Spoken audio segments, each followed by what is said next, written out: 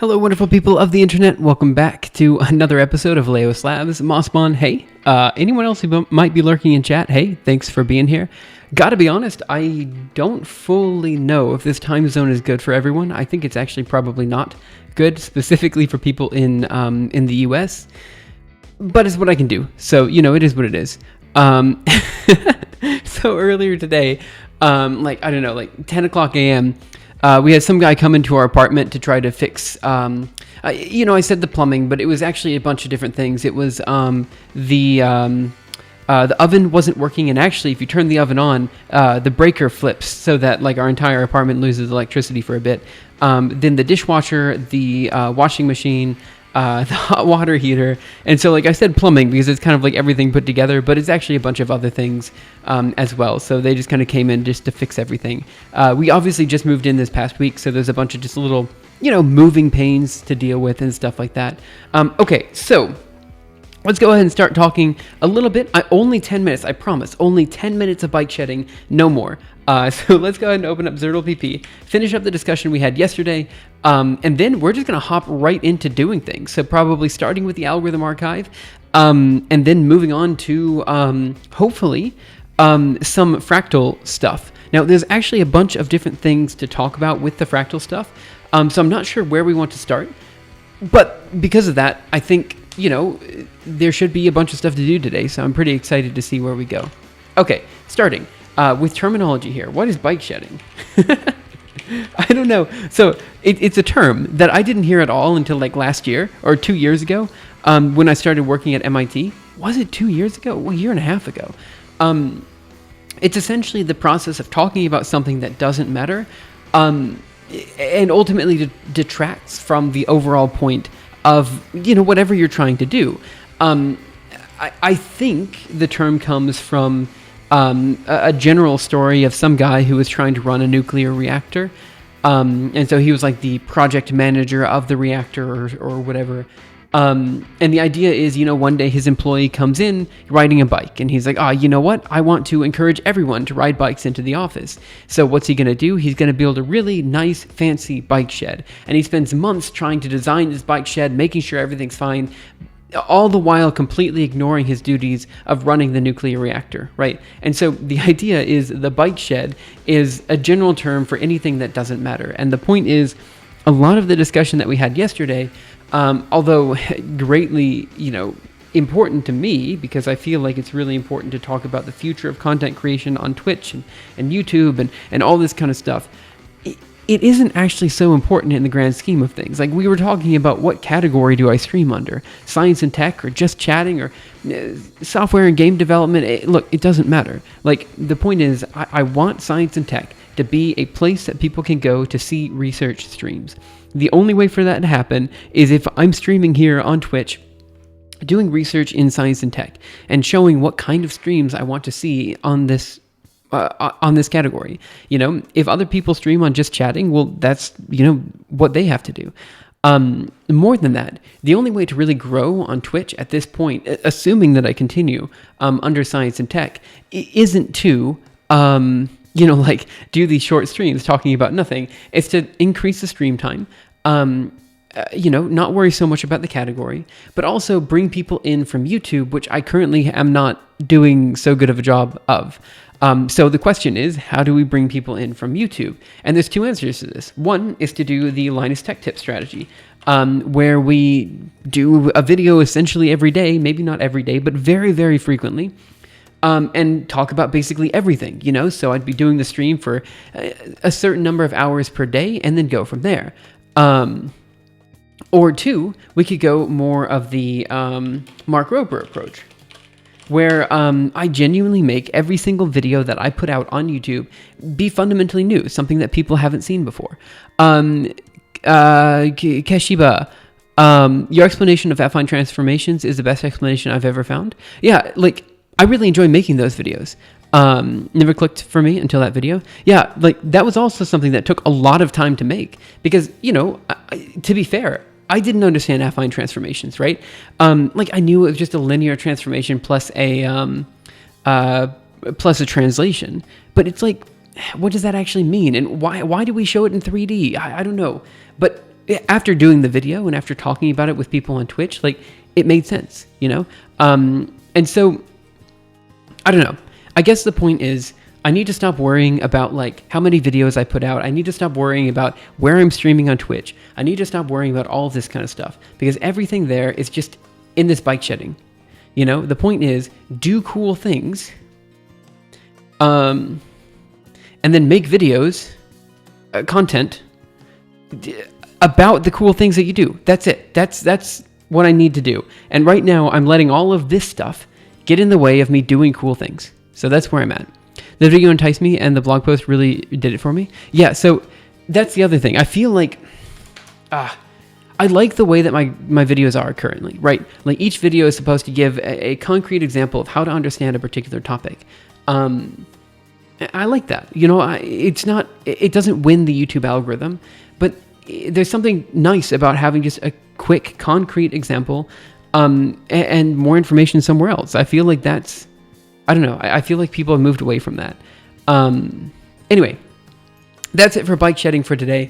I just wanted to talk about it and just say, look, that's where I'm at. I spend too much time talking about this kind of unnecessary stuff. The truth is, I just need to get stuff out there, make good content, and then take that good content and turn it into videos to the best that I can, as best as I can, you know? And I feel like I've been trying to do that this year, and you know, whether I've been successful or not is neither here nor there. I mean, you have to kind of go through, you know, growing pains and stuff like that. And so just make the best content I can is the answer to all that. As far as like what I kind of want to see on Twitch and YouTube in the future, I really want to see research videos, not educational videos, though I like educational videos, but, you know, videos about, you know, people's research topics, you know, like, here's a video on quantum information. Here's a video on, you know, like, okay, you can do a video on quantum information, but I don't want to learn about quantum information in the video. I want to see what you're doing. I want to see what's new that you've discovered that people haven't seen before. What is so cool about this research that you're doing, that you're dedicating months, potentially years, to this particular topic? That's what I want videos on. And I just don't see too many people making videos of that nature. So screw it. Let's just make videos of that nature. You know, I feel like I should still be making videos like the affine transformation videos, but I feel like I should also be making videos that are fundamentally new that people haven't seen before. And yeah, that's it. I'm not going to do any more of this discussion. You know, I'm going to say, screw it. We're actually going to we're going to make things now. We're going to do things now. And the first thing we're going to do is actually go through some algorithm archive PRs. Because I do think I really need to make sure that that project is, you know, working well. And then we'll go from there. So let's go to the GitHub and just see what we can do. All right. Just in case you don't know about them, wait. Ace does amazing math. Oh, no, trust me. I know very well about their content. I know very well about their content. Was that even English? I know their content very well. I'm following them on Twitter, and also, I can't say anything about this. Something's coming up with them soon, but I can't. It's not like a collaboration or anything, but okay, I can't say anything about it. I'm sorry. I'm just saying I know their content very well. And that's it. That's all I can say, because everything else is kind of, it's not my story to tell. I can't even say whose story it is to tell. But the point is, they might not know so much about me. I've had some small interactions with them, due to, just some recent stuff. Okay, I'm done. I can't say anything. It's all like, it's all under wraps. But in the next few weeks, I think you'll see what I'm talking about there. Okay, so I'm going to go to pull requests here. And let me go ahead and take a look at fixing linking issues in the convolution chapter. Let's go to files changed. Okay, so what this is saying is that, oh, what's going on here? Wait, how did this happen? So all the code was broken in the convolution chapter? Oh no, how did that happen? Let's go to convolutions. what chapter is this? This is 1D.md. So let's go to convolutions in 1D.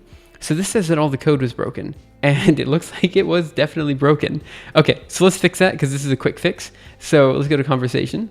And we're just going to go ahead and command line instructions, grab this and pull it locally just to make sure everything is actually fixed. So we're going to cd into projects, algorithm archive, git branch, git branch. Let's go. Git pull upstream master. If I can type, which I can't. And then we're going to do this. Okay, now let me go over here. CD projects, algorithm archive, contents, just algorithm archive, then npm run serve. All right, let's see what we got.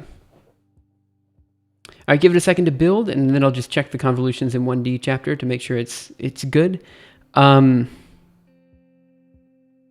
Yeah, I'm not sure how that happened. I guess CD contents, convolutions, ls here, cd 1D, ls, vi 1d.md. Let's go down to Julia here. Code Julia 1D convolutions. Yeah, what is going on here?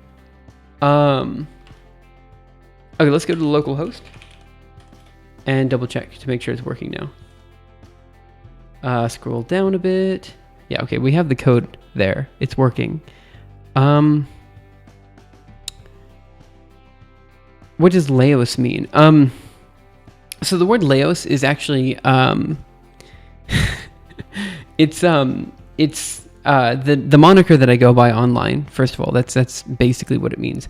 But the reason I go by Laos is because way back in the day, I was like super religious, like really, really strongly religious. So this, for example, is my interlinear Bible in Hebrew, Greek, and English.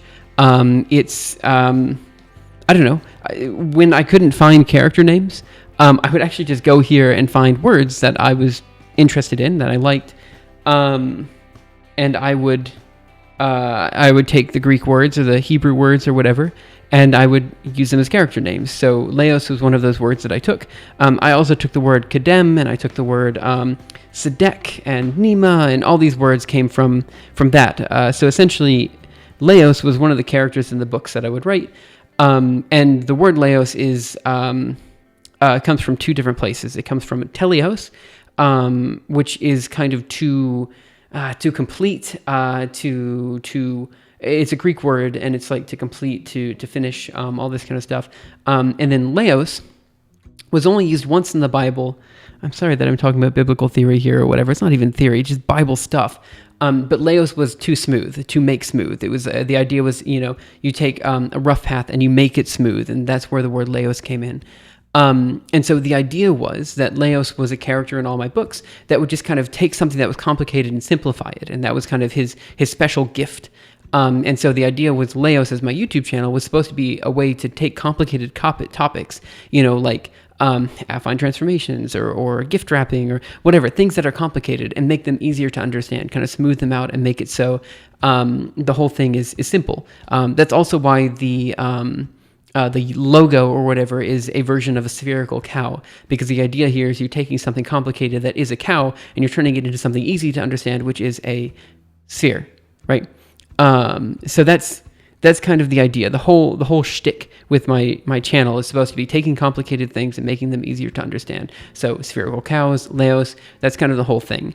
And again, it used to be Laos OS because also I was committed to open source, but I've recently changed it to Laos Labs. That's the whole thing. Sorry, I know I don't usually talk about it too much because it doesn't really matter. It's another one of those bike shedding things. But, Laos was the main character of most of my books because of that. And so every time I would write a story, Laos would be the main character of that story. And so that's the real reason Laos is the moniker I go by online. It's someone that I aspire to be like. I want to be able to do that. I'm sorry, I know it's kind of random, but that's the whole thing. Okay. First of all, the code blocks are being shown here, which is great. I don't know why they're not being shown otherwise. So, yeah, that's my question. Code here. Yeah, why do we just need code instead of // code? Yeah, I'm actually, what happened? Quit here. We have 1D. So let me take a look at the other two files as well. CD back into 2D. Now let's see here, vi 2d.md, Julia. Interesting.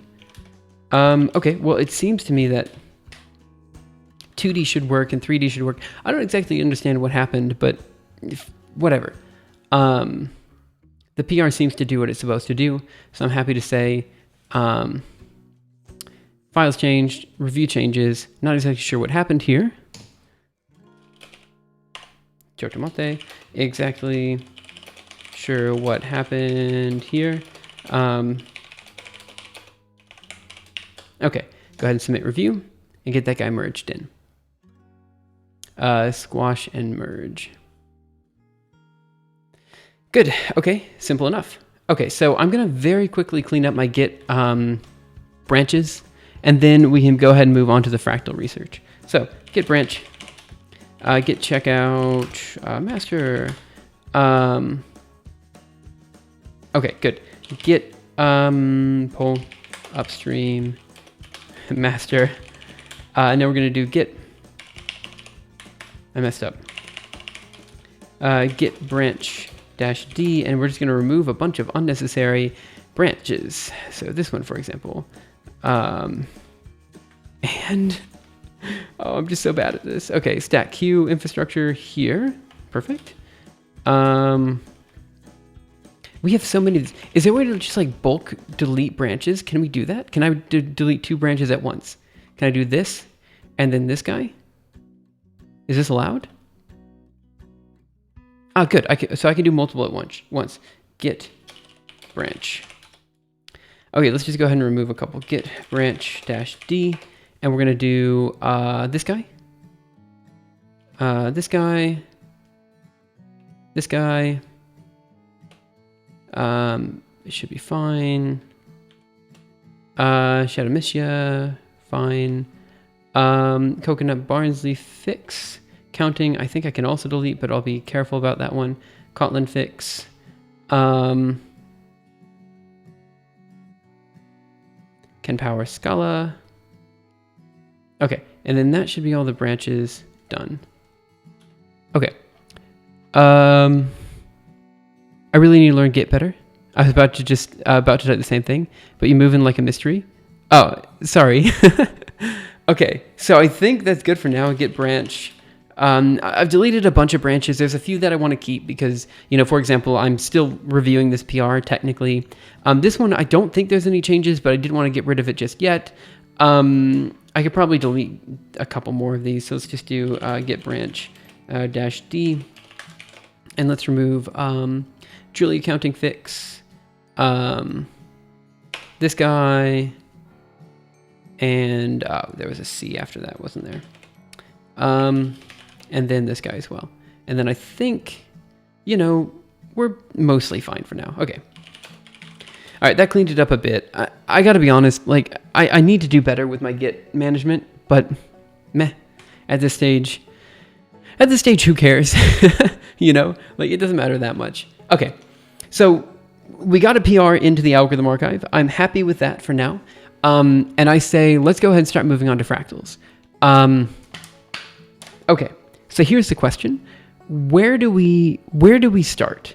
And I'm going to start talking about a bunch of different things.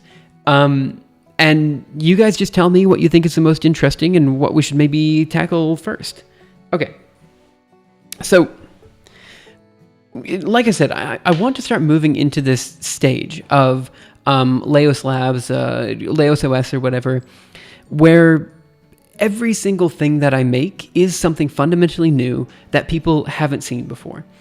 Now, look, the truth is, when it comes to research, a lot of that research is kind of, I mean, you have to motivate it. You have to explain to people why this is interesting, right? Like, you know, one of my papers is on the controlled creation of three-dimensional vortex structures in Bose-Einstein condensates, right? What does that mean? Why is that interesting? I can tell you. I can give you why that's interesting, and I can explain it to you. But the truth is, I'm actually not super interested in it either. It's something that I did for years and I spent a long time on. But it doesn't mean to me, it doesn't mean that I'm like super engaged and super excited about it.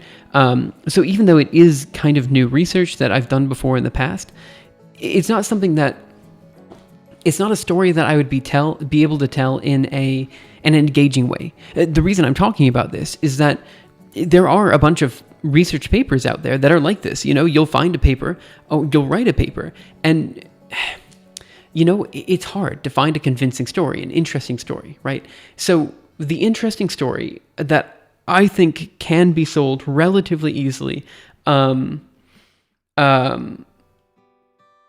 is actually probably the following. I think if we title this kind of era of, Laos Labs development as the world's fastest fractal generator, I think that is a nice thing to talk about.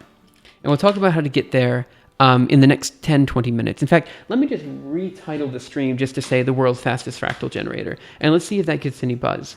A lot of times I just kind of... Oh, by the way, I totally missed this. Keshiba, thank you so much for following a few minutes ago. I don't know how I missed that, though. My notifications must not be up on this computer. I'm refreshing the page to see if it fixed. Yeah, for some reason it's not showing the follow.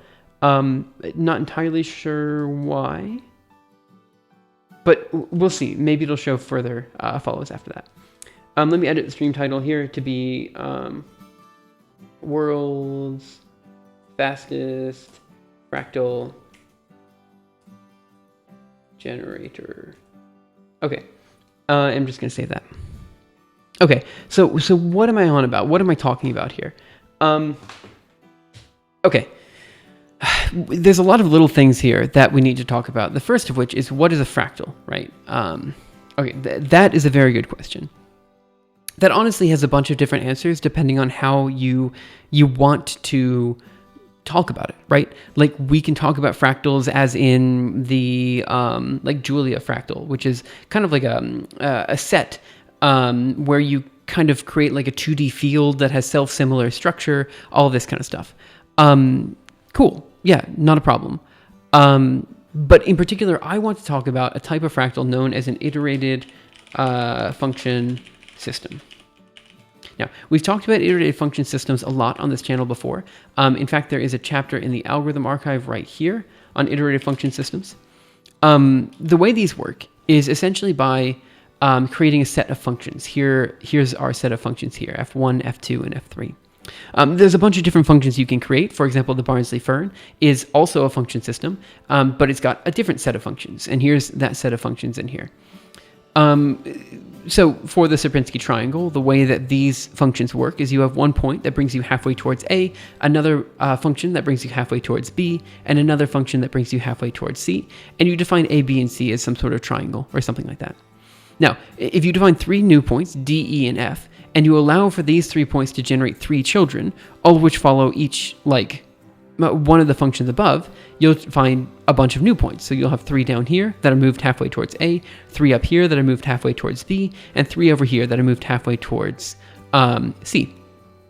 If you keep following this animation over and over and over again, eventually you will start to generate the Sierpinski triangle. The idea is that all of these children keep moving, again, halfway towards A, halfway towards B, halfway towards C, and you get the Sierpinski triangle structure, which is a triangle of triangles of triangles, right?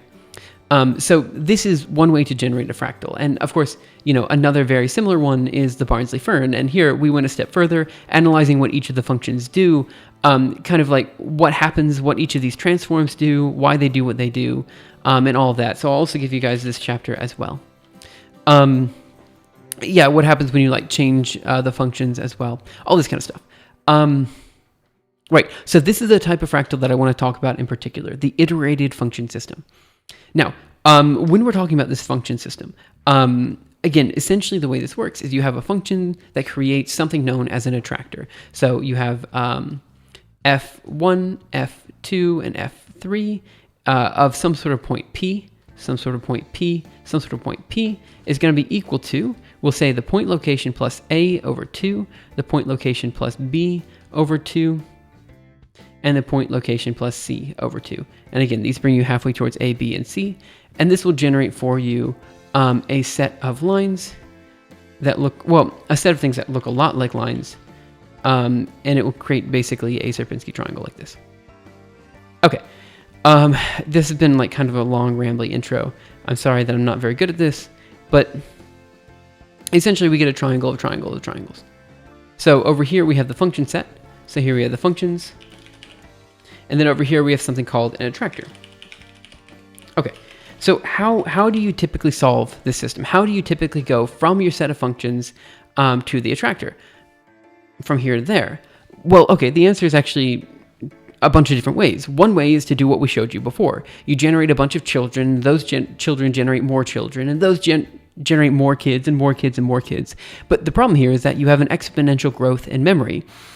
And we're going to get to that in a second, but the point is, you can't do that very easily because eventually you're just going to run out of memory. So what people do instead is something known as a chaos game. Here, you have your Sierpinski triangle. You know it's the attractor for the system. But what you do is you have some sort of random point P, right? And then you have it choose one of these functions up here at random. So it could choose function 1, function 2, or function 3. It doesn't matter. And it moves either halfway towards A, B, or C. So it moves over here. And then after that, it chooses another function at random. So it could move halfway towards B, and then another one at random, and then another one at random. And the point is, it just kind of chooses these functions at random over and over again until eventually you find yourself basically modeling the Sierpinski triangle. And that's shown, I believe, in this animation here. So we start with a point in the center, and it moves over here, and then over there, and over there, and over there, and then eventually it moves up here, where kind of at this point, it's on the triangle, right? Like, it's sufficiently close to the Sierpinski triangle that we would say it is on the triangle. And every point from that point forward is, again, another point on the triangle. And so by iterating through this function system one at a time, going 1, 2, 3, 4, 5, 6, 7 with the chaos game, you can eventually recreate the Sierpinski triangle. And that's actually how a lot of the animations we've done works. So for example, this one in here was done via the chaos game. And it just, you do millions of iterations and it forms something that looks like a triangle, right? It's a bit magic, but it works, right?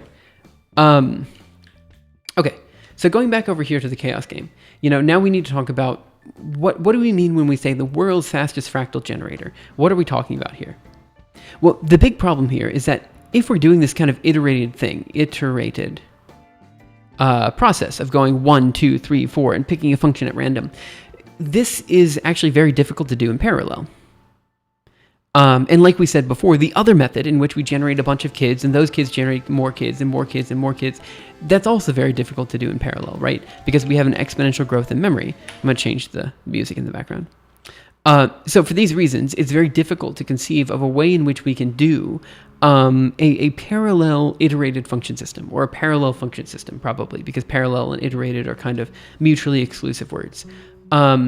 So the point of this particular exercise is basically taking the known methods to speed up chaos games and kind of thinking about them in a different way. What if instead we have a way in which we can speed up the exponential growth in memory, which we do because we know that that exponential growth in memory is actually just counting via another video that we put out. So what we're going to do is we're going to change the way that we think about this so that instead of thinking about this like exponentially growing tree, we're going to think of it as a breadth first search on a giant tree.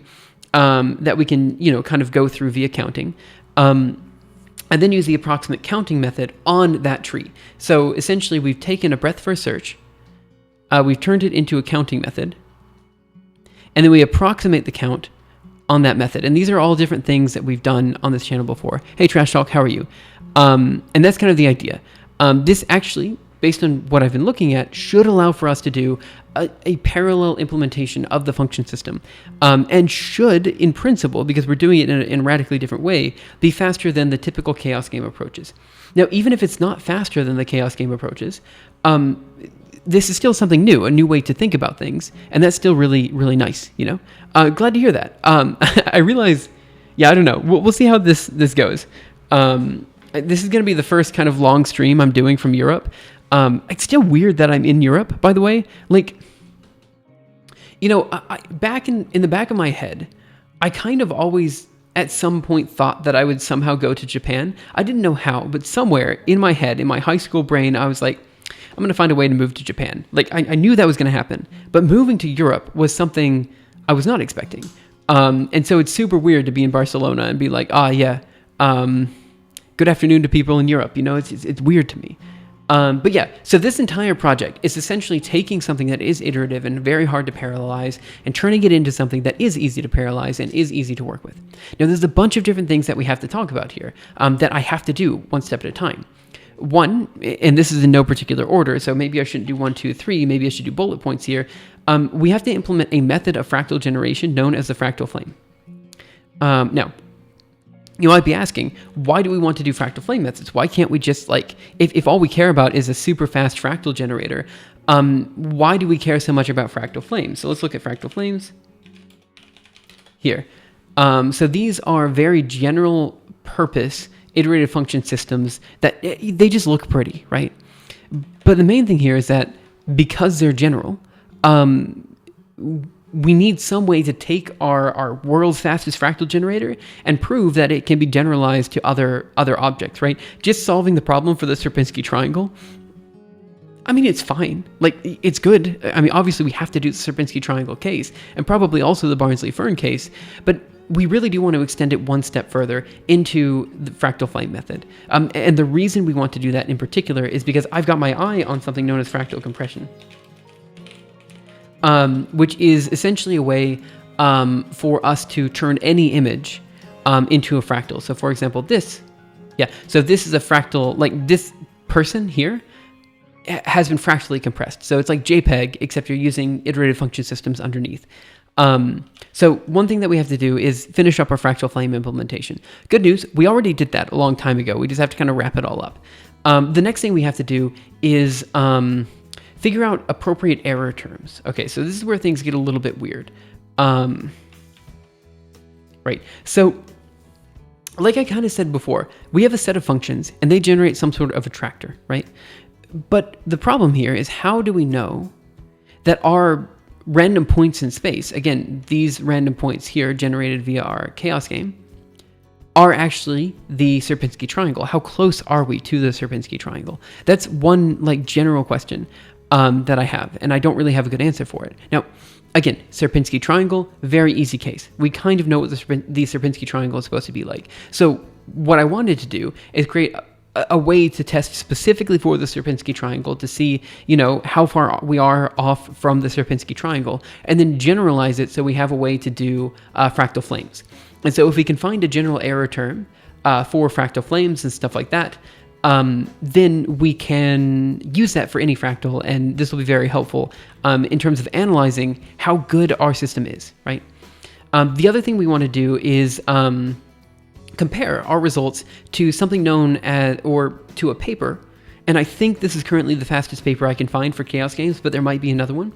And that paper basically creates high performance. I think the title is High Performance Chaos Games or something. But the point is, there are of course other GPU parallelized chaos games out there. Like, they exist all over the place. And the question is, how do we compare ours?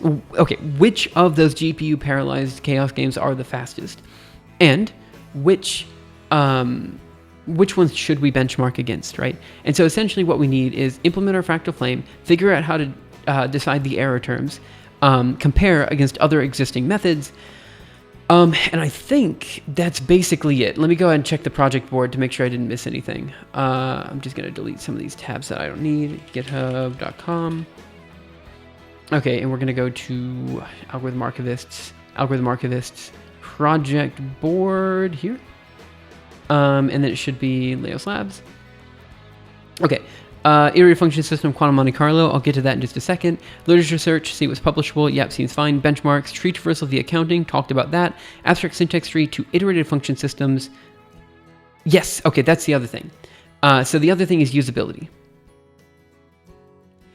Essentially, what I want people to be able to do is just type in a set of equations, whatever that equation set happens to be. Like, for example, it could be this set of equations, or it could be another set of equations entirely.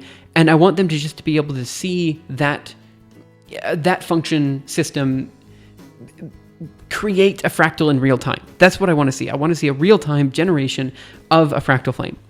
And so that's the other thing that I want to do. And I'm thinking about using abstract syntax trees for this, using Julia's symbolic logic and stuff like that. Okay. Then implement high performance. And I think once that's all put together, I think we actually have a decent paper on our hands. Is it going to be like an amazing paper that everyone's going to cite and everyone's going to love? No, but it's going to be a good paper that pushes the boundary of human knowledge just a little bit further. And that's the nature of research, right? Don't fret it. Enjoy Spain. Get some paella and visit nice towns like Malaga or Valencia. Japan will not run away. At most, it might sink. Yeah. I mean, when I said I'm not used to being in Europe, it's not like I don't like being in Europe. I actually don't mind Barcelona. I think it's fine. It's just that, I just wasn't ever expecting to be here. This wasn't where I thought my life would take me, I'm not saying it's bad. I'm just saying that it's surprising that I'm in Europe. I always thought that I'd be in a radically different time zone than all the European people watching the stream. So, again, I actually think I like Barcelona. Like, cities in the US get a really bad rap. In that you just never want to live in a city in the U.S. Most cities that I've been in the U.S., and again, I'm very biased here in that I lived in Alabama, but most of the cities that I know of are just places you don't want to be. Like, they're just kind of grimy, and it's just, there's a lot of crime there, and it's just a lot of things that you just don't want to deal with, right? So you always lived in the suburbs. That's kind of the way it is, And though, yeah, there's probably a lot of crime in Barcelona as well. In fact, I know that people have mentioned that there's a lot of pickpocketers and stuff like that. It's a much more livable city than cities in the US. It's kind of like, I wouldn't mind living in Tokyo. I wouldn't mind living in Osaka. I don't mind living in these big cities. I didn't mind living in Boston because these were cities that are big enough to sustain a population that lives there, and they don't need cars and stuff like that. So there's something to be said about European cities, and I do like them. It's just that, again, I just didn't expect to be here. That's all I'm saying. Which is both good and bad. Barcelona is a very well-designed city. I quite like it, actually. Do I enjoy it as much as Okinawa? I've only been here 2 weeks, so I can't say. But it's got to be very hard to beat Okinawa for me. Like, the ocean views everywhere. It's just, Okinawa was kind of perfect for me. Do I intend to go back? Maybe, maybe not. I don't know. But, I'm not comparing Barcelona to Okinawa because that's unfair. Okinawa was kind of like the perfect place for me. But comparing Barcelona to Boston, I think I actually prefer Barcelona a lot more than Boston. Again, my life was in a different situation when I was in Boston. The second place I lived was actually quite nice. There's actually a bunch of reasons why, one might prefer Boston to Barcelona. It's just, I'm in a better place life-wise here. I feel happier here than I ever did in Boston. Because there's just less life to deal with here. So I just feel more comfortable right now. Than I ever did in Boston. So, even though I can't speak Spanish at all. I'm going to be right back, guys. Just give me 1 minute, and then we're going to get started on this. So think about where you guys want to go today. Do we want to start with fractal flames, error terms, implementation of the high-performance chaos game, or working with abstract syntax trees? Let me know what you guys think, and then I'll be right back, and then we'll get started on that. So sorry about that. All right, 1 second.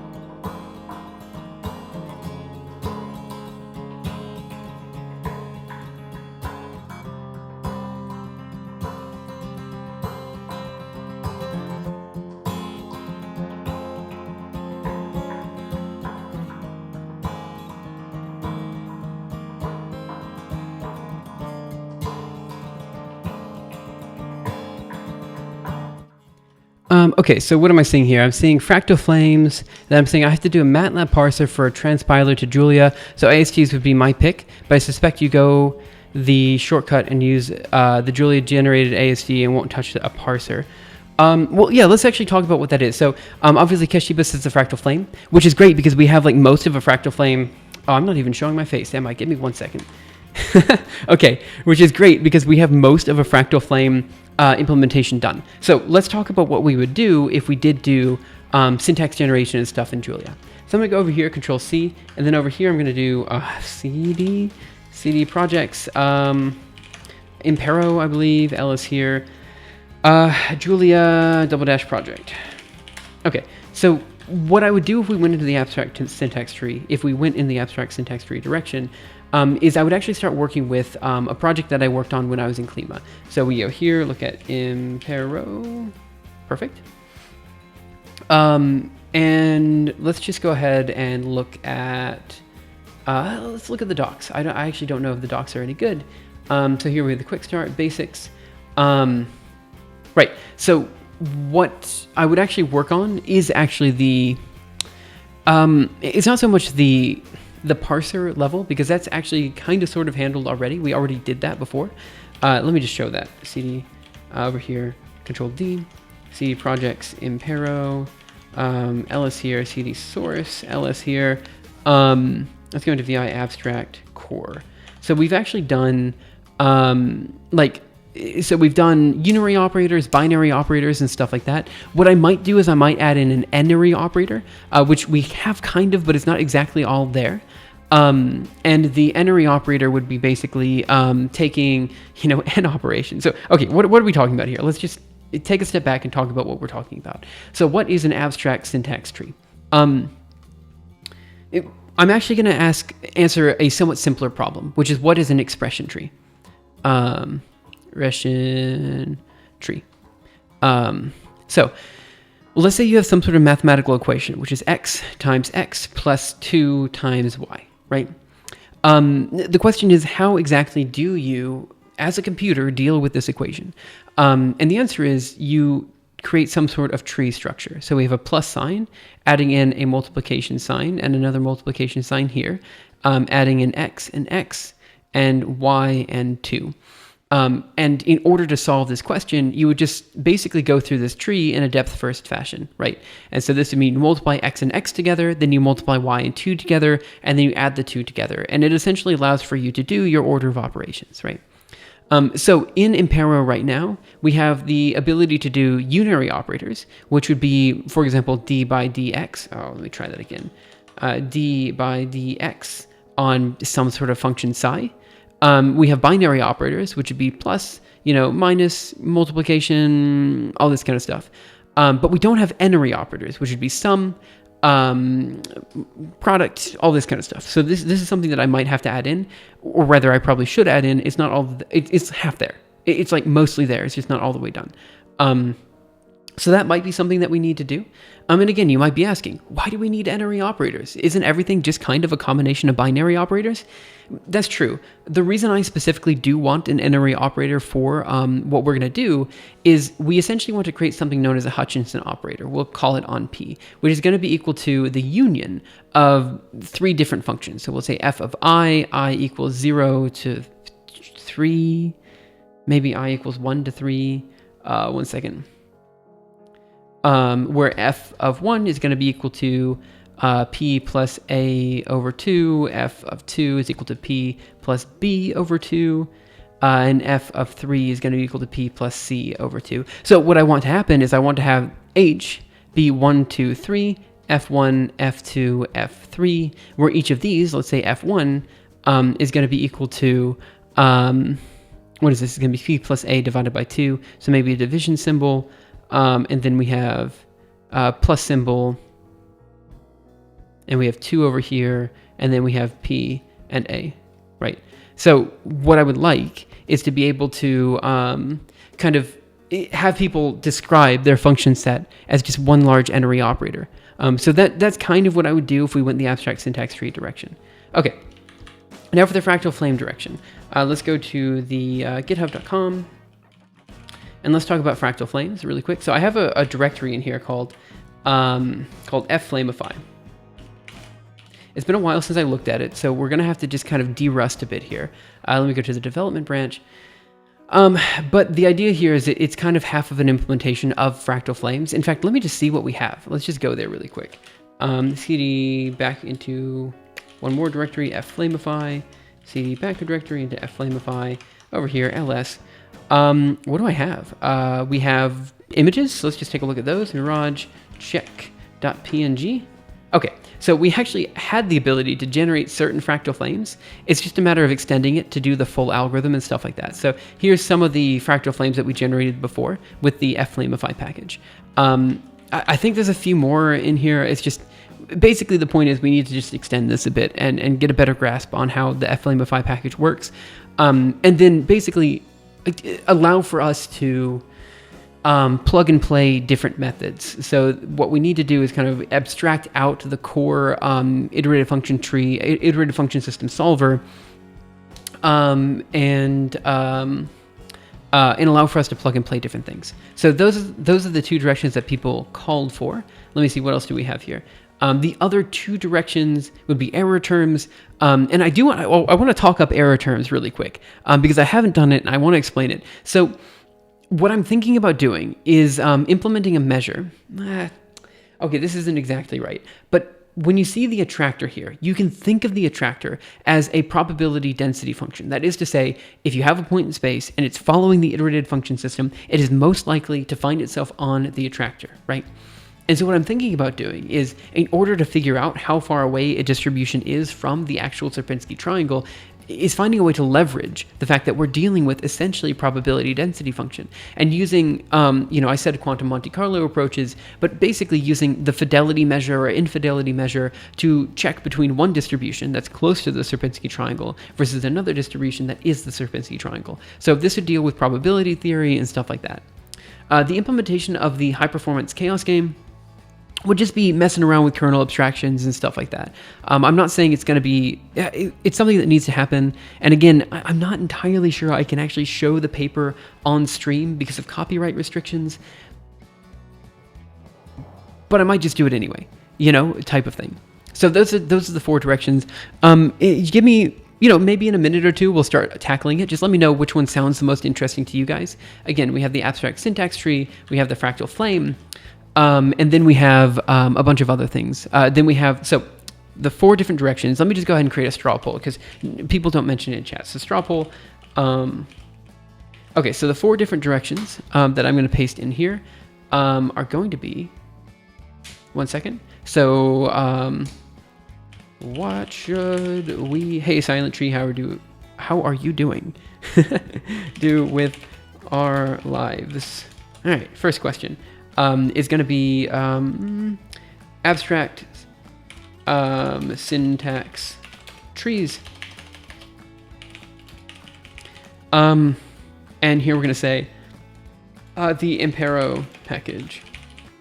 Impero to iterative function systems. Okay, the next one is going to be fractal flamify. So this is going to be fractal flame.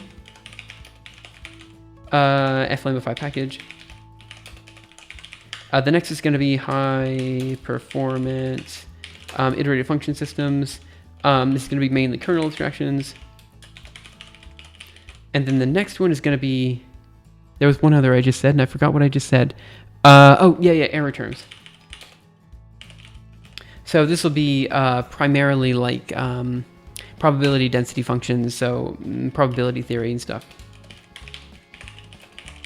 Maybe actually we might talk a bit about correlations, which are kind of like convolutions in a way. Literally anything else. All right, let's go ahead and allow multiple poll answers.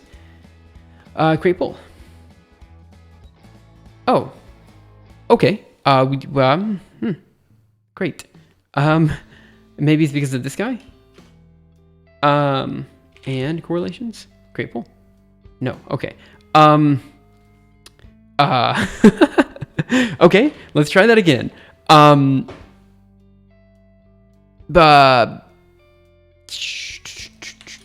Okay, straw poll. Let's see if we can find a different straw poll.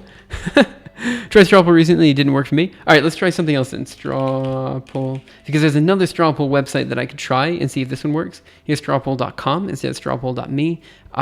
Sure, I agree. Title: what should we do with our lives? Paste. Answer options: abstract syntax trees. Paste. Flamify. Paste. Kernel abstractions. Paste.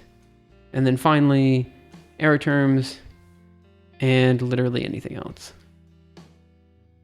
Okay, we want to allow multiple choices, and let's just create the poll.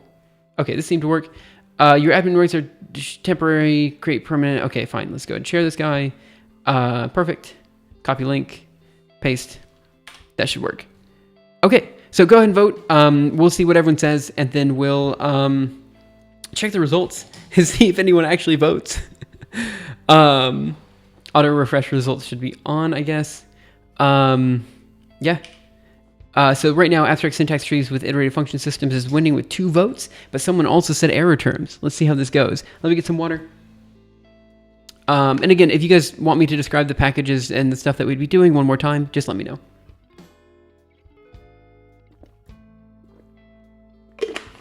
Refresh again. Okay, abstract syntax trees seems to be winning.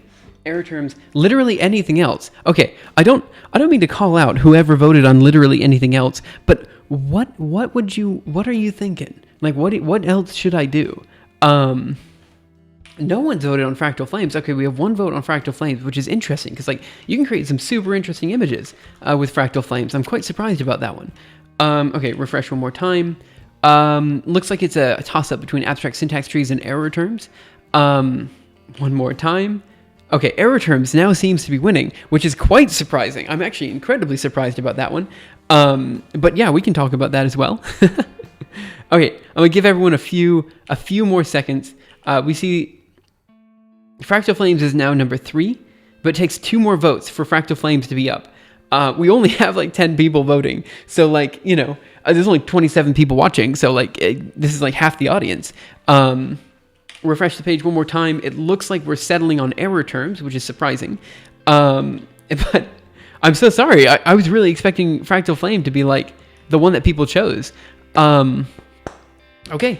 We'll talk about error terms first, but probably later on today we will talk about the Fractal Flame method as well. I'm firing up my bot now. Okay. Right. So I'm going to give everyone just a few more seconds to cast the final votes here. What I will say is because Keshiba is so excited about Fractal Flames, and they've mentioned multiple times in chat, if it's a 3-way tie between abstract syntax trees, error terms, and the Fractal Flame method, I might go with Fractal Flame in the end. Let's see what we got. But it looks like 11 people voted. Technically you can vote twice. Like I think I'm not blocking that from anyone. But I'm gonna give everyone until the 45, so that's 2 more minutes, and then we'll decide from there.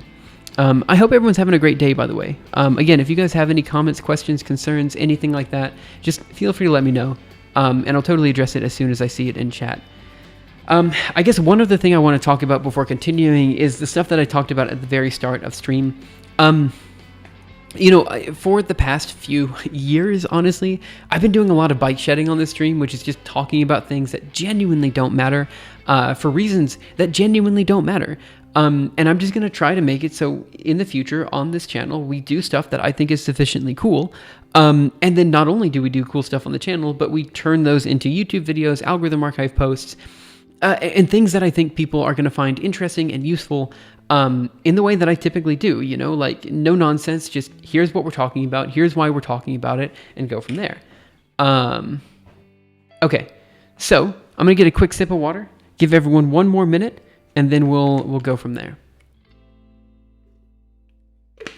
But yeah, how has everyone's day been? Wow, I'm not able to speak today at all, but I hope everyone's doing okay.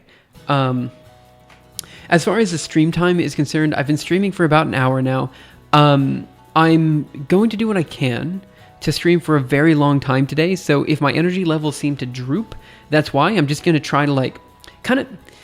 Okay, so, you know, one of my friends, I used to work out with this one guy, and he would always just, he wouldn't work out for 6 months. And then he'd get back into it, and he'd be really into working out. And he'd just make it so that first week, when he went back to working out, he would just lift as much as he could and go back to his old weights, even though it's going to be incredibly painful. He's going to be so sore afterwards.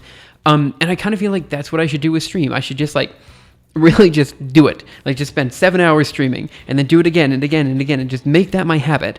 And then eventually it will become normal, right? And that's how it is with working out. That's how it is with everything. You just kind of have to turn it into something that you do regularly. Actually had a good day, well slept and no back pain. Oh, super. That's nice. Look, back pain is one of those things that I just don't mess with, like, for a while, back at Oist, and actually a few other places, I had back pain that was so incredibly strong. I literally I wasn't able to walk into the office some days. It was bad. Like I needed a cane, honestly. 7 hours per day is heavy. Maybe 7 hours is too much. I'm saying that 7 was just kind of a number I pulled out of a hat. I wanted basically just do streaming more, and kind of, because for the next 3 weeks, I essentially took off from my work. So after this evening, I took off from the work I'm doing with 3 Blue 1 Brown. I took off from pretty much all other work to focus exclusively on Leos Labs for the next basically 3 weeks until the end of November, or at the end of October. And then when I get back to it in November, I actually have an interesting project that I'm working on with Grant, again 3 Blue 1 Brown, which will be a 4-dimensional galaxy simulation. And again, I find that interesting, and I think people will find that interesting as well. It's something that's very easily streamable, so I should be able to keep going with the longer streams. I should be able to kind of keep that thing going. So yeah, that's where I'm at.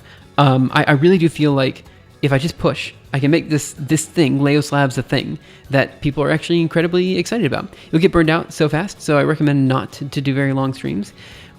The truth is, I'm going to get burned out either way, and it's like swimming, when you start swimming, you never want to jump into the water, but once you're in the water, you don't want to get out, and that's kind of how I feel with streaming as well. It's like a lot of the programming things that I want to do, I end up not doing because I'm like, oh, that would be a perfect thing to do on stream. And then I end up just not doing it at all because I don't want to jump into it, blah, blah, blah, blah, blah. So streaming is a way for me just to jump into it, Okay, I'm going to refresh the page one more time. Looks like to me we have, it's a toss-up between abstract syntax trees and error terms. So I'm actually going to do abstract syntax trees because I know, who was it? Locopadre? No, who was it? Oh yeah, Locopadre was the one that said that they would be really interested in seeing the abstract syntax tree stuff. Plus, I need to kind of, get back into this package anyway. I've been wanting to do it. Sometimes you need that external motivation, someone telling you to jump in. Yeah, I mean, that was exactly the ideology behind the Summer of Math exposition, which we literally just finished grading or working on, or not grading. We just finished finding the winners of the Summer of Math exposition, and I literally spent like half of my days for the past week just going through the Summer of Math exposition feedback and trying to figure out like how to improve it for the Summer of Math exposition 2 and all of this kind of stuff. And look, it was successful. It could have been more successful, but the idea was, let's just get people involved in making math content.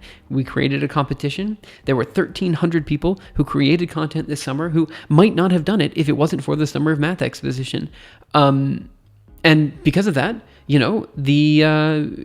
I think there's now a whole bunch of new, really good math content creators out there on YouTube, in blog form, a bunch of different things. Now, were there a bunch of issues? Yeah, I would have loved to see more like academic papers. I would have loved to have seen more like video games and stuff like that. But, what we saw was good. And I'm really happy to improve on it next year.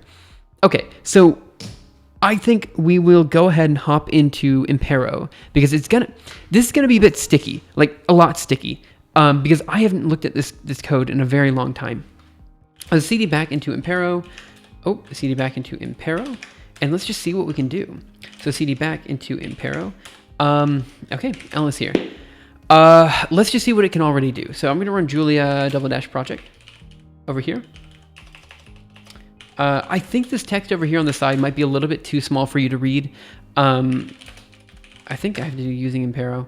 But essentially I'm going to be using the left terminal as my REPL, and the middle terminal here is going to be mainly for, what? Oh, there we go. It's going to be mainly for text, and stuff like that. So I'm pre-compiling Impero. Let me just see how long it takes.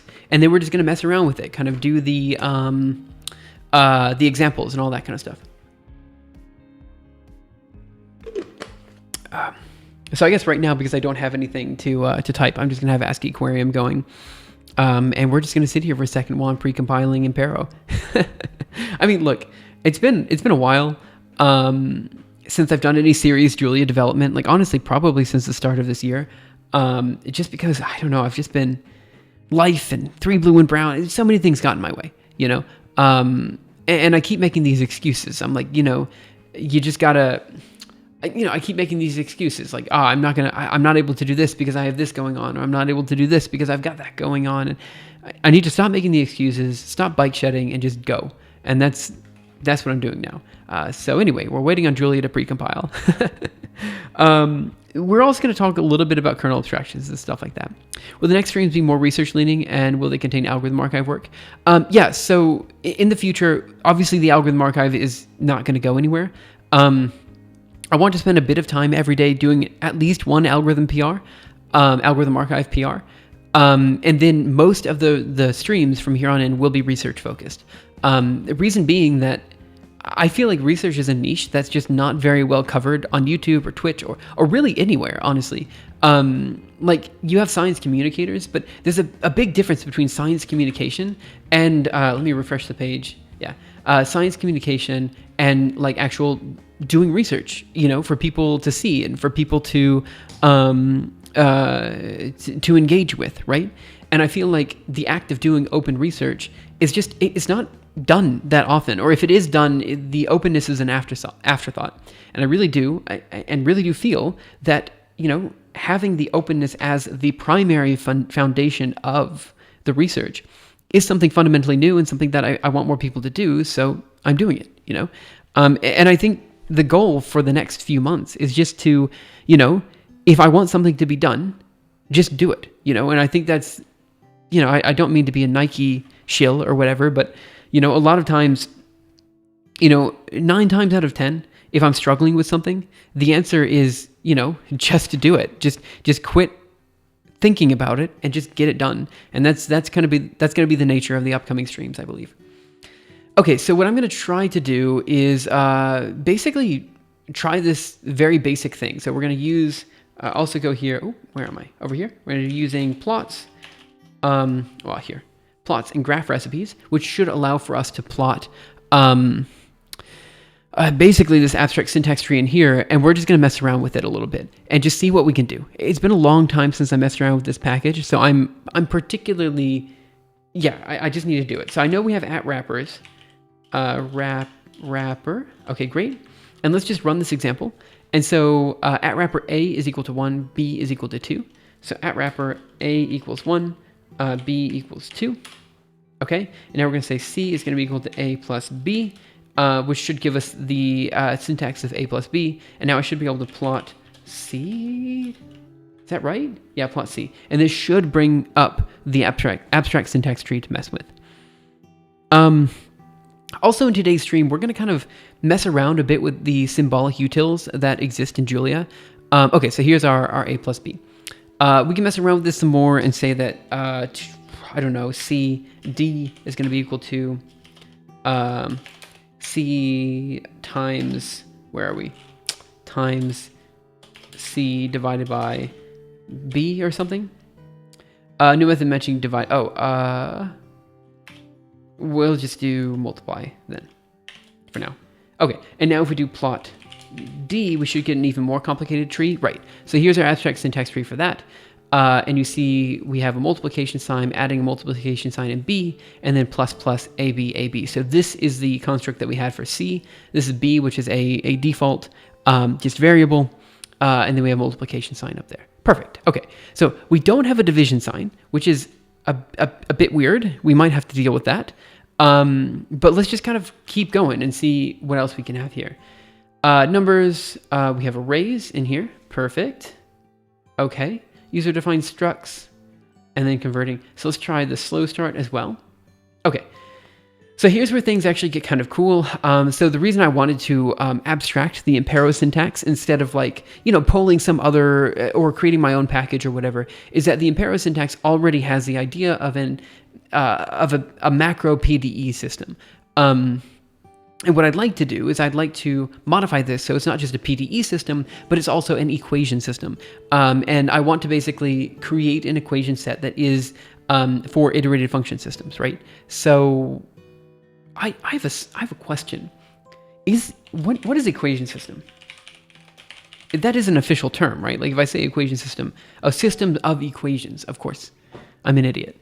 Yeah, this is like very basic. You always have systems of equations. And then you usually use like Gaussian elimination or something. It's been a long time since I went on Khan Academy. I'm a bit lost. Like it's been years maybe since I've ever seen anything from Khan Academy. Okay, let's go back a bit and see what we can do. So we are going to create an equation system. I don't know why I'm refreshing. I just did. Let's move it back over here. Okay, we're not going to do flimify yet. We might do it later today. Yeah, let's just see what we can do. So I'm going to cancel our wonderful ASCII code here, clear from here, and then cd into source. Alice here. Let's mess around with the already existing PDE systems. See what it works like, how it works, see what we might want to do. Like, for example, I already feel like we might want to add a division operator or something like that, which doesn't currently exist, although I feel like it should exist. And different things like that. Let me check my branch. Branch. And let me just do get, we have abstract domains, time-stepping interface, utils export.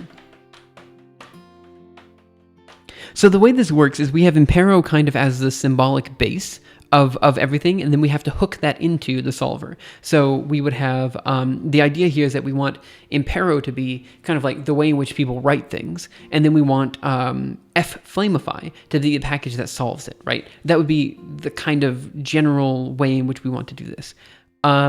So let me go ahead and get branch, and I'm just going to create, get checkout B, and we're going to create a new branch specifically for equation systems and stuff like that. So I'm not sure what to call this. Maybe I just call it equation systems, and we deal with that, equation systems. And let me do get remote dash V really quick. It looks like I only have an upstream remote. Let me see if I have a local remote as well. I don't know if I do. Let me just check. Edit on GitHub, impero.jl. Let me check the forks. There are no forks, so I just work directly on this then. Okay. So let's mess around with PDE systems first, just to make sure that all works. And then start thinking about how to abstract it into an equation system. Or if we even need to do that, if we could just take the PDE system and say, no, this isn't a PDE system. This is just a system, like just a system of equations. And we just modify it so it's no longer PDE specific. So let's do equations in here. And let's just grab this file that they have. So using Impero plots, graph recipes, we have that already. We're going to have at wrapper sigma is equal to nothing and u is equal to nothing. So let's go here, at wrapper, okay. Then we're going to do dx and dy. So this is an operator of nothing. I need to think about this. With derivative method data, nothing x. And then derivative metadata, nothing t. All right, I need to think about how the derivative metadata stuff works as well. But we're going to grab these and just kind of mess around with it a bit. So here, the nice thing about this is that the PDE system is literally just the equation set that you want to type in. So sigma is equal to dxu, and dtu is equal to negative dx of u times u minus dx. Now, look, there's something wrong with the source code here, and I'll show you what's wrong with the source code in just a second that I'm going to fix. And the main developer of this code base is just going to have to deal with that. But that's fine. I know the main developer. I was also helping with the development here. It's been a long time. Okay, so what we have now is a PDE system. Let me make this big so it's easier to see. And let me just kind of make this huge and move this, maybe make it enormous even. Wow, look at that, it's huge. Okay, so now we have this thing that is a PDE system. Here, is a 2-element vector with U, and U. Wait a minute. Can I not define sigma? Am I? I'm an idiot. Okay, let me open this up one more time. I think I opened up Julia. Let me do sigma. Nope, sigma. Okay, good. Sorry, I didn't have Unicode support. Let me do Julia again here, and let me do sigma. Okay, that one does have Unicode. I don't know why that terminal didn't. I'm sorry about that. Okay, let's move this over here. In fact, let me just do the same thing I did just a second ago, make it enormous so it's a bit easier to see, and we'll just kind of mess around with it from here. So Control D, CD projects, Impero, and then we're going to do Julia -- project. And now we're going to do using Impero, plots, graph recipes. I think that'll do. Give it a second. It's going to take a while to precompile. So while it's precompiling, oh, never mind. It didn't take any time at all. We're good. Okay. So let's just define things. So we're going to grab the same thing that they have over here. Just grab this and see if it works. There. I see the problem. Okay, right. So I can't grab the Unicode expressions directly from, but I can do sigma. Oh, okay. Because I'm using Xterm, I don't have a font backend. I don't have a font backend for anything that is that size, but I have it for huge. I just don't have it for enormous. Okay, that's fine. That's a pitfall of using bitmap fonts. Okay, totally fine. So let's go over here and let's talk about what we have. And I'm also going to create a new terminal here just because I feel like it. Okay, so we have the PDE system. If we do PDE system here, it will output a 2-element vector, which is UU. I don't know why we have 2 U's there exactly, but maybe that's what we want. So now I'm going to do print line PDE system of 1. And this will give me sigma is equal to dx of u, which is the first line here. And then down here we have 2, which is going to be the second line here. Again, the nice thing about this is that we have a very easy way to syntactically represent equations, which is quite nice. Okay, so we have this done. Good, seems fine to me. So now what we have is plot PDE system 1 and PDE system 2. And let me see what we can do here. I'm just going to kind of grab this and see if we can plot things. So this defines P1, which is the plot of PDE system 1, and P2, which is the plot of PDE systems 2. And then I think we're just going to plot them individually and see what we can find. Again, if you guys have any comments, questions, concerns, anything like that, feel free to let me know. Okay, so the way this system works is that we have an equal sign, we have sigma, and then we have dx, which is a unary operator, and u. Okay, so now let's plot P2. Okay, again, it's just a bunch of binary operators. Good. There's what we have. Good. Okay, so we're able to get this far. So now the next question: what do we actually have to do from here? So again, I mentioned there's a bunch of little things that we have to do. One, can we easily convert the PDE system? Let me just do this in text mode. Can we easily convert PDE systems, I guess system, into a general purpose equation system? I think the answer is yes. I think it's just a naming convention, but I want to double check what PDE system has underneath and all that kind of stuff. Okay, 2, which is a bit more complicated. We want to talk about n-ary operators. All right, now the reason n-ary operators are important, specifically for iterative function systems, is the following. We talked a while ago about how one particular way of solving an iterative function system is to have, let's just go down to where the functions are. Hey, Lightbook, how are you? I feel like it's been ages since I've seen you in chat. I hope you're doing okay. Probably it's been ages because I haven't been able to stream on time zones that are good for people in Europe. Probably just hasn't happened. So I think what's happening now is we're getting a lot of the old European audience back, which has not been able to watch my stream since 2018, really, because I wasn't really streaming in 2019. Yeah, we'll see. As far as stream times are concerned, I am intending to stream kind of mid-afternoons to evenings, European time. So this should be, early mornings to kind of mornings, early morning to just late morning in the US. So if people want to watch in the morning, they can in the US, but I really just can't do anything about US time zones at this stage. I'm going to do the best I can, and we'll see how it goes. So right now it's 2 o'clock p.m. My time, which is in Barcelona. I'm going to see how long I go. I'm hoping to go until maybe 7 p.m., which means another 5 hours or so. Am I bad at math? 5 or 6 hours? But we'll see. I'm really hoping to get at least some headway towards this abstract syntax tree solver by the end of the day. I know I mentioned this before. I'm going to keep mentioning this throughout the stream just to make sure everyone's on the same page. I am genuinely wanting to do interesting research projects on stream and see if that's something that we can just make happen on Twitch, because nowadays, I don't know, you don't see you see science communication a lot, via Veritasium and all that kind of stuff. And you see engineers a lot, like Mark Rober and stuff like that. But you don't really see researchers doing stuff or people publishing papers and stuff online. And I feel it's really important to do that. So that's kind of the shtick, the way in which I'm going right now. And we'll just see how that goes. So what was I going to say? We have a set of equations here. Okay, so we have a set of equations here, F1, F2, and F3, and we have a giant Hutchinson operator, which will be F1 and F2 and F3. So what I want to do is I want to find a way in which we can traverse this tree in a breadth-first fashion.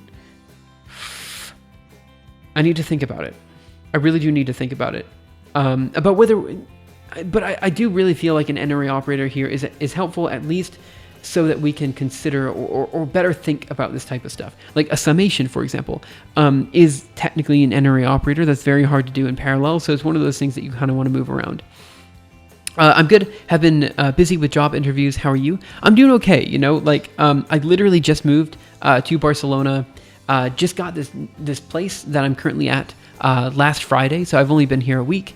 And I'm really just trying to get my schedule in motion, trying to get started and just start making things again. It's been a very long time since I did that. And for the next 3 weeks, again, after today, I have a final-ish meeting today. I should be focusing on Laos Labs full time. And I really want to make it successful. And so I'm really going to try to put my heart and soul into it in the next 3 weeks and see if anything comes of it. Yeah, we'll see. The main thing is I just want to make cool things, and this is one of the first steps to doing that, Okay, so we have H of F1, F2, and F3. I do feel like an n-array operator here is going to be quite useful. So other things that we want to talk about is 3, hooking it into Flamify or other AST solvers. Right, so that's kind of what I want to, these are the 3 kind of ideas that I want to move towards. So first, a general purpose equation system, I think should be relatively easy. My general question is the following, how do we discuss what a function is in this space, right? What is f of 1, right? What is f of 1? Let's just write that down. F of 1 of p is going to be equal to p plus a over 2, right? What does that actually mean?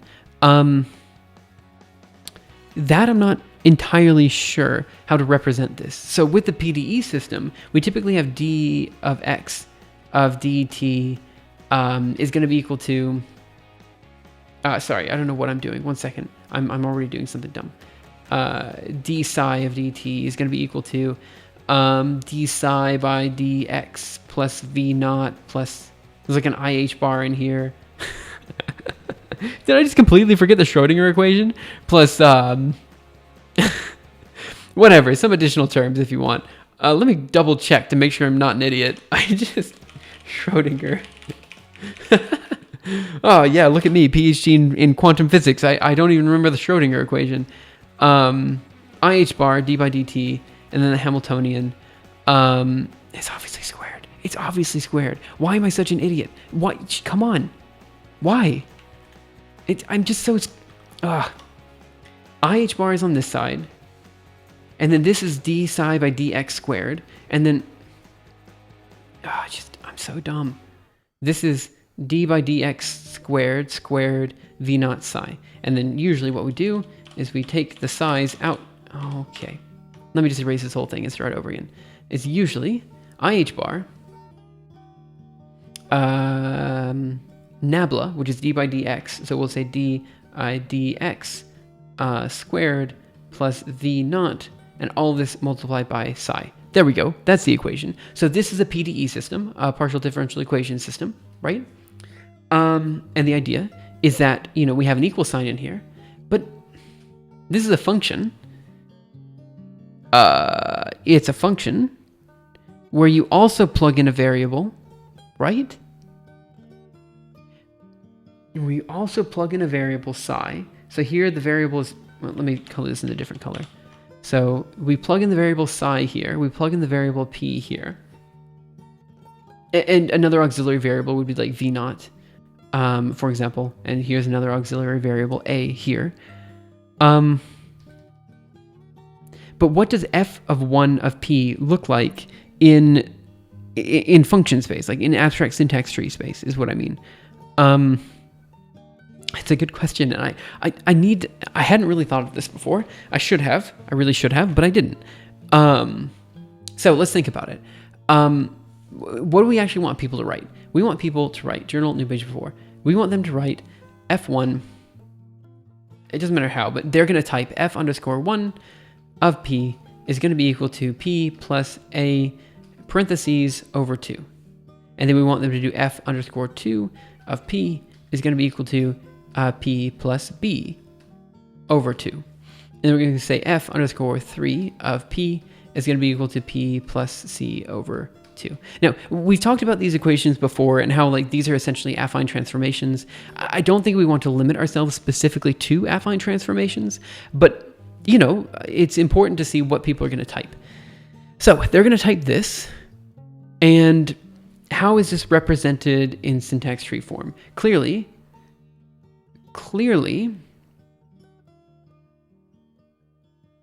this guy here is seen as a single variable, like for example, d or something.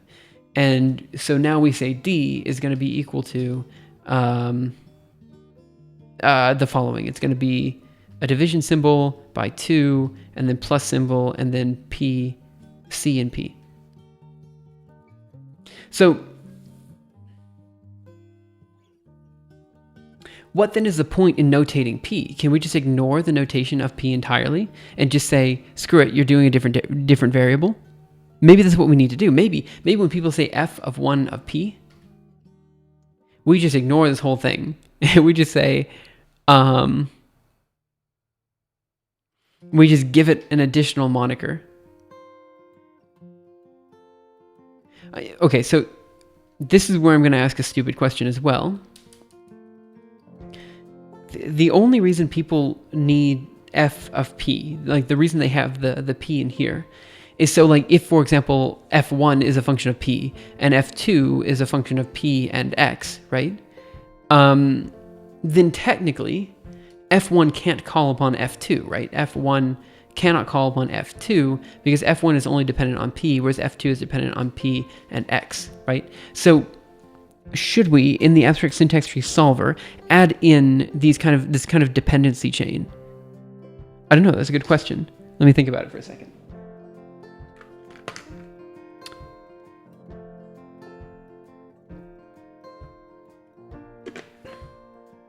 Okay, well, let's think about what that would mean, right?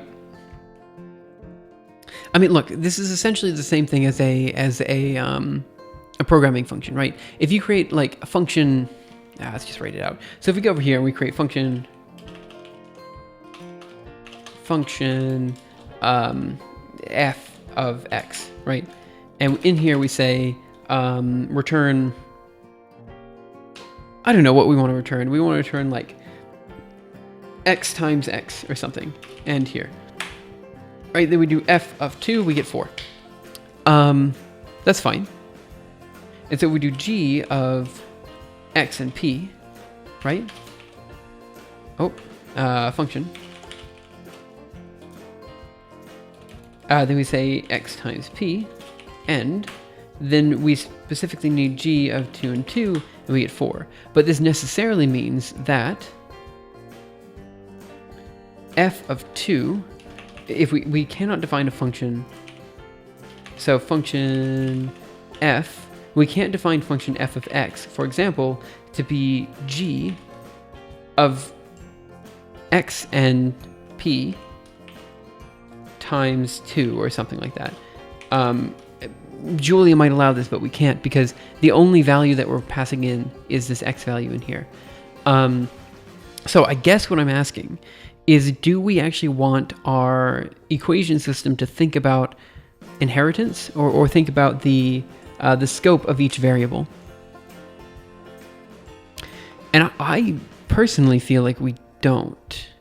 I personally feel like for our purposes, we can just get away with saying something like, journal new page before, f of 1 is going to be equal to p plus a over 2.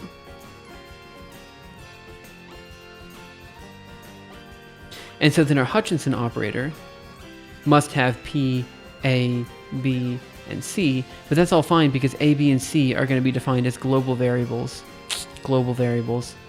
to call on. So as long as they're all in the same scope, I think it's fine. So I think for the first iteration, we're not going to consider f1 of p. We're just not going to consider the p in here. We're just going to say f of 1, which, look, is a bit messy. It's not the way that you do things mathematically, but screw it. It is what it is, you know? Let me check over here really quick. Yeah, also, I'm not getting notifications for some reason. Let me double check. Yeah, for some reason my notifications are not popping up today, which is fine. It's okay. It's not a big deal. We'll just see how it goes. Okay, cool. So it looks like we're getting somewhere. So right now what we can do is we can create the following. So we can do an @PDE system. So @PDE system. I'm going to kind of mess around with the syntax here and pretend I know what I'm doing. I actually don't, but let's just pretend I know what I'm doing. So if we wanted to do the Sierpinski triangle as a PDE system, we would say Sierpinski, yes, f of 1, maybe I have to do this. Yeah, f of 1 is going to be equal to p plus, put this over here, p plus a over 2. Do I need a, I think I just do the next line. F of 2 is going to be equal to p plus b over 2. And then f of 3 is going to be equal to p plus c over 2. And then I guess break it there and put that there. Symbol has no field arguments. Let me see, what do we have here? Let me double check the PDE system in here. Oh, I forgot an equal sign. Sorry, I just forgot the syntax. @PDE system, and then we're going to say this is going to be equals that. Oh no, I'm screwing up. Let me try that again. Oh man, I'm just, the Julie REPL. So put an equal sign there. P not defined because we have to define @wrapper. P, A, B, C.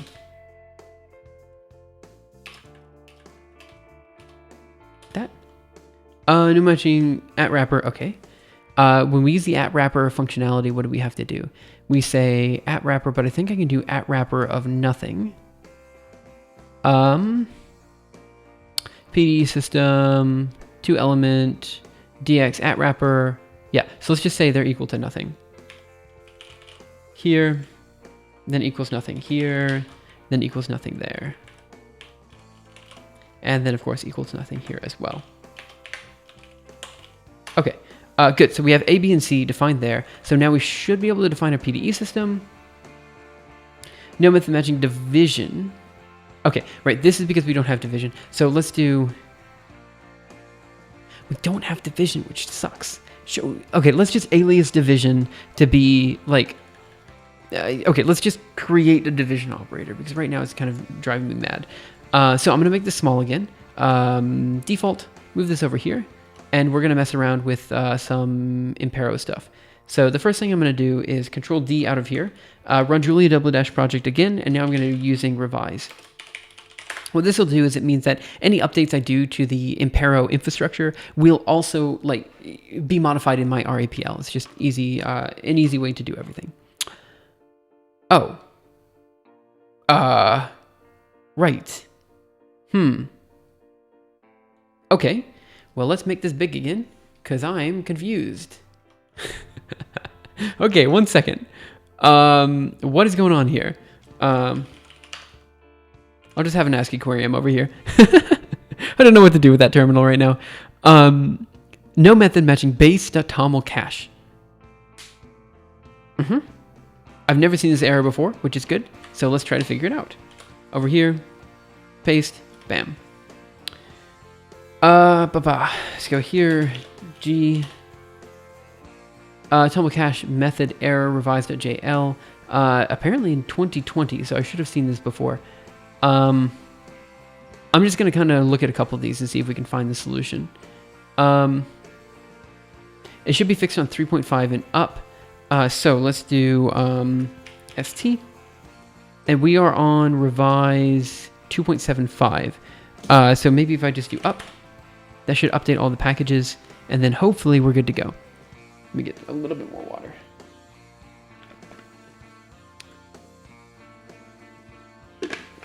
Yep, give it time. We have a few things to update, and then we can go from there. Again, guys, if you have any comments, questions, concerns, ideas, anything like that, feel free to let me know. Chat's a bit quiet. Again, I'm not calling on you guys to say anything. I'm just saying that chat's a bit quiet. So again, if you guys have things to say, I can definitely see it, and I can definitely respond to it. So I hope everyone's having a great day. We're just kind of recompiling Julia and doing stuff there. I'm also super interested to hear what you guys think about. I mean, look, I've been on this soapbox for a while. You know, like I've talked a lot about wanting to do actual academic research with people. I'm on and off, so I am lurk. That's totally fair. Okay, so let's go ahead and try using revise now and see what happens. Okay, it worked just fine. Using Impero, plots, graph recipes, should be fine. Good, everything's working. Anakim Luke, hey, how are you? I hope you're having a wonderful day. I'm sorry, I didn't mean to call people out on chat. That wasn't my point. Oh no. Okay, let's try to figure this one out. Is this a revise error? Okay, let's just do a quick Control D, Julia, and then let's just try using Impero. See if this is a revise issue or if it's an Impero issue. Call me out. I'd have loved that. Wait, what do you mean call? Now I'm confused. How do you want me to call you out? I'm just about to finish my day in the home office. Oh, super cool. I'm actually a huge fan of working from home. It's one of those things that I've always wanted my own office, right? So working from home is one of those things that just basically allows for me to have a home office, and that's all I want in life. Like, I don't know why that one built and the other one broke, but like part of the reason I wanted to be a professor was so that part of the reason I wanted to be a professor was so I could have my own office, and it's like, screw it. If you want your own office, just work from home. That is sometimes a problem with Julia. Yeah, I mean, to be fair, as much as I am a big fan of Julia, I'm also 100% understanding of people who don't want to jump in because there's sometimes issues like that. Like, I know how to fix them because I've been using Julia for years, but a lot of people don't, I enjoy a mix of working from home and in the office. I also enjoy seeing my colleagues, but not every day. Yeah, so back when I was at OIST, I would almost always get, whenever I worked in the office, so basically the only time I could actually work would be from 5 to 9 in the morning. Because when I got into the office, people would always come to me and they'd always be like, I have to get this working. I have to do this. I have to do this. It'd be rare that I would have any time to actually do my own research. So that's kind of why I enjoy working from home, because I feel like when I'm working from home, sure, okay, sometimes I'm streaming and sometimes I'm just talking to Twitch chat, but a lot of times I can get more stuff done than I would if I was working in an office. Just I feel like I'm more productive. Okay, so everything's working now. Let's go ahead and define @wrapper P, A, B, and C, and now we're going to define @PDE system. F1, 2, and 3. There is an error because there's no method matching division, and this is where we were at a second ago. So I'm going to Control-C out of our ASCII aquarium, move this over that way, make it default size, and let's go ahead and mess around and add that division operator to Impero. That's going to be our first little change here. Oh yes, I know that feeling very well. The office is so busy with people chatting and asking me questions. Right, like for me in particular, like I'm not saying I'm the HPC guy, the high performance guy, but what I will say is that a lot of times people will have questions about how to use Linux, how to install this thing, how to do that. It's like, you know, my job is to do research. My job isn't to my job isn't to help you do research. The job is to do research myself, you know? Hey, Pillar XYZ, I think we just merged a pull request from you on the algorithm archive just a second ago. If I remember correctly, I think you were the one that pulled up I'm not sure, but I think it was you who just pulled up the issue with the convolution chapter not loading. Yeah, thanks for that. I have no idea how that happened. Like I was genuinely looking at it. It's like, how did that even... How did it break? I think at some point we had like a chapter restructuring or something. I honestly don't know. But thanks for the catch. Like that's one of those things that I wouldn't have seen otherwise. Let me get some more water. Okay, so let's go ahead and add that division symbol. And what fixed it? Oh, like so the directory structure changed. So we literally just had to. I don't even think the directory structure changed. I don't really understand what happened. But essentially the code directory needed to change where it was. So like the markdown file needed to have, instead of // code, it just needed to be code. That's it. So just instead of going from code Julia, the file just needed to go from code Julia. That was it. It's just for some reason we didn't catch that. And again, I'm super grateful. Like I hadn't even seen it. Okay, so let's go ahead and take a look at the source code here. So we're going to ls here, and there should be abstract core data. There should be abstract operations. Vi abstract operations.jl. Okay, so what do we have here? We have plus, multiply, minus, square root, tan h, sine, cosine, tan, exponential, convert, and promote rule, but we don't have division. And I think the reason we don't have division is because division is slow, right? So you want to avoid having that. But people are going to write division signs, right? So you have to kind of go from there. Also, C# directories and Julia's weren't in the same folder. Oh, right, that's true as well. Anyway, it's fixed now. Thanks for that. // executable. Yeah, that's how you execute things. Like there's no other way. Okay. So let's go ahead and create a new binary operator, which is going to be division. So we're going to call it divide, and it's going to be here. And let me just see where all the multiplies are. Multiply here.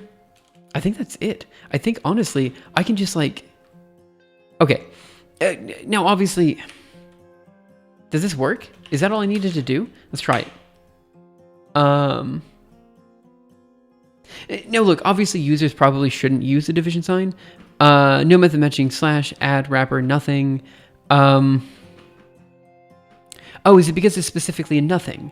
Let me redefine P, A, B, and C to be equal to 1. So at wrapper, P equals 1, A equals 1, B equals 1, C equals 1. Now let's define the PDE system.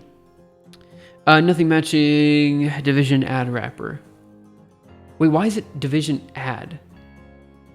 Oh, I see what's happening. Right, I got it. Also, whoa, wait, Anakim, what are you doing now?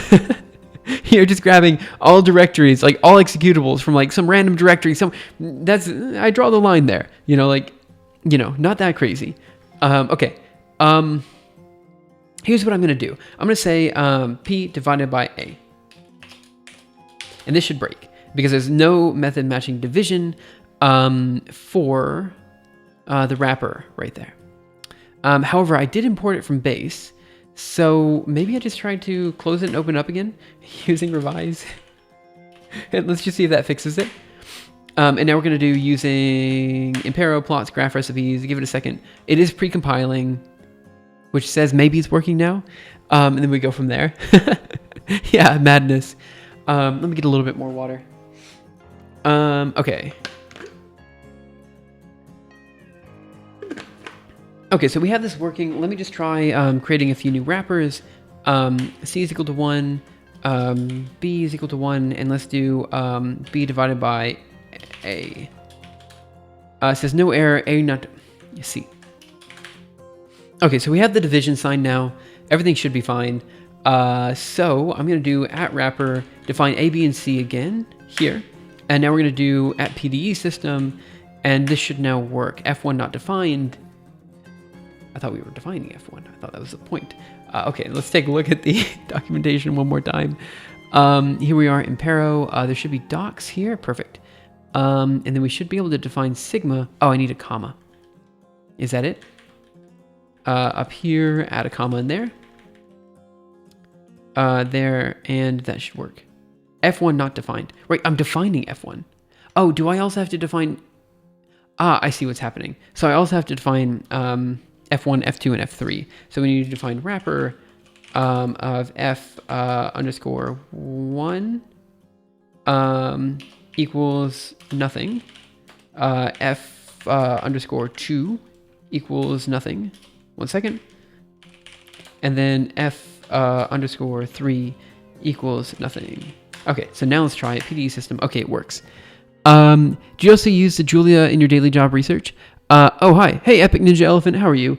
It's been a while. Yeah, like I've been super spotty with streams. Like just really spotty with streams. It's not your fault. It's my fault. But now I'm in Europe. I literally, for the first time in like 3 years, 3 years. It's been 3 years. I'm able to sit down and work on things, which I haven't been able to do ever. Like it feels like it's been ages since I've been able to just sit down and do work. And so I'm really excited to do that. You know, where are you now? Holland, was it? No, I'm actually in Barcelona, so I'm in Spain. But yeah, I'm incredibly excited about just being able to get stuff done. You know, it's been a very long time since I've done that. Kronborg, you asked the question, do you use Julia in your daily job and research? The answer is yes, kind of. So back when I was working at MIT, Julia was the primary thing that I was working on. When I was at OIST, I made time for Julia. And nowadays, well, the only research I am doing is actually here for Leos Labs. So the answer is yes.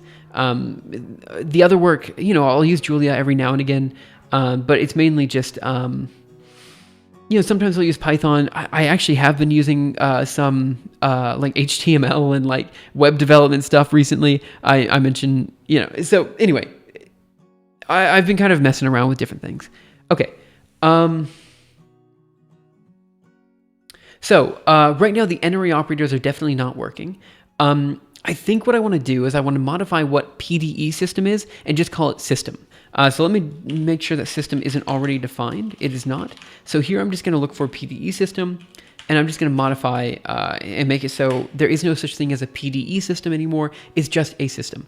So let me do grep -rl and look for PDE system. Okay, vi abstract equations. 1 second, .jl. Let's look for PDE system. Again, I'm just going to say system, macro PDE system. Okay, write that. Now, revise won't catch macros, so I'm going to have to control D, Julia _ project, using revise, and then using impero plots, blah, blah, blah. And then I'm going to just redefine all the wrappers, and yeah. At that stage, all I need to do is implement the n-ary operators, and then once the n-ary operators are in, we should actually have everything that we need to do the iterative function system and kind of hook that into like Flamify or some other package or whatever. So that's the next thing I need to do. Try to figure out how to get the n-ary operators to work. Okay, let's go ahead and define some wrappers here. That'll work. Now we're going to define some more wrappers, which will be A, B, and C. There we go. And now we're going to define an it was a PDE system, but I should just be able to define it as a system, Sierpinski, and everything else should work from there. So I should be able to plot Sierpinski, or maybe plot Sierpinski 1. Sierpinski of 1, maybe. And this should be P plus 8 over 2, I think. Let me see what this does. Let me get some water.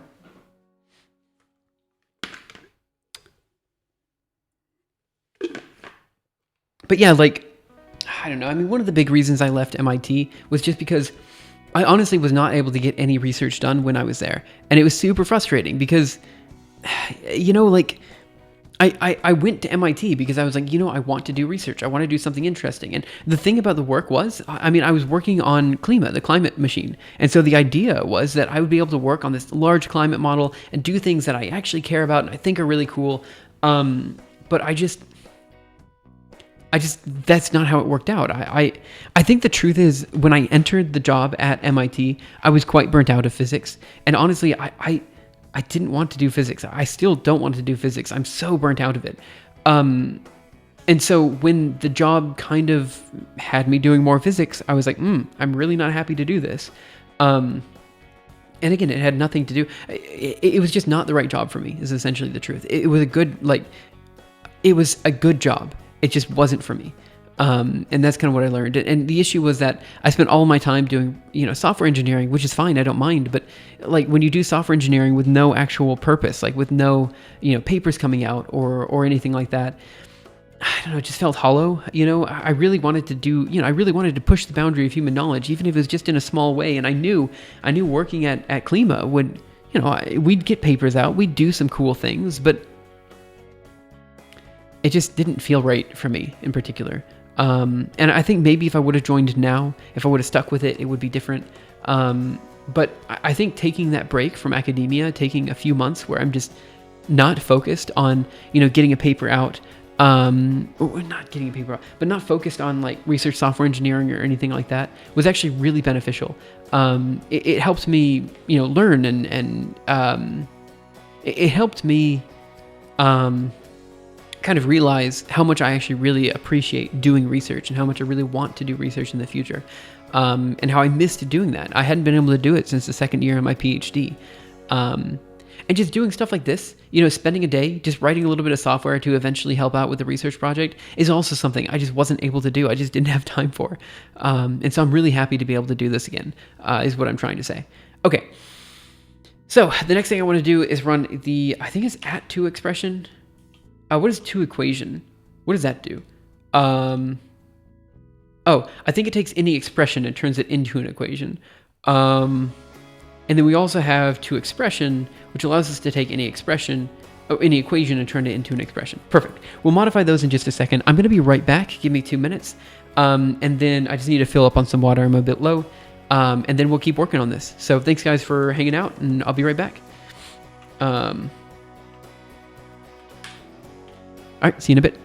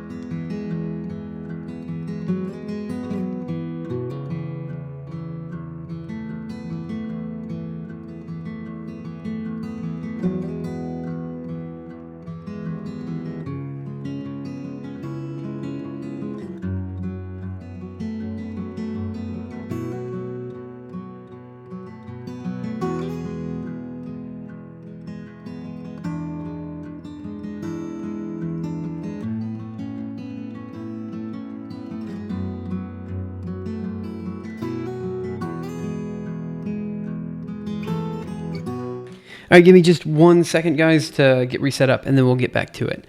Kit and Sip. Oh, I guess because there's some background music going on. Give me a second, and let me set myself back up. Okay. So, should be live again. You should be able to see my face. Right, so for those of you guys who may be just coming in, maybe weren't here for the past, 2 hours or whatever since I've been streaming, just a quick update on what it is that we're doing. We are working on journal, new page before. I'm calling it an abstract syntax tree parser, but in actuality, it's closer to an expression tree parser. So what are we trying to do? So here's what we're trying to do. Let's just show you. There is something known as an iterated function system. Let me go to the algorithm archive here. Iterated function system in here. The idea is you have a set of functions here, 1, 2, 3, that will create a fractal that looks like this, right? Now, how does that work? It works in a number of different ways. One clear way in which we can see it working is by creating 3 new points, D, E, and F, and allowing each of these points to generate 3 children, some of which follow one function and move halfway towards A, others move halfway towards B, and others move halfway towards C.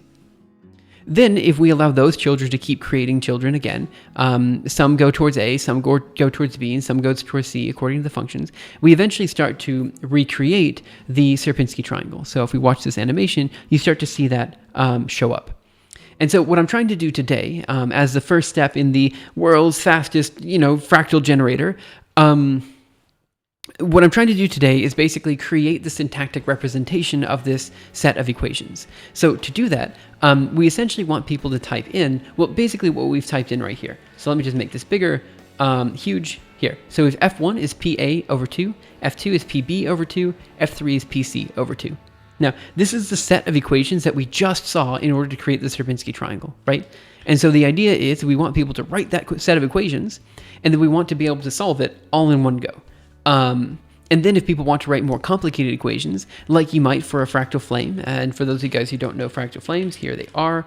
Let me just get some images. So like if you want a more complicated set of equations to make something fancy like this, essentially we want people to type it in the same way. Here's your set of equations, and then, you could kind of solve them on the fly type of thing. Or we could create the set of equations, and then, for example, we could just modulate the location of A or B or C, and we could do all these different things with it. So the point here is that I want to create some sort of way in order to represent this function system, and that's why we're talking about expression trees. So what are expression trees? What are abstract syntax trees? They're kind of sort of the same thing. By the way, Raphael T-san, thank you so much for following. Really appreciate it. So let's say we have an equation, or the function that we have before, f1 is equal to p plus a over 2. We can represent this as an expression tree as equal sign, f1, so that's the left-hand side of the equation is f1. The right-hand side of the equation is going to be a division sign with 2, and then a plus sign of p and a. So the idea here is we add p and a first, which is going to be the bottom part of the tree, and then we divide that by 2, and then we set that equal to f1, right? So you can get through this tree by going through it in kind of a depth-first fashion, and that's what an expression tree is. We just finished basically creating the expression trees for our function system. So here's that function system you just saw, equals f1 divided plus pa2.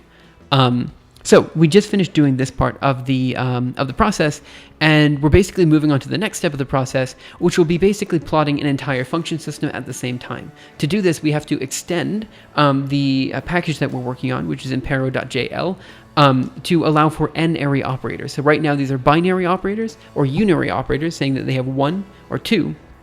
but we want to extend it to n-ary operators, this isn't necessarily a game breaker. Like, it's not necessarily a deal breaker if we're not able to add the n-ary operators in there. But it'd be super nice if we could. So we have some n-ary operator functionality in there, and I want to see what's there and see if we can extend it. So that's where we're at right now. Is this a little bit far from the world's fastest fractal generator? Yeah, we're a bit far away. I mean, that's the nature of research, right? You have to dot all your I's and cross all your T's, right?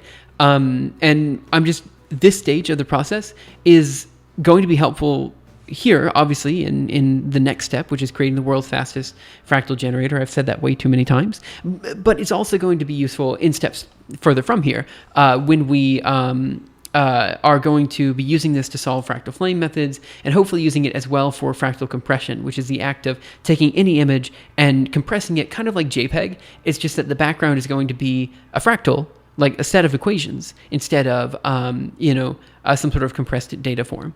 Clive 1010, thank you. Wait, 10101. Thank you so much for following. Really appreciate it. And again, guys, if you have any comments, questions, concerns, ideas, anything like that, feel free to let me know, and I'll totally address it as soon as I see it in chat.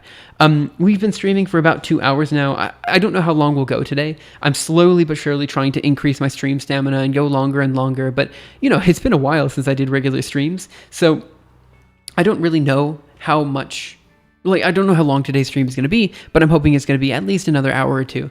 The other thing I was going to say is we had a lot of discussions yesterday, this is just before getting back to the abstract syntax tree stuff, about what category I should be streaming on and all this kind of stuff. Feel free to put your comments on that in the chat. In some sense, you could argue that today, for example, I'm doing a lot of software development, which is probably true. I should probably be in software and game development instead of science and tech. And we're also doing a lot of chatting, so I could also be in just chatting. But I ultimately feel like we should be in science and tech for this particular stream, and for the set of streams coming in the future, because even though we aren't technically doing science and we're not technically doing tech, we are technically doing research. And research, if you're looking for streams to do with research, you would probably go to the science and tech category first. And so the hope is that we can slowly but surely get people who are interested in doing their research, academic research or otherwise, live, and hopefully kind of getting these people to go to the science and tech category. I want that to be the place that people go to for this type of content. And we'll just see if that actually happens or if it doesn't happen. I don't know. 1 second, I have to check my notifications on my side screen really quick. Okay, so I am getting notifications as well now. Great.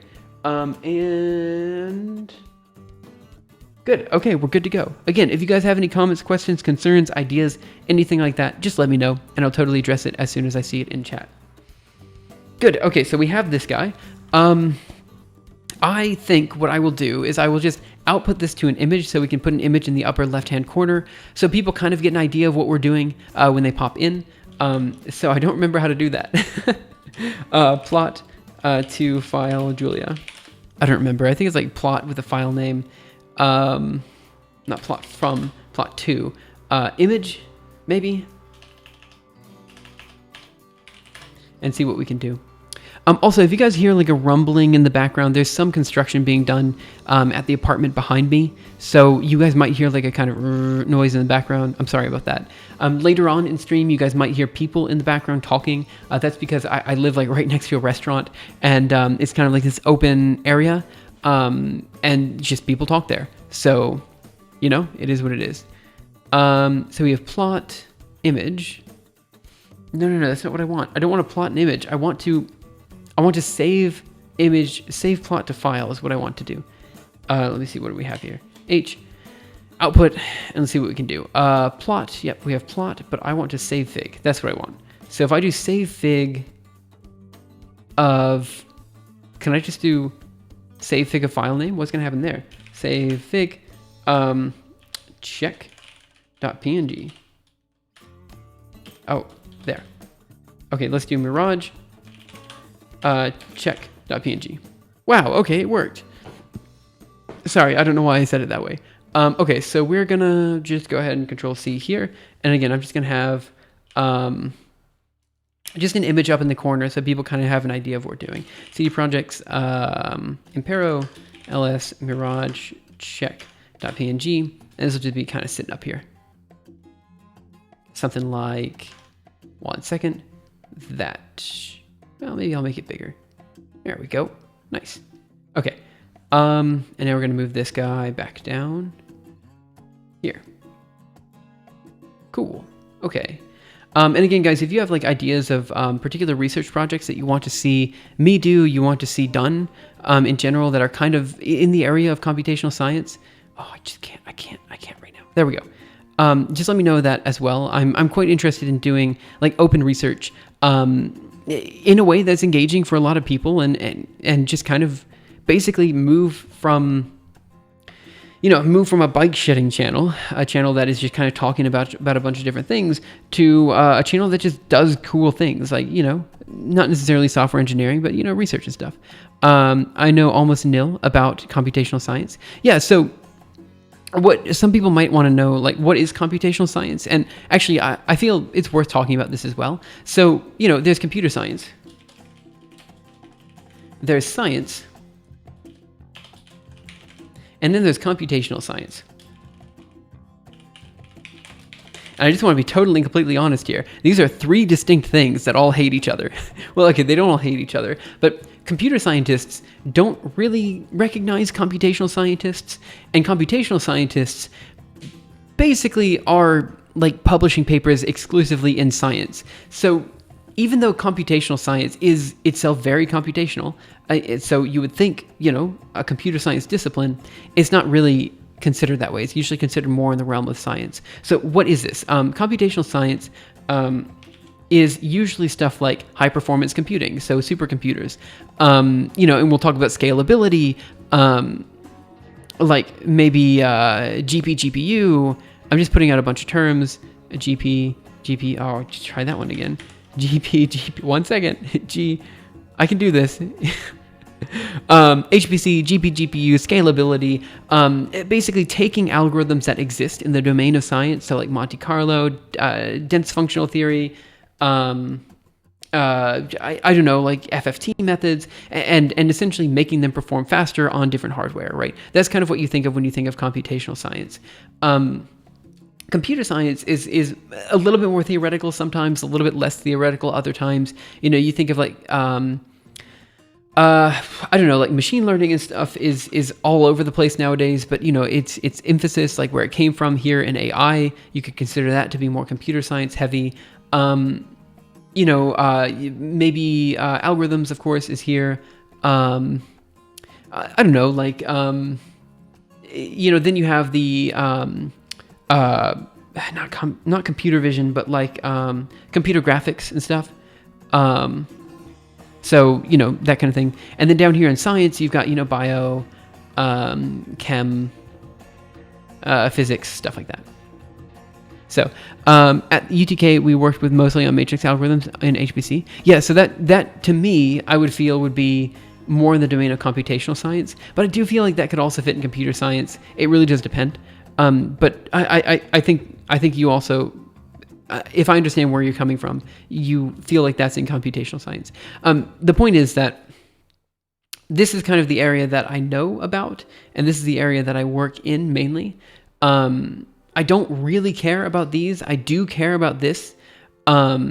But if you have something that's interesting and you're like, I feel like I need a computational scientist for this, just feel free to let me know. And may or may not do it. I've got a lot of stuff to do, like a lot of interesting projects to work on. But depending on how interesting the project is, or how interesting we can make it, it might be worth working on. Okay, that's all I want to say there. Okay, let's go back to abstract syntax trees, and that kind of stuff. Get a little bit of water again.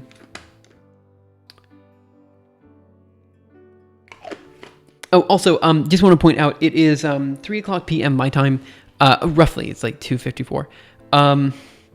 The absolute latest I will stream is 8:00 p.m. I don't think I can maintain my stream stamina for 5 more hours, but that would be the longest I could possibly go. This means that this particular stream time isn't really great for people in the US. I do 100% understand that.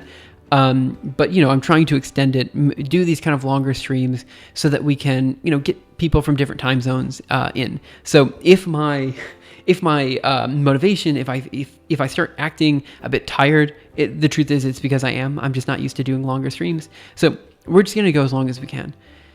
Okay, so the next thing we want to do is add in n-ary operators. So where did that go? Oh, it's over there. Let's go here. And let's just see the syntax for binary operators and unary operators, which are 2 and 1, and see if we can extend that. So let's go into ls here, and we should have vi abstract operators here. Okay, so we should have n-ary operators, and the only n-ary operators that I have here are sum and product. The idea would be that if you add multiple things together, you should get an n-ary operator when you do that, but I don't think that's how it works right now. I quit out of Julia on accident, so let's open it up again using revise, then using imperial plots, and now we're just going to redefine everything again. I'll make it big so you guys can see what I'm doing. Huge. Bam. Okay, I guess I'll just have ASCII Aquarium playing in the background. Why not? Screw it. Okay, so we have this all done. I'm now going to find at wrapper. Where am I? At wrapper. P, A, B, and C, and at wrapper should be F1, F2, and F3. And then we're going to do at system F1, 2. So this is our system that we were looking at before. That's how we got this image up here. Now, what I want to do is P plus A plus B plus C here. So this gives us a bunch of n-ary operators, P plus A plus B plus C. So if we do plot, actually, let's just define this as sum is equal to that. And now if we do plot sum, probably shouldn't have called it sum, but I did, so deal with it. You'll see that we have a bunch of binary operators put together. And there's a bunch of things to talk about here. There's just a bunch of things to talk about, so we'll talk about it right here when it comes up. Give it a second, it's pre-compiling plots in the background. Let me get some water. Okay, so here we have a set of equations. We have P plus A plus B plus C. Now note that A, B, and C are just wrappers, so this means that they don't have values associated with them at all. We're purely on the symbolic level right now. So you might think about this and think, oh, this is fine, right? Like it is kind of fine. We're adding P and A, and then we're adding P and B and adding P and C. That is one way to do a sum. However, the problem here is that, let's say we want to do this in a parallel way. And admittedly, doing a sum in a parallel way is is a hard problem in parallel computing, blah, blah, blah. But the point is that this is not super extensible, right? It's not super extendable. I don't know what I'm trying to say, but the point is that we have to do one addition, another addition, another addition. It would be a bit nicer if, for example, we could do, we'll say sum 2, a more balanced tree, which might be P plus A plus B plus C, right? And now if we plot sum 2, we get this. So now we just have these guys and these guys. A more balanced tree is nicer to some extent because we could do, for example, this addition and this addition in parallel, which would be quite nice, instead of having the iterative sum 1 like we had before. But the truth is here that ideally we don't have either 1 or 2. We have a way to construct like a sigma notation here. So sigma of, let's do, I don't know how to notate this, but P, A, B, of A, B, and C. So we add them all together into an n-ary operator, but sigma is not defined. And the reason sigma is not defined is because, well, we just hadn't defined it yet. And in this way, instead of having a tree that looks like this, or a tree that looks like this, we have a tree that looks like 1, 2, 3, 4, P, A, B, and C. Okay, there are some questions as to whether this would actually be useful or not, right? Because in the end, we're going to have to split pretty much everything into a binary operator. And just manipulating the tree at the binary operator level is important. But this allows for us to make use of some intrinsic functions that people already have. Like if you want to do a parallel sum, usually you don't have to implement that yourself because there's already a sum operator in Python, Julia, MATLAB, whatever. If you want to do a product, usually there's also like product of multiple things put together. And so by having an n-ary operator, you're able to leverage those tools a bit nicer.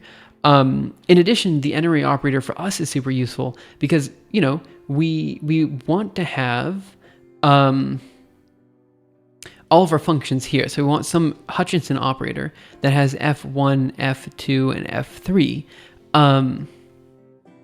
Yeah, so we want our Hutchinson operator of F1, F2, and F3 to be, 1 second, I'm thinking. Yeah, I think this will work. To be like one big operator, which will help us with counting through the tree and stuff like that. So that's kind of why I'm thinking about the n-array operator. In actuality, it doesn't necessarily help too much, but it's nice to have, right? So let's go ahead and just try to work on it a bit. Plus, it kind of gets me back in the habit of doing some Julia E things. Control C there, here, move this back down over there. And again, that's way too small. 1 second, default. I don't know why. So Xterm has like this this unreadable option. You can make it tiny, you can make it small, you can make it medium, you can make it default, and then you can also make it unreadably small. So this is the size of my terminal right now. It's completely useless. Like, why would you ever want your terminal this size? But you can do it if you want, I guess. Not enormous. We want huge. Okay, there we go. Perfect. Okay, so let's take a look at what we have already for the binary operators and then for the n-array operators, because we do technically have an n-array operator down here. So you can fit more of them. Yeah. I mean, we could, right, so we could just have a bunch of these guys, right? And they're all of size unreadable. Unreadable here, you know, so now, I mean, I don't know if I look pro or not, but, you know, I definitely have more terminals available, right? So here we have a bunch of unreadable terminals. Wow, wonderful. How does this help in any way, shape, or form? It doesn't. What Windows Manager are you using? I'm currently using OpenBox. Let me type that in chat. OpenBox. I do have a custom theme for OpenBox that I'm using. And you can look at that. I think it's pinned on the Discord. Let me check that really quick. Let me go to General, check the pins. Let's come in. Maybe it's off topic. I feel like it is here. This is the theme I use in OpenBox. So it's in the pins on the off topic channel. Let me go ahead and create invites for those who... All right. Let me paste that somewhere so I can give it to you guys. So net it, paste, and then here you go. Paste it there. All right, there you go. Because I was in streamer mode, it wouldn't let me like see the URL and stuff. But yeah, so if you go to the off topic channel in Discord, you'll find it there. And we can, yeah, if you're interested. Essentially, it's a very simple layout. I created it when I was like 15, and I've been using it ever since. I've literally been using Linux for like half my life. But yeah, so I created it back in high school. It's just 3 colors, black, white, and gray, and it's just a very simple, just grayscale layout. That's all it is. And I like it. It's nice, you know? Okay.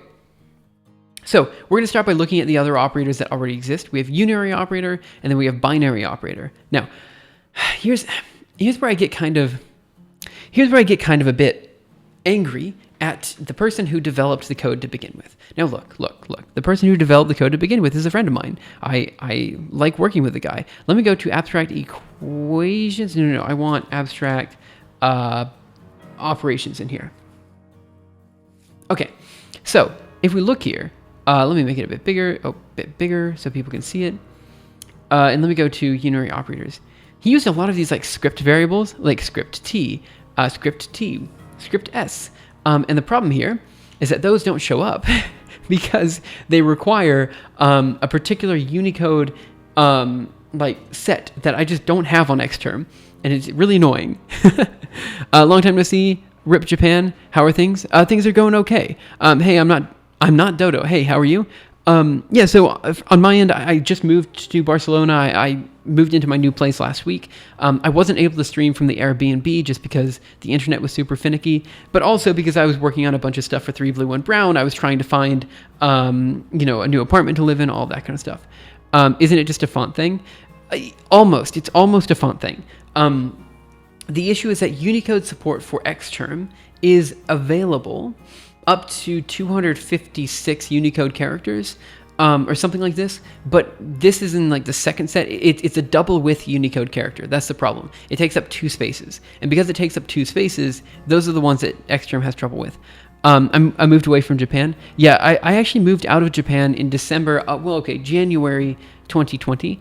And then I worked at MIT for a year, and then I stopped working at MIT at the start of this year, and I started working with 3 Blue 1 Brown and stuff. I really did intend to make a lot of content and really focus on making Laos Labs like the thing. Like I really want to make it. What I'm hoping to do is by the end of the year, show that Laos Labs can be financially stable. Like that's what I want by the end of the year. I have 2 months to do that. 3 months, October, November, and December. But I really want at the end of this year to prove that, doing open research can be a sustainable model somehow. I'm trying to figure that out. Nice Barcelona is great. Looking forward to Eurotime streams since Japan was rough. Yeah, so to be fair, the Japanese stream times were the best I could do, like it was 5 to 7 in the morning, and that's the best I could do, I'm not saying, I don't know. I really couldn't have done any different. So 5 to 7 in the morning was just late at night. It was like 10 to 12 for European people, and it was kind of mid-afternoon for people in the US. So it really wasn't ideal for anybody, if I'm being honest. But, nowadays, I'm going to do what I can, which means I'm going to stream until at the latest 8 o'clock p.m. Central European Standard Time is the time zone I'm on right now. And so I'm going to stream until, potentially 8 p.m. then. And that will, hopefully get some people in the morning in the US as well. We'll see. We'll just see. The main thing is just to do longer streams and to just get more stuff done during those streams. We've already done a lot today, even though a lot of it has been talking. That's just the nature of software development. A lot of it is talking. Okay, so let's just take a look at the unary operators first, which is up here, and then we'll take a look at the binary operators down here, and then we'll look at the n-ary operators, and we're just going to see what we can do. Can you talk about what you're doing and streaming about nowadays? I remember your algorithm archive on GitHub. Yeah, that's totally fair. Let me take a second to talk about that. Do you work with some university or something in Barcelona? No, actually right now I'm doing independent research, which is kind of crazy to say, which is doubly why I'm trying to make Laos Labs, financially stable by the end of the year. Because right now I kind of just work with whoever pays me, which is fine. Like it's totally fine. But I'm actually taking the next 3 weeks off from working with other people specifically to focus on Laos Labs and to see if I can make it a thing. I really do want it to be, a place where we do fundamentally new research regularly. Okay, so yeah, let's talk about it. Let's talk about what's been happening. Oh, that was not what I meant to pull up. Let me go to Journal++. Journal, new page before. Yeah, so for those of you guys who may have seen some of my oldest streams and haven't been here for a while, what has happened since Japan? That's a good question, and I think I'll answer it here. I don't want to spend too much time on it, but it's really important talking about it. Just brief history for those who may not know the channel so well. From 2014 to 2019, I was basically in Japan working at the Okinawa Institute of Science and Technology in Japan. In Okinawa, Japan. I say Japan way too many times. Okay, so in 2020, I spent most of my time working on MIT, where I specifically worked with CLIMA, which is the Climate Modeling Alliance, or the Climate Machine. And then after that, 2021, I have been working with and we'll talk about that. Okay, so first of all, OIST. I got my PhD from OIST in December 2019, and I moved out from OIST, on December 30th, 2019 or something like this. And basically, starting in 2020, I worked at MIT. Now, in 2019, I was not streaming very much at all.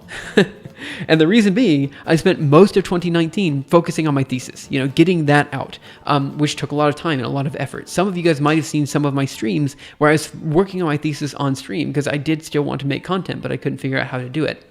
And in 2019, I published absolutely 0 YouTube videos, none whatsoever. For the longest time, Gaussian elimination in 2018 was the last video I had put out. Now, I got a lot of papers out. There was a lot of stuff that happened that year, but I just didn't get much content out. So then came along MIT, where I had in my mind that I would be able to focus more on research that I was into. We're talking about more computational science, more computer science research, which is where my actual heart is, algorithms, maybe a little bit of physics, but like really removing physics from the system entirely and focusing really on numerical methods and stuff like that. I actually found some people who are working almost directly on stuff that I wanted to work on at the MIT job, but it just didn't end up working. It was I mentioned this just about an hour ago on stream, but the MIT job was a great job. It just wasn't for me. And I would recommend other people to try it out. It's just that it was too physics forward for my liking, and I just was really burnt out of physics. So I do predominantly work on CUDA and stuff like that, and I'll talk about that in just a second. So then after that, in 2021, I've basically been an independent researcher. I've worked with 3 Blue 1 Brown to get stuff done, various contracted stuff. But for the most part, I really want Laos Labs to be the important stuff going forward. Laos Labs. I really want to do open research with everybody. So what am I actually streaming? So let me go to github.com, because that's actually going to be the easiest way to show it. We have on GitHub in the algorithm archivists, go to here, one second, go to projects there, and then Laos Labs here. Here's actually a list of all the projects that I'm working on currently, like just the things that I'm kind of doing. So right now I'm on the world's fastest fractal generator. Next month, hopefully, when I finish this one, we'll be focusing on the 4-dimensional galaxy simulation, which I'll be collaborating, hopefully, with Grant from 3 Blue and Brown on. Then I want to go back to fractals for enhanced fractal compression for HD video. This is going to be basically taking the stuff that we're working on here, the world's fastest fractal generator, and using it to basically turn any image into a fractal. That turning any image into a fractal is already known as fractal compression, but I think we can do it better because most fractal compression methods are super slow. And if we can speed it up to be near real time, that would be a really big advancement in the field. From there, I want to take that and essentially do a physics simulation, except on a fractal compressed image in a way.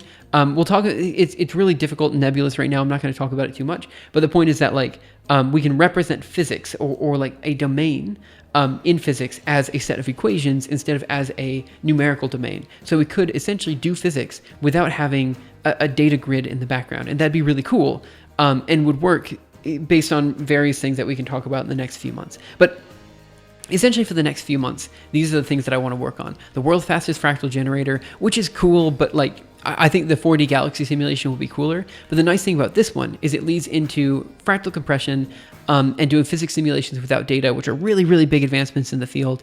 And then I have a few other projects that I'm thinking about, doing some development of the stuff that I used to work on during the PhD. And then just some various things like an AI swim coach, heartbeat programming, stuff like this. This is why I have stuff for the next 5 or 6 months. But if you guys have projects that you're like, oh, this is super cool, I really wish Laos would work on this, in this area, yeah, just let me know.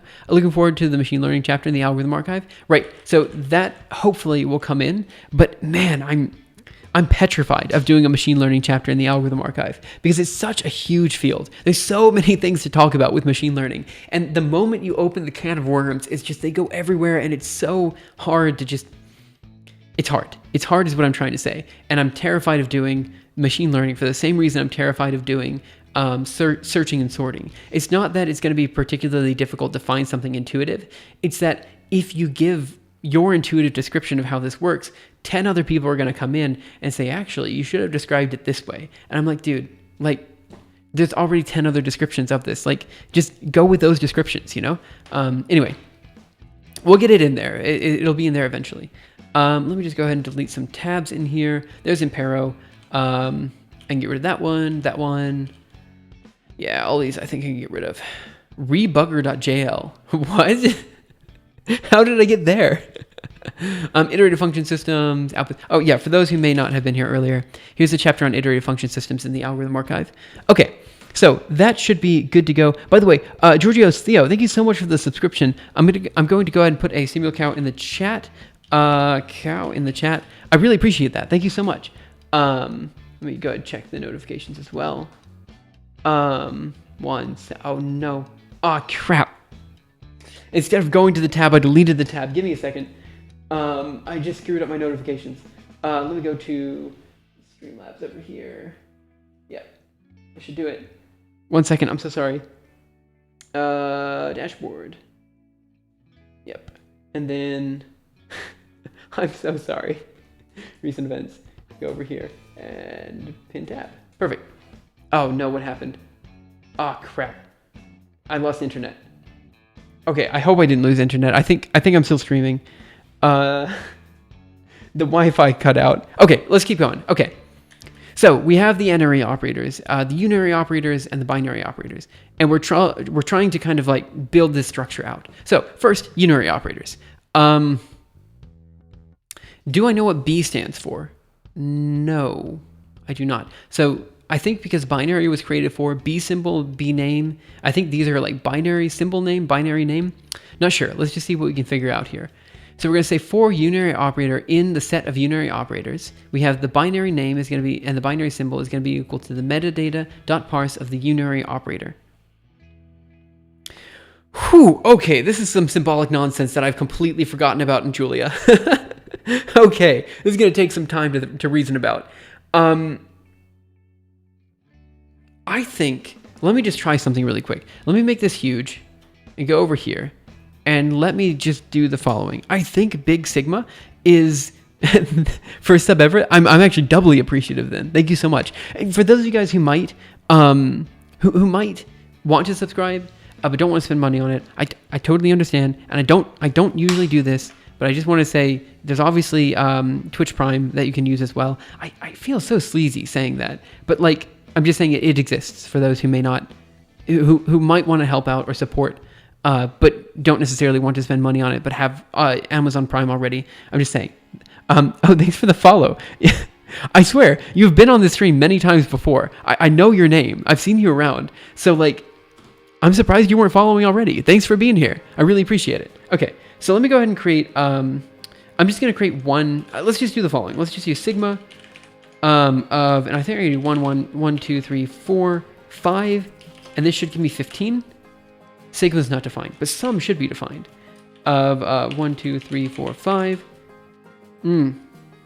Oh, right. That's because I need to do base dot sum. Sum, come on. Of 1, 2, 3, 4, 5. That should work. Oh, it has to be an array. I have a cow now. Nice. Yeah, I think there are a few different emotes. So there's also Simul VI, which is fun. Which is just the VI. It's like Vim, but red. And then we also have Simul Julia, I think. And then also Simul Wow.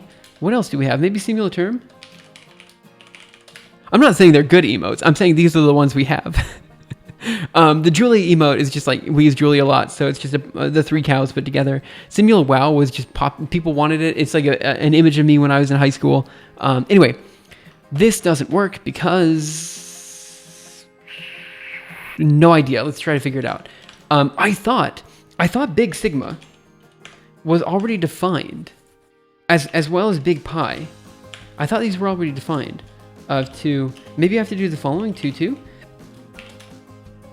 Okay, let's try Big Sigma. They're not defined. Okay, let's try product. Let's try 2, 2, 2. Okay. Now let's try base.sum. Yeah, okay. Okay, so what I might want to do then is I might want to go ahead and put this on unreadable. Put this on default, that's what I meant. Move it down here, and then we're going to go to think about how we actually want to define the n-ary operators moving forward. So I'm going to go in here. Right now we have, for the n-ary operators, we have, ooh, gosh. Okay, I'm getting ahead of myself. Unary operators first, then binary, then n-ary. Let's take a look. I'm really hoping we can get this done today. I'm quite worried that this is going to be way over my head again, but that's okay. So we have eval struct.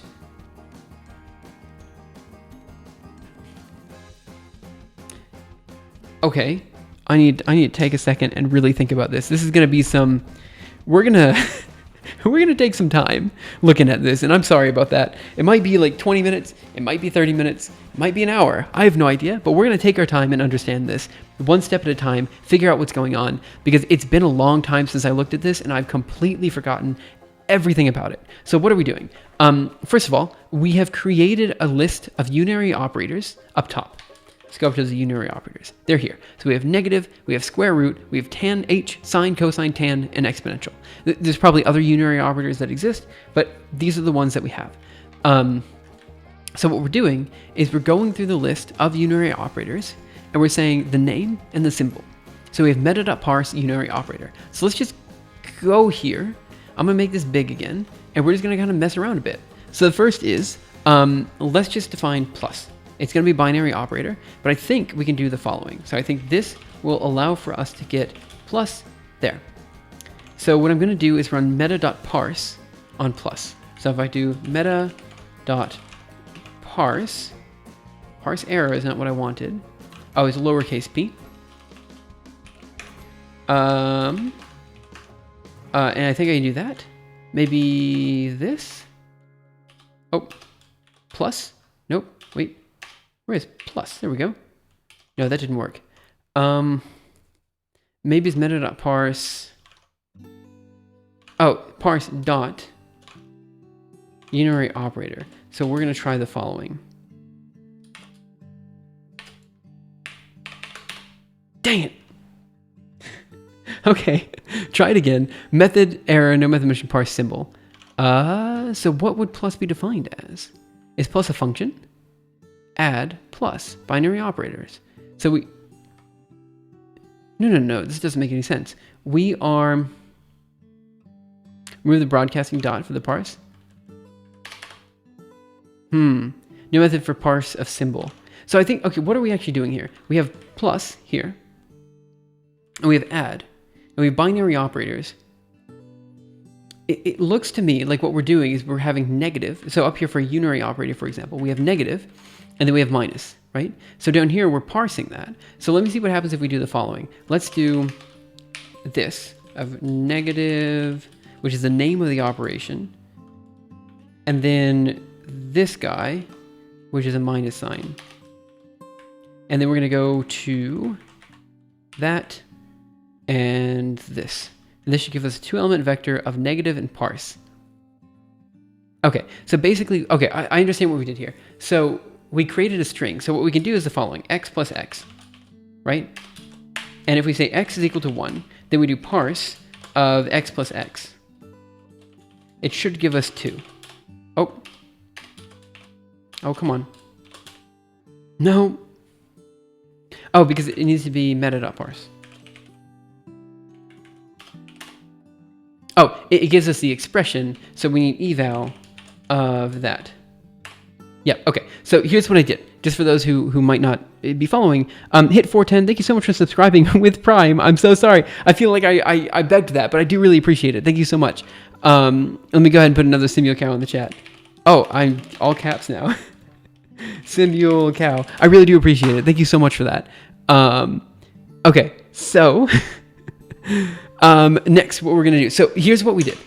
Essentially, we, at the deepest level, every equation, every expression that we have is a string, right? So here's our string. We'll say expr is going to be equal to x plus y plus z, right?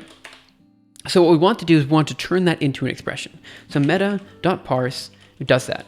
So it turns expr into what is now an expression. So you know it's an expression because it has this guy of x. So for example, if I did that, the colon means that we're reading this as an expression. So now if I want to evaluate that expression, we just do eval of meta.parse parse of expr. Now this is going to fail because we don't have y or z defined. So we're going to say y is going to be equal to 2 and z is going to be equal to 3. And if we do the same thing, we get 6, which is going to be 1 plus 2 plus 3. Good. Okay, so we're getting there. So what we're doing here... Oh, I'm so rusty and I'm so sorry. Before I was able to just read this without any problems, and now it's kind of like I'm super iffy. Okay, so we have b name and b symbol. So we have the name of the operator. In this case, is going to be, where are we? Yeah, so in this case, we have two things. We have the symbol, which is the name of the operator, which is negative, and then we have the sign of the operator, which is negative. So we have B name and B symbol. Perfect. Now we're going to say eval, at eval, struct of B name,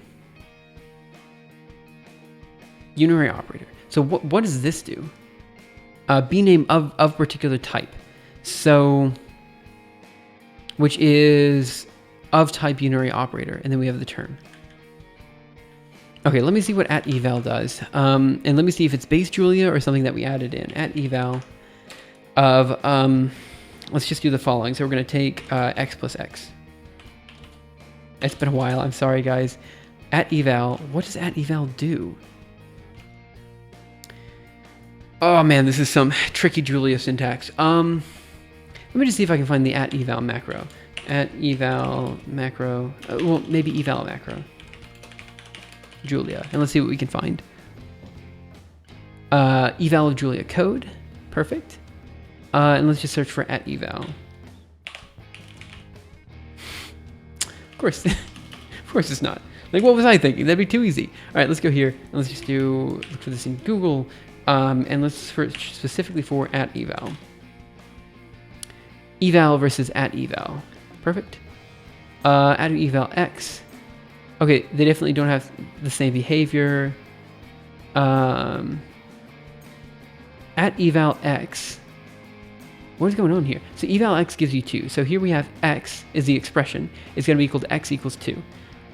Perfect. So eval of x gives you 2. X is 2. X is going to be equal to y is equal to 2. At eval of x. The at eval macro should take an expression as an argument, not a symbol.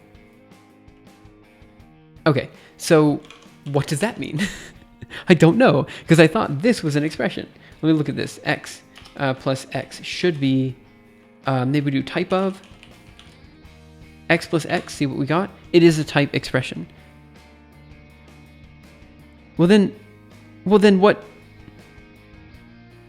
Okay, it is a type expression. Let me see if we can... All right, let me just read some more. The input to macros is always converted to an expression. The output is getting evaluated. So you do at eval x. Inside the macro, the argument is that.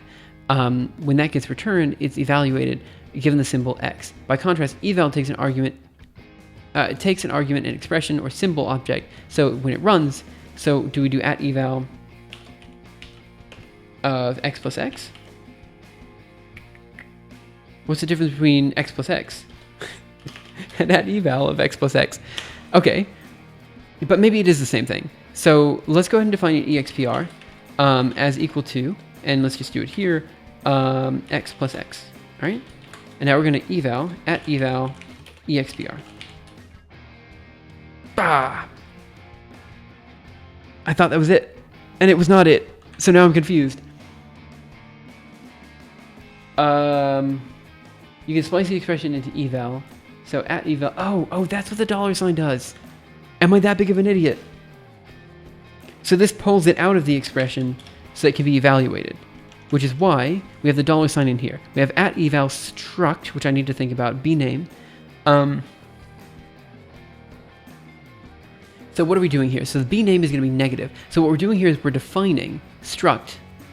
We're defining the struct negative to be a subtype of unary operators, and we're saying the term for the negative is going to be this is what I need to figure out. What is going on there? Let me take a look at this in another browser, just because I'm having trouble with the Unicode. So we're going to go up here to define unary operator. So we're doing this b name of t, and we're saying the term is here. So what is script t exactly? Let me just kind of mess around a bit here, and we're going to say we have the meta.parse, so let's go ahead and do that again, and we're just going to say we're going to call it b name and b symbol.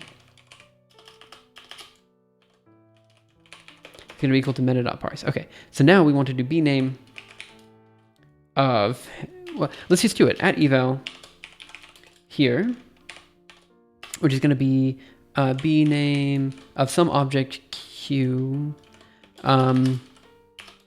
which is of subtype unary operator. Okay, B name not defined. That's because there's an underscore. Q not defined. Right, see, that's what I was afraid of. Where does this T come in? Am I an idiot? Is this already defined as a subtype? No, it's not. So, at eval, I am an idiot. At eval struct. I think I'm forgetting struct syntax in Julia. I think that's the issue. Right, and then we define, yeah, it's a parametric type. I'm an idiot and I'm forgetting how types work in Julia. That's my problem.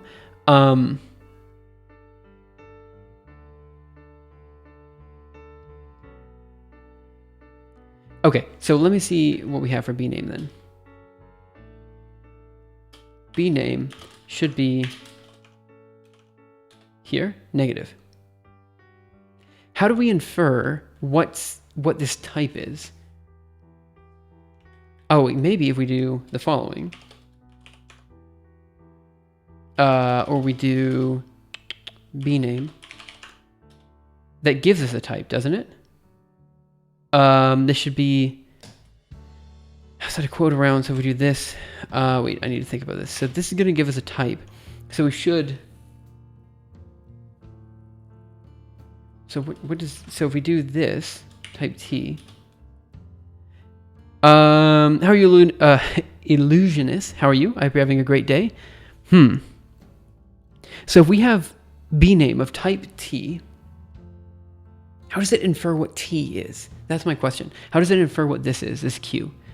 Now, the thing is, negative, which is what our bname is itself a type. So, let's take a look over here. It tells you when you build an instance of the struct, you also need to provide a type T, which is also a term's type. Right. So, are you still in Japan? No, I'm no longer in Japan. I'm actually in Barcelona now. It's been 2 years since I've been in Japan. I realize that like most of the people who are able to watch now are probably from Europe, and they probably weren't able to watch streams for the past 2 years because I've been, just doing other things, I haven't had time really to do streams. So because of that, yeah, I've actually gotten the question, are you still in Japan, a lot. But no, I'm in Barcelona right now. Right. So, I'm sorry, I didn't mean to say that it's a bad question. It's a good question. Thanks for asking. I just, I've realized that the reason I've been getting the question so much is because of that. I'm a CS student, but I understand nothing. That's totally fair. Can I get back to that in just a second? I have a thought in my head. Let me figure out the thought, and then I'll come back to this and kind of describe what we're doing in a general sense. And just like, give me a few minutes, and then I'll kind of get back to it. Okay, so we're working on Julia at a symbolic level, right? I get your mild frustration. Again, I didn't mean to sound mildly frustrated. I'm so sorry. Okay, so what are we going to do? What I'm trying to figure out, we have bname struct. So we're creating a struct. I'm going to read Plopeg's comment again. It tells you when you build an instance of the struct, you also need to provide a type T, which also is the term's type, right? So, yeah. So this is my naive, stupid question here. I understand that T is negative here, and that our term is of type negative. I think that's totally fine. I'm not too worried about that, if I'm understanding this correctly. So, because our struct is called negative, right? My question is, we're creating a struct, which is a subtype of unary operator with a term inside of it, and the term is going to be, let's just do it, okay? I'm thinking about it too much. What do we have here? We have at eval here. We need struct. Let me just mess with it. And now we're going to do, up here, term, which is going to be of type Q. I think I need another one. I think it's 3. No, it's just 2. I'm just dumb. End. Oh, I cannot assign a value to variable impero.negative from module main. Okay, but let's define it something else. Okay. What isn't defined in impero? Division, but we just added division. maybe we could just define it as another type or something. I mean, we could just do, your type will be something like negative expression stuff, where T is expression stuff, the thing to negate. Oh, I see what's happening. Wait. I see. So when we do EXPR, so like when we do negative, so if we do impero.negative, negative should exist. We should have dot type negative. It should be the same. Okay, right. I see what's happening. There's both a body and a variable. So let's do impero.negative variable body. Right, so you're right. This is going to be our expression stuff that we're reading in, and then we negate that. That's fine. So there are no constraints on T, so it can be anything. Right. What I guess I failed to understand a second ago was that we're reading in T. I thought T was defined. Let me take a second to look at this one more time. So bname, so we have meta.parse unary operator. So we do meta.parse, we're creating an expression, which is negative, and then also expression, which is a symbol. And then we're at evaling, we're saying that the binary symbol, which is going to be reading in an abstract expression, is going to be equal to the binary name of A. Now it makes sense to me, right? Because now we're saying negative of A, and that's how we're creating the struct. And so A is going to have a type, and then it's right in there. So now it's making sense. I should have just read the next line. And then in here we're going to say to expression. So we're converting A of type. We're converting to expression of A of binary name. So we're converting into an expression which is going to be a call of the binary symbol to expression A.term. Let me get a little bit more water.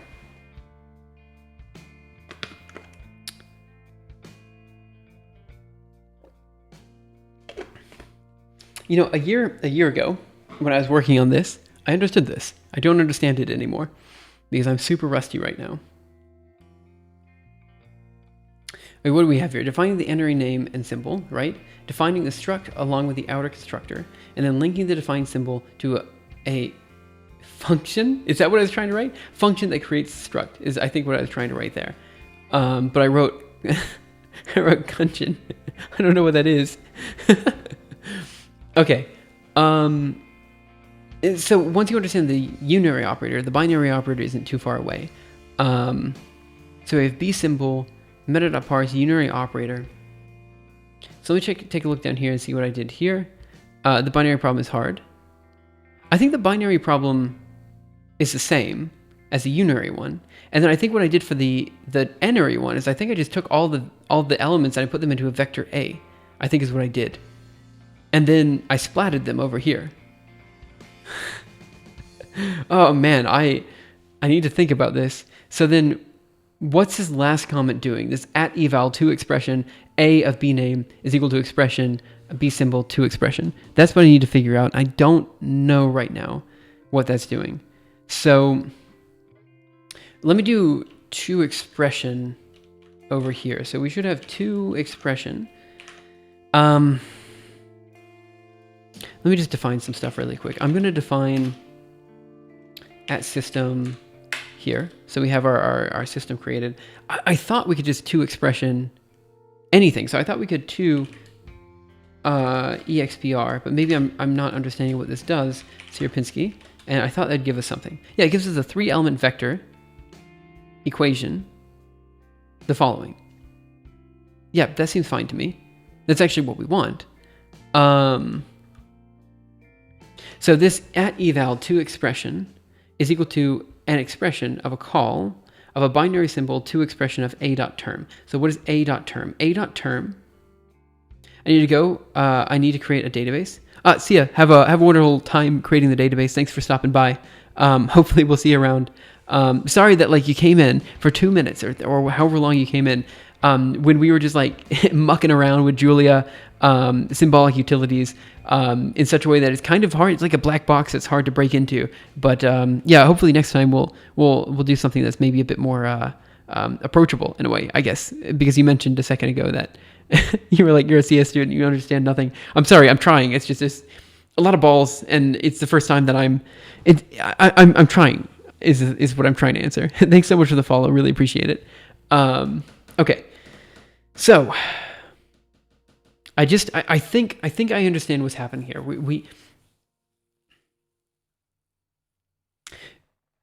We're creating a struct, which is going to take in a type, and the type is going to be some sort of abstract expression of sorts, but it's going to be like, a bunch of symbols kind of mishmashed together.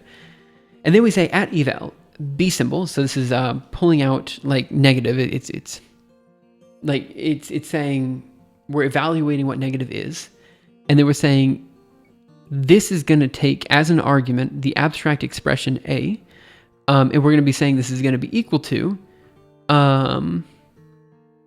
b name of a.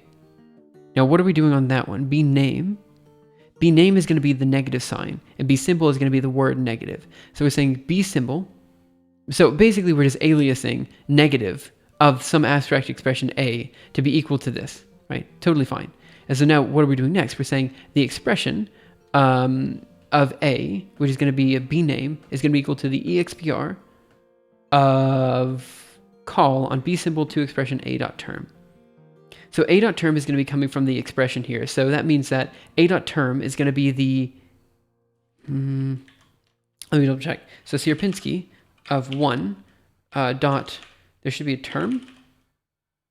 Oh, it's just left-hand. So let's do left-hand side dot, and then there should be a term, I think. Let's just do left-hand side. Okay. Well, let's do right-hand side and see what we get. We get of 1. Oh no. Right hand side is going to be this guy, which is going to be, that's going to be, it's a PDE system. So I just want to pull, fine, I'm creating a new one. D is going to be equal to P plus A, right? Okay, so now D dot, we have term 1 is going to be P, and term 1 dot data is just going to be nothing. The metadata. Okay, metadata dot IO name is all I have. Equals a binary operator. That's why there's no term. But the left hand side, and right hand side. Right. Wait, where are we? Let me go back to Sierpinski of 1, which is fine. That should have a left hand side and right hand side. That's totally fine. Right hand side. Okay, so now right hand side should have arguments inside of it, shouldn't it? Method error, get index. Right hand side dot. Whatever, EXPR2 is equal to that. EXPR dot term. Oh, there we go. Term 1, term 2. Yeah, okay. So you have term 1, term 2. That's totally fine. So term 2 should be 2. Because the binary operator now is a division. Okay, right. Got it. Totally fine. I have been thinking about this a lot. I don't want to give up on the n-ary operator. I think I'm going to just keep working on it today. But if we can't get it done today, it's not the end of the world if we don't have an n-ary operator. It's just I would like to do it because in some sense it helps me better understand what's happening. But also it just allows us to better mess around with things, So we have two expressions here. So this is where we have term 1, term 2, and then we have the set of terms over here. Yeah. Okay, let's just kind of mess around with it. I'm going to mess around with the n-ary operators a bit. Just kind of see what we can do. Because I think I had kind of the initial idea of it in there. I just think I didn't really get anywhere with it. So let me go over here, see what we actually have. Do we have a capital sum? We do. What is capital sum of 1, 2, 3? Is this what we want? I know lowercase sum works, but maybe if I put this into an array, it works. Okay, so if I eval sum,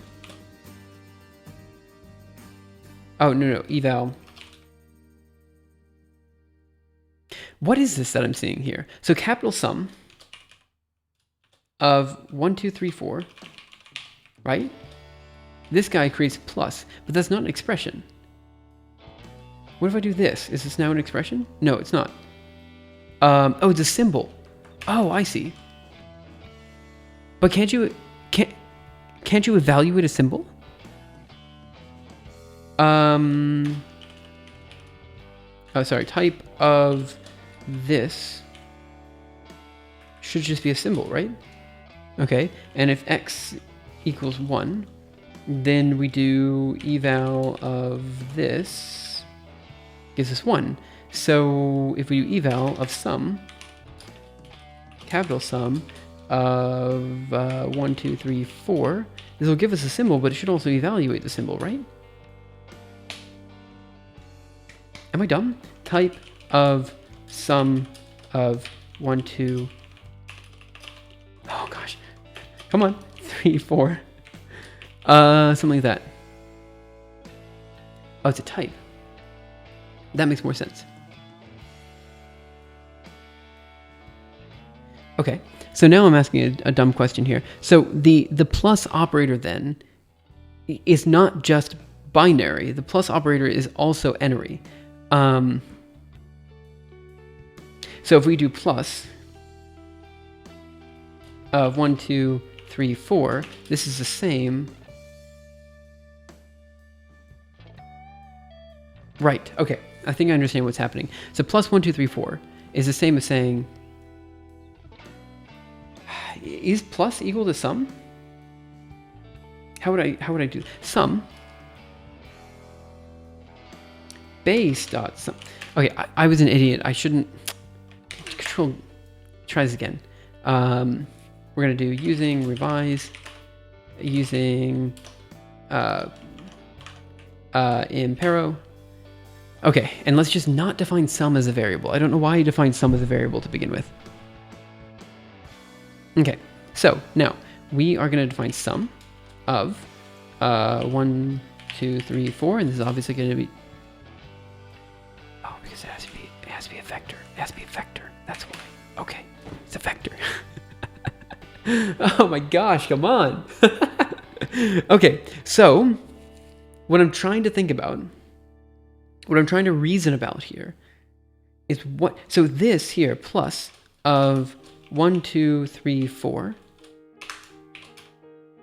is 10. Sum of 1, 2, 3, 4 is 10. And if I do sum of 1, 2, 3, 4, I get back plus 1, 2, 3, 4, 0 for some reason. I don't know why the 0 is there, but it adds a 0.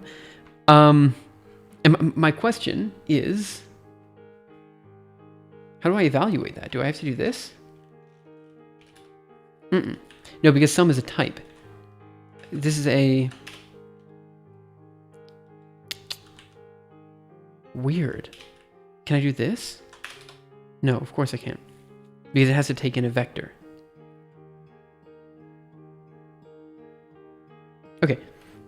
Let me define some things here. So I'm going to do @wrapper again. F1, F2, F3. Do you have a spread operators? Like a splat? Yeah. Is spread and splat the same thing? Use toExpression to evaluate. Maybe. Yeah, let's see. Sum here. And let's do 2EXPR there.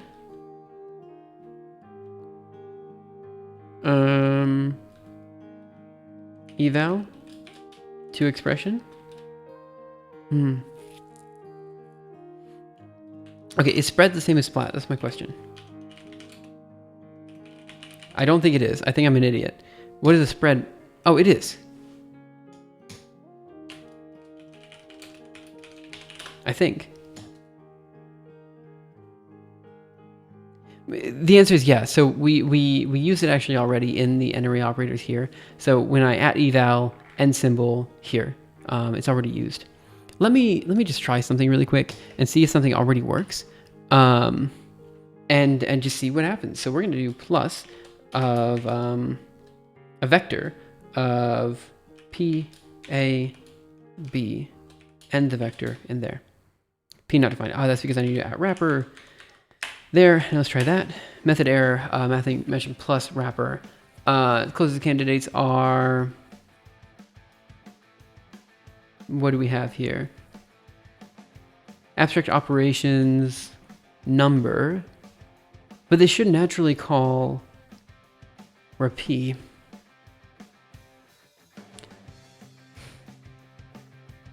So if we look at the code here, up here, we've in principle, I mean, unless I'm a complete idiot, which, you know, I know I am, but like, I don't know how I am yet.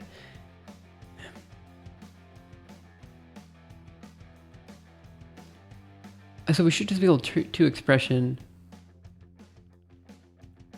So, I don't know. This is so confusing. Again, this is stuff that I understood like a year ago when I was writing this, but it's been a long time. And again, I wasn't the primary writer of this. A friend of mine was. So they obviously knew more about it than I did.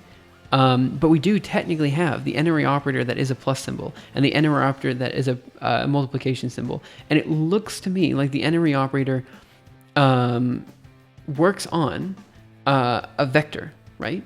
So we should be able to define the terms of the n-ary operator in much the same way as we could before. And we have at eval, I did it the same, didn't I? Of the n symbol is equal to a of the vector of abstract expressions. It's going to be equal to the n-ary name of a, and then we splat all the operators here. But maybe that's the issue here, because the n-ary name, maybe this should be, maybe that should be, because it works on a vector, maybe that should be something else. So maybe this should be, I think I'm using at revise, so I think if I just change this to be a vector in here, maybe this will do it. I'm sorry, I'm going to try it. It does look like it's pre-compiling something in the background. Something happened. There's a revise error. Failed to revise. Undefined variable error. B names. Okay, let's just control D. Julia using Impero. Give it a second. We're having some issues with revise. Failed to precompile Impero. Yes. Okay, good. This is what I was expecting. Abstract operations, line 26 is what it's saying. Line 26 is, I think it's, oh. What is this that I had up here? Wait, what is this? Is this in the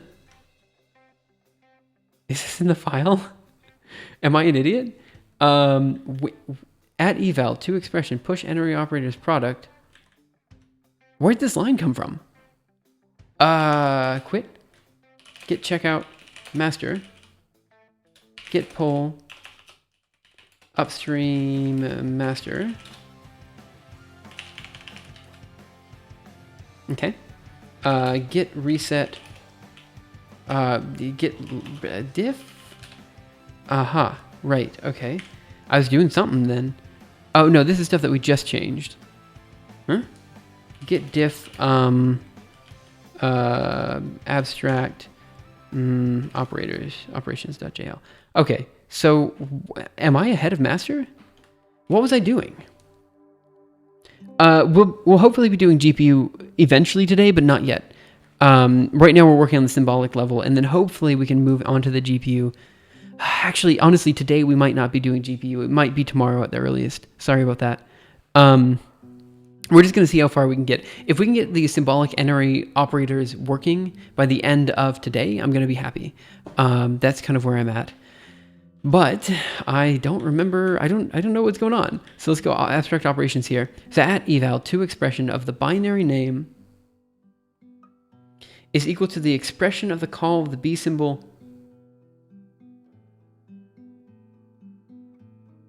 Why is that there? I don't understand. Get log. Weird. So essentially this is that line down here. At eval to expression of A of B name. Okay. Well, that's fine. Not totally sure why it's there, but that's okay. Let's just go here and let's fix it back to where it was. Just DD, yank and paste, and we're going to change this to be sum, and this is going to be a plus sign. Okay, let's just see what happens. Rank quit up here. We're going to try using Impero again, see if it compiles this time. It probably won't, but it won't break at the same place at least because we deleted the line that was broken. Oh,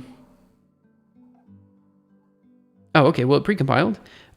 So what I'm going to do next is at wrapper P, A, B, and C, and then we're going to do plus P, A, B. Of course, there's an error. No method matching plus for wrapper of nothing. Closing candidates are abstract expression number. Okay, so I think this is because, let's go here. Let's try to define that plus operator, which I don't think is currently defined. So let's do it here and paste it down here. Okay, so at eval to expression A, which is going to be of type name, is going to be expression of call of the n-ary symbol to expression of A dot. So it should be, I think it's going to be A dot dot. I think this will do it. Okay, well, let's just try closing it and opening it again. Julia, wrapper, using Impero, then we do at wrappers, and let's see what happens. I have no idea. No. Okay. Let's see, what do we have here? 71. Look, I know where it's breaking. Oh, actually, no, I didn't know it was going to break. I guess I just forgot that. Let's see.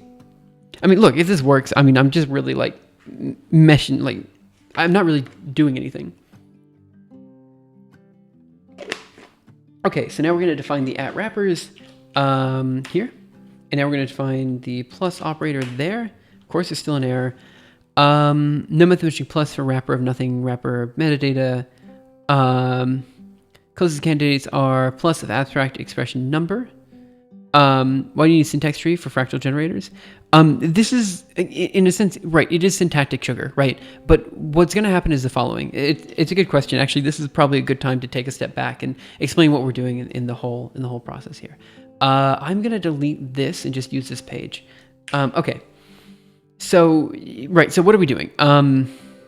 Essentially what I want is I want people to be able to just type in the equations that they want to solve. So I want them to be able to type in at system Sierpinski is equal to F1, F2, and F3, where we define what these are here. So I want them to be able to type like F1 is equal to P plus A over 2, P plus B over 2, P plus C over 2. Yeah, feel free to ask the question. I'll answer it once I get done with the next. I'll get done when I finish answering this question. I need kind of a break anyway. I'm quite frazzled a little bit. So I want people to be able to write this in. Essentially, I want them to be able to write down the function system that they want to solve, and I want it to be solved. And the reason I do want the syntax generator here is because, first of all, it allows for people to more easily just type in the function system, plug that into what they want to do. But also, we're going to be very heavily modifying the equation system. And more than that, eventually what I want to do is take essentially any type of image, right? And I want to turn this into a fractal code, which is going to be, again, just an iterative function system. And then I want to be able to turn that back into another image, right? So that's like fractal compression, how it works. You take an image, turn it into an iterative function system, then turn it back into an image. So this idea of going directly from an equation to an image is quite nice. And it means that we can go directly from the fractal code instead of having to create some sort of meta programming language to go back and forth between them. Does that make sense? So this is quite useful in the overall scheme of things because it means that we can just directly write out the iterative function system and we can directly read in the iterative function system. And instead of having to like go around loops and having to like, figure out how to take in an iterative function system and work on it later, if that makes sense. So that's kind of the idea here. It is, I'm not going to say, is it particularly useful at this stage? Not necessarily, but it will hopefully be useful in a few weeks. Mick Window, thank you so much for following. Really appreciate it. All right, so what's your off-topic question, Nalaj? What's going on? Let me get some water.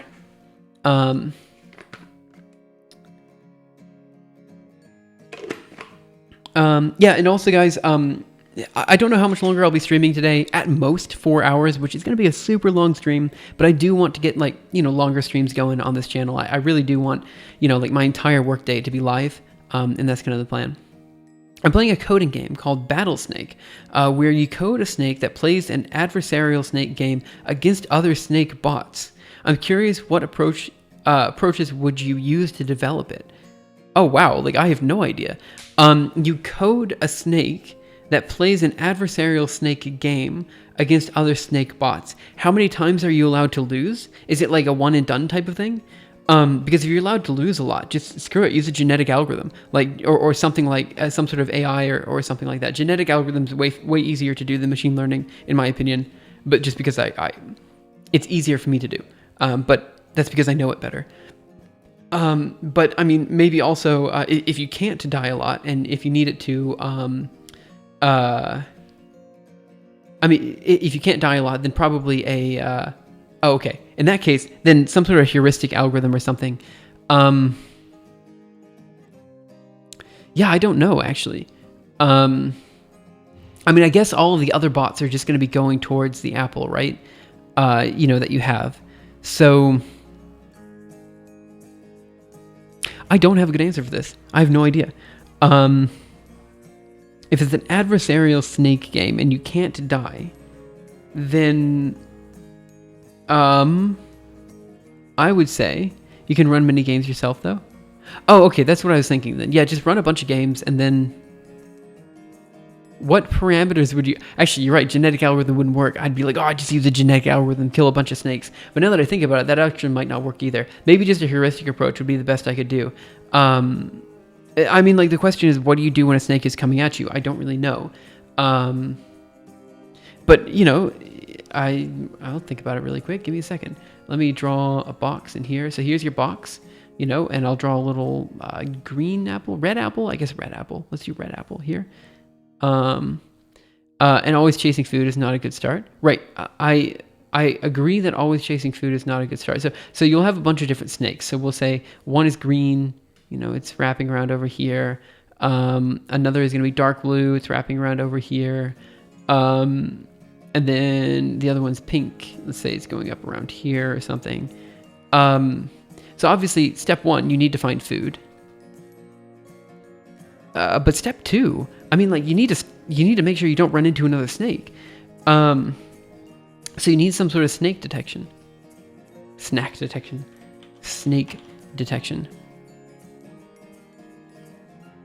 So obviously, going towards food is not okay, but I mean, maybe you could just do something quite silly, and you could do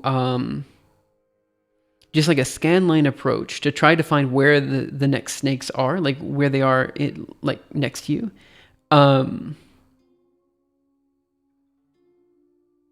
Yeah, but so the issue is like, how do you get around walls? That's the question. So the answer is pathfinding, right? Like you probably need some sort of pathfinding algorithm, right? That would be my guess.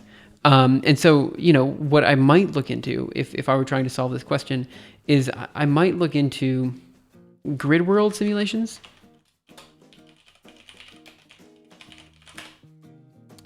Oh, that's not what I was expecting it would be. Grid world simulations. I think they're called grid world. Am I wrong? Am I in it? I'm pretty sure they're called grid world. Yeah, these guys. Yeah, okay.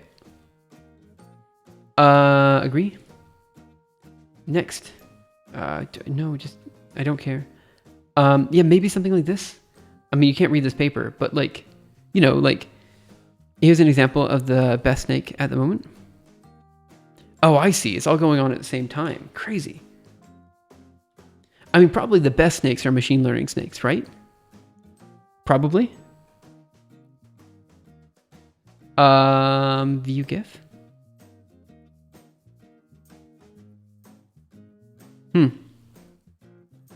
Unfortunately, I don't really have a good answer for you, but it sounds to me like there's some sort of like, grid world type of thing that you could do. And that's about the best answer I have. And I'm so sorry. There's a little play controller at the bottom. Is it not the play game? Oh no, that's not what I want. Yeah. Okay, so the answer is I really don't know the best solution, and I'm sorry about that. But it sounds super interesting, so good luck. Maybe at some point we could look at it in a bit more detail. Okay, so I'm gonna be right back. Give me 1 minute. I'm gonna run upstairs, and then we're gonna keep tackling the abstract syntax tree stuff. So give me just a minute. Be right back, and then we'll introduce the topic again so everyone's on the same page, and then we'll get started on it again. So sorry about that. Give me just 1 minute.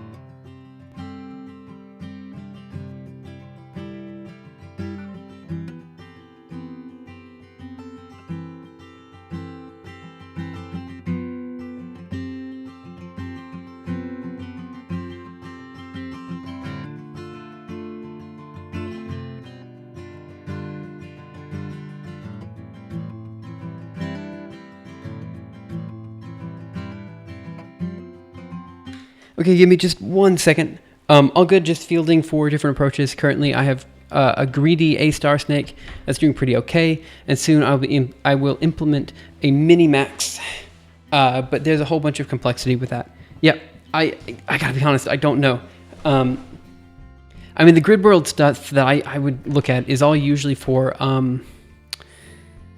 what is it for? It's usually for like, not necessarily machine learning, but like reinforcement learning type of things. Okay, so quick introduction to what we're doing, just for those who may be coming in, maybe weren't here for the past hour or so. We are messing around with symbolic logic in Julia. Did I just talk about this? I feel like I just talked about this like 2 seconds ago. We are talking about symbolic logic with Julia. In particular, what we want to do is basically take a fractal generation code known as an iterated function system and allow users to be able to express that iterated function system in a way that makes sense to them, which is usually a mathematical form. So they'll write down the math, and then we want to be able to plug that into an iterated function system solver. Right now we have unary operators and binary operators already implemented in Impero.jl, which is the package that we've been using. But we're looking at the next step, which is n-ary operators. Let me do this one more time. N-ary operators. And then once we get this done, we essentially have the syntax ready for the iterated function tree solver, iterated function system solver, and we can go from there. So that's kind of where we're at. Again, if you guys have comments, questions, concerns, anything like that, feel free to let me know, and I'll totally address it as soon as I see it in chat. Chat's been rather quiet today, but that's totally okay. I mean, like, it's the middle of the day in Europe, right? Like, I figure most people are probably working. They have this on in the background. So again, if you guys have like anything that you want to talk about, feel free to do so, and I'll just answer it as soon as I see it in chat. Okay, so what I'm trying to do right now is I'm trying to figure out what counts and what doesn't count as an n-ary operator. Like, how messed up was my n-ary operator scheme that I have implemented? I already have something in the code. It just doesn't seem to be doing what I expect it to do.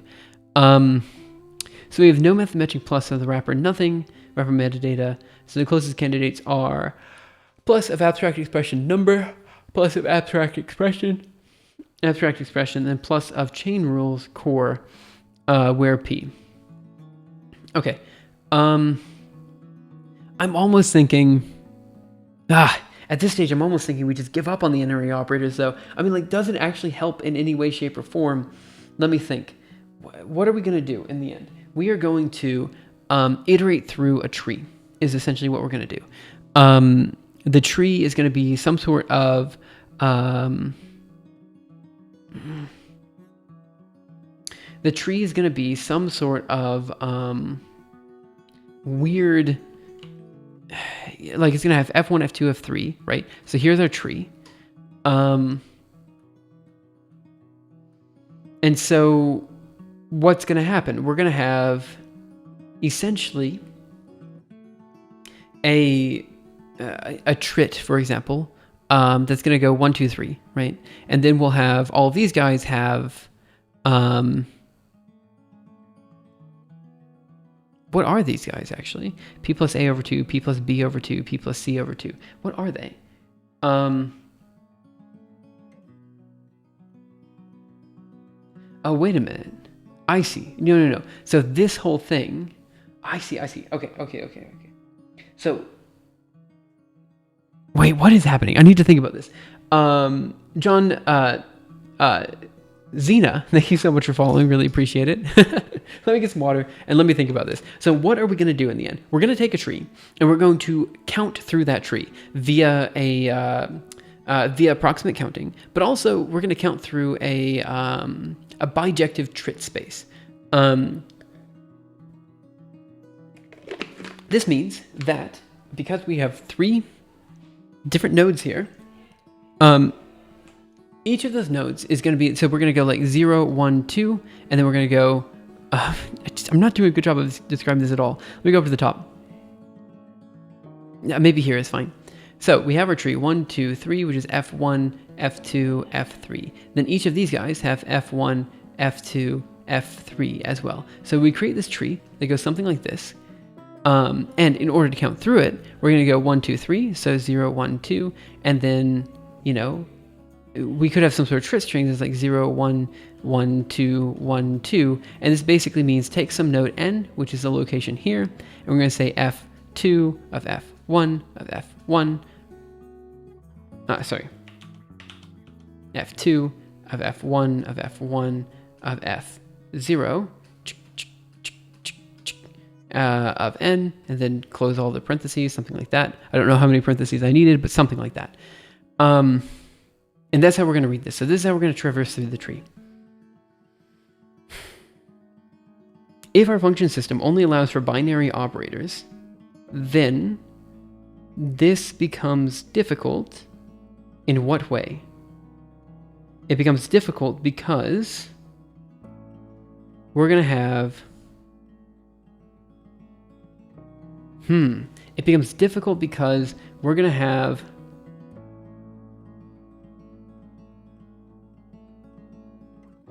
Actually, I don't know how it becomes more difficult. My question is, what happens when we combine 2 different function systems together? So let's say we take the Sierpinski triangle, which is F1, F2, and F3. So it has 3 functions associated with it, and the Barnsley-Fern, and we add those guys together. So that means our Hutchinson operator here would have 2 different sets of functions, 1, 2, 3 for the Sierpinski triangle, and then 1, 2, 3, 4 for the Barnsley-Fern. This is kind of my naive question. So there are 4 functions here, and there are 3 functions here. And our question is, how do we combine these guys together? The way the fractal flame method does is it kind of just randomly selects between the 2 in a way. So you have a 50% chance of going down this aisle and a 50% chance of going down this aisle. Now, there's a different percent chance for each of these guys. So it's like n% chance or something. And these guys all have a 33% chance. So, how does the n-ary operator help us here? maybe it doesn't. Maybe we're just bike shedding. Maybe the actual solution here is just to remove the n-ary operator completely and just deal specifically with binary operators and just balance the binary tree instead. I mean, how often are n-ary operators used in abstract syntax trees anyway? Are they even? I don't think they are. Let's just go to n-ary operators for abstract syntax trees. The more I think about this, the more I'm wondering how this is going to help. So let's take a step back and think about whether this is actually useful or not. Abstract syntax trees are n-ary trees. Let's see what we got here. Okay, abstract syntax trees in general are n-ary trees. I want to see the tree. Yeah, okay. I mean, fine. I mean, this thing has convinced me. We should at least... Okay, we're going to give it a solid chance for the next hour or two to see if we can get the n-ary operator into Impero. If we're not able to do it, it's not the end of the world. It's totally fine. I just wish we could, type of thing. So let's just keep working on it. Again, if we can't get it done by the end of the day, we'll just skip it. We're not going to worry about it. It's not that necessary. But it'd be super nice if we could get it to work, you know? It's just been irking me for a while now, and I just want to get it done. So let me get a little bit more water, and then we're just going to keep going.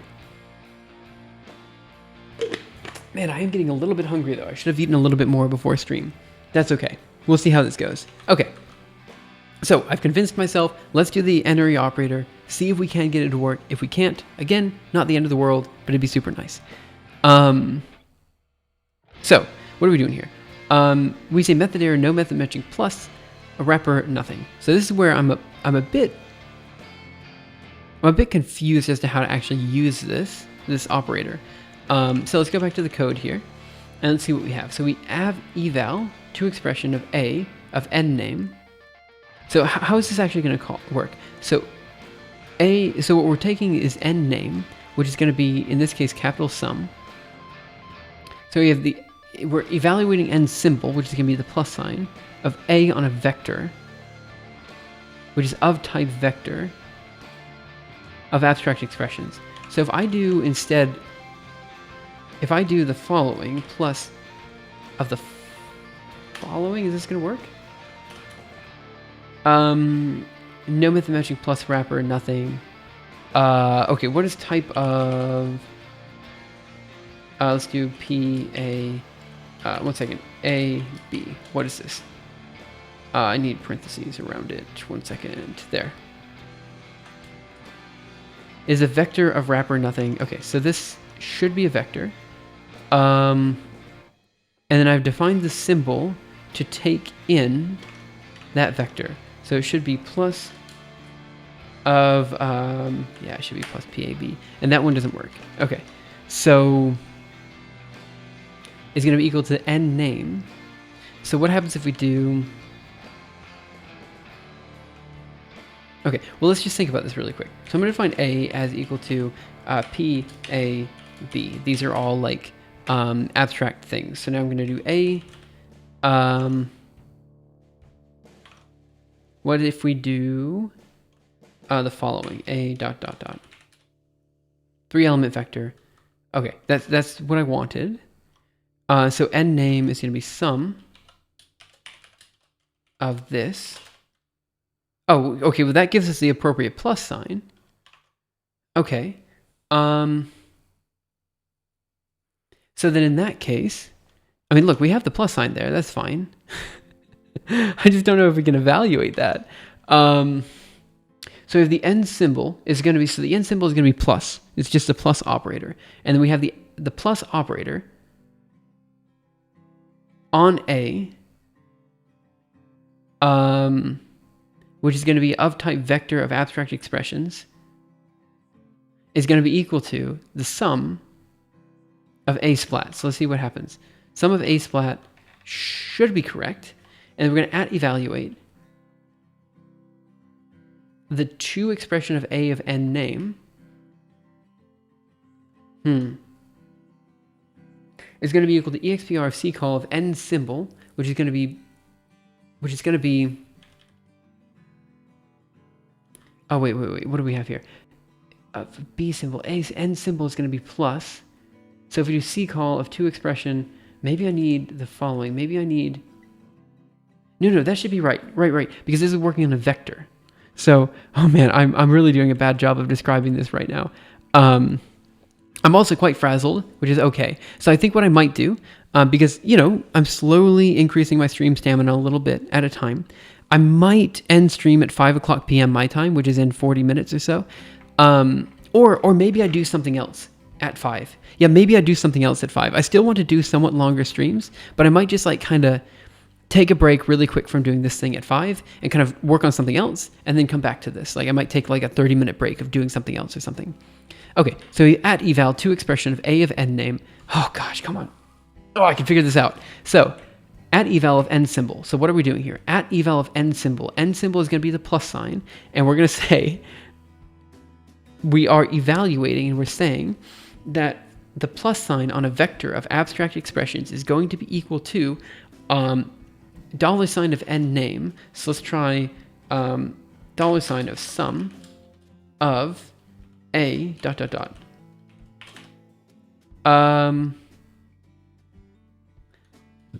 What happens if I do that? That didn't help at all. That did nothing. That was a complete waste of time.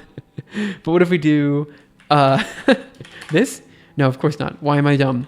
I don't know. We never even figured out how to use the sum operator, right? That was one of our problems. So if we do sum of 1, 2, 3, right? Just not even abstract. Oh, I need to do this and that and this. Right. And so the same with product, I believe. Product? Yeah, okay. So same with product. Let's go over here and just make sure I defined it correctly. I did. It is product. It's a multiplication symbol. Okay.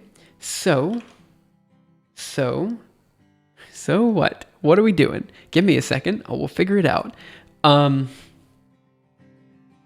do we evaluate that product, right? I know if we do this multiplication of, for example, 1, 2, 3, we'll get what we need.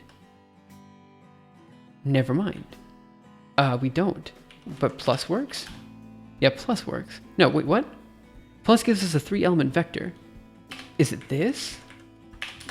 Yeah, that's what we need. Okay. So, gosh darn it. So then in that case, sum of 1, 2, 3 is not going to work, right? This gives us an error, but sum of vector works. But for some reason it gives us a 0. So here's my other stupid question. Product. Why does product give us a 0 at the end there? Doesn't that negate everything? 1, 2, 3, 0? Isn't that wrong?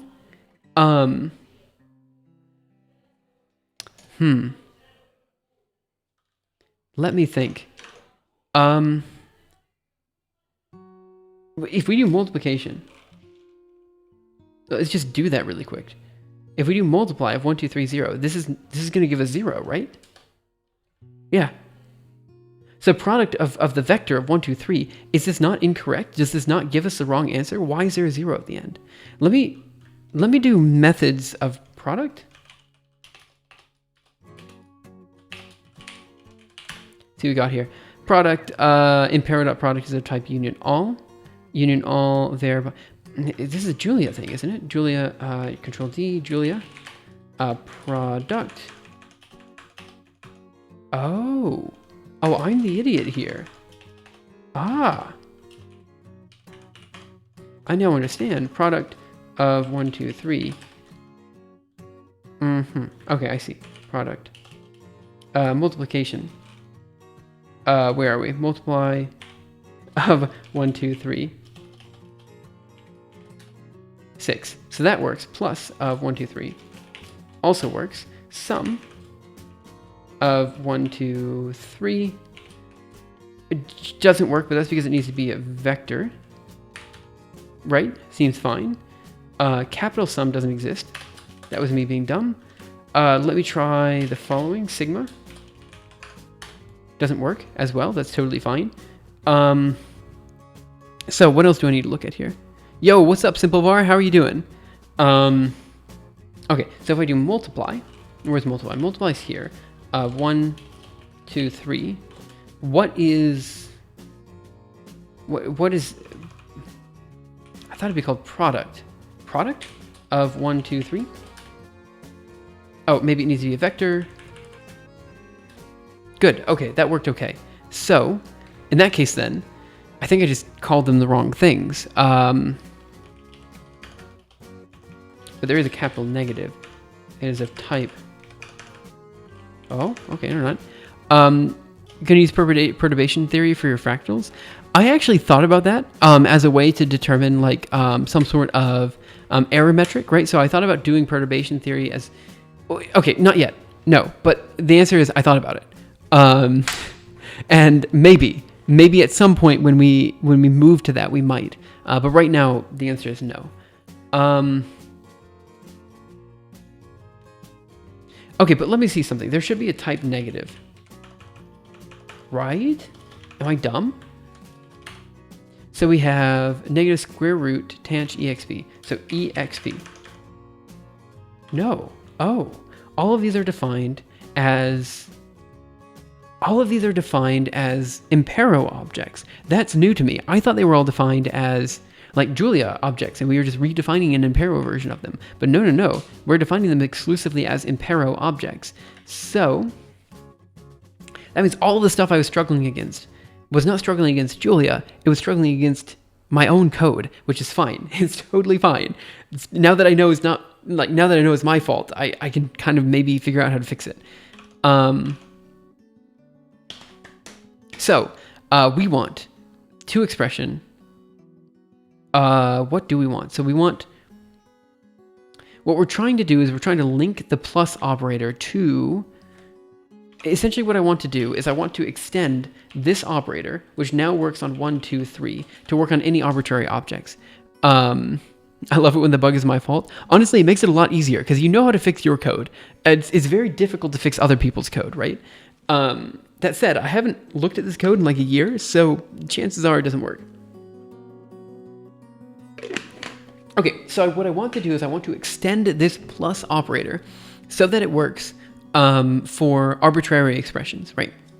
What we've been calling wrappers. So these are objects that don't have values associated with them. So how are we going to do that then? We are evaluating the symbol, which is going to be this guy here, to take in a vector of, which is a vector of abstract expressions. But maybe, no, this should still be fine.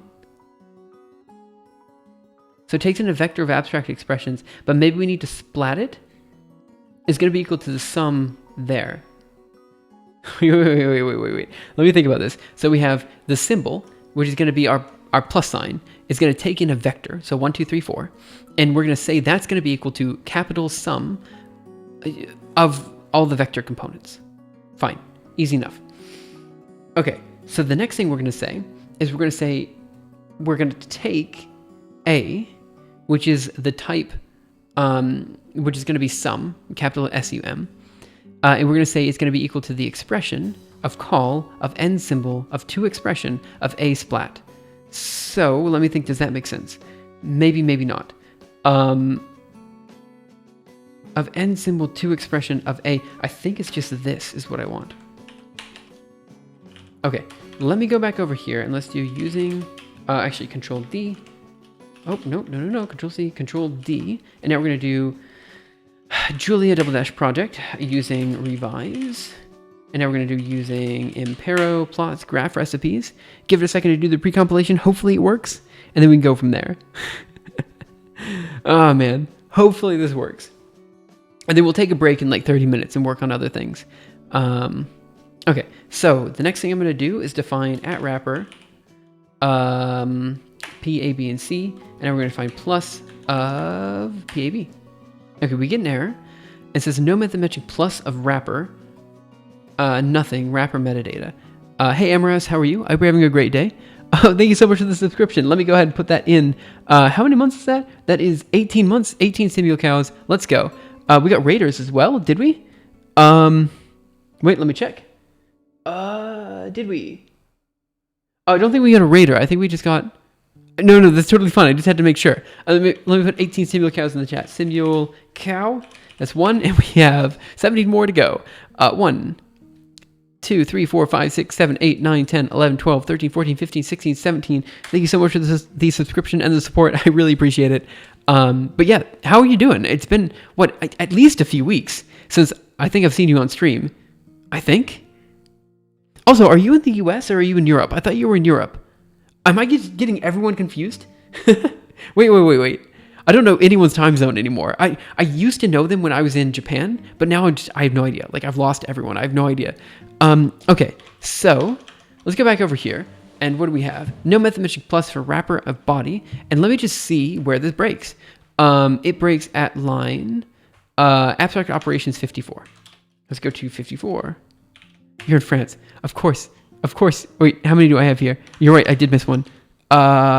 Simul Cow. Thank you so much. Okay, I knew you were in Europe. I don't know why I thought you were in the US. Same time zone as I am. Wow. It's kind of crazy that I'm in the same time zone as like almost all my European viewers actually. Like it's something that like, again, I never thought would happen, but you know, here it is. Here we are in the same time zone. Okay. So it says on line 54 is where it's failing, which is on line, that's a binary operator. Okay. Well, this is, let me make this smaller and just move the error message. So I'm going to move it over here, there. Okay. So what I'm going to try to figure out is, oh, come on, just stay there. Fine. Okay. So what I'm going to try to figure out is what's going on with this error message. So first of all, it is not seeing the plus operator as, it's not seeing the plus operator as a, as an n array operator. It's seeing the plus operator as a binary operator. And that's because we've defined it in two different places, and that's fine. Because we have add, which is the plus sign, and then we have the n array operators there. So, right, and I think this is because if we were to go back over here and we were just going to do, if we were to go back over here and we're just going to do plus of P and B, I think this one would work. Yes, that one works because of the way the binary operators are defined. But this won't work because it has no idea what to do with a vector of abstract expressions. It's been a while. I started a second master's degree in cybersecurity. Oh, that sounds super cool. You know, actually, cybersecurity is one of those areas that has recently been getting a lot more attention. And I think it's for good reason. Like, I'm happy to hear that. Like, it's one of those areas I really did want to go into. Like, okay, this is a bit tangential, but there was a long time ago that I was really into like certified ethical hacking. I don't know why. I don't know why I'm bringing this up. Certified ethical hacking. I'm really into it. I really wanted to get the certified ethical hacking certificate, but I realized like there's no reason. Like what's the advantage of getting this? You know, like just to say I'm a hacker. Like I mean, how does that help me in any way, shape, or form? It's just I kind of wanted to call myself a hacker, like just to say hey, you know. But honestly, are you looking more into like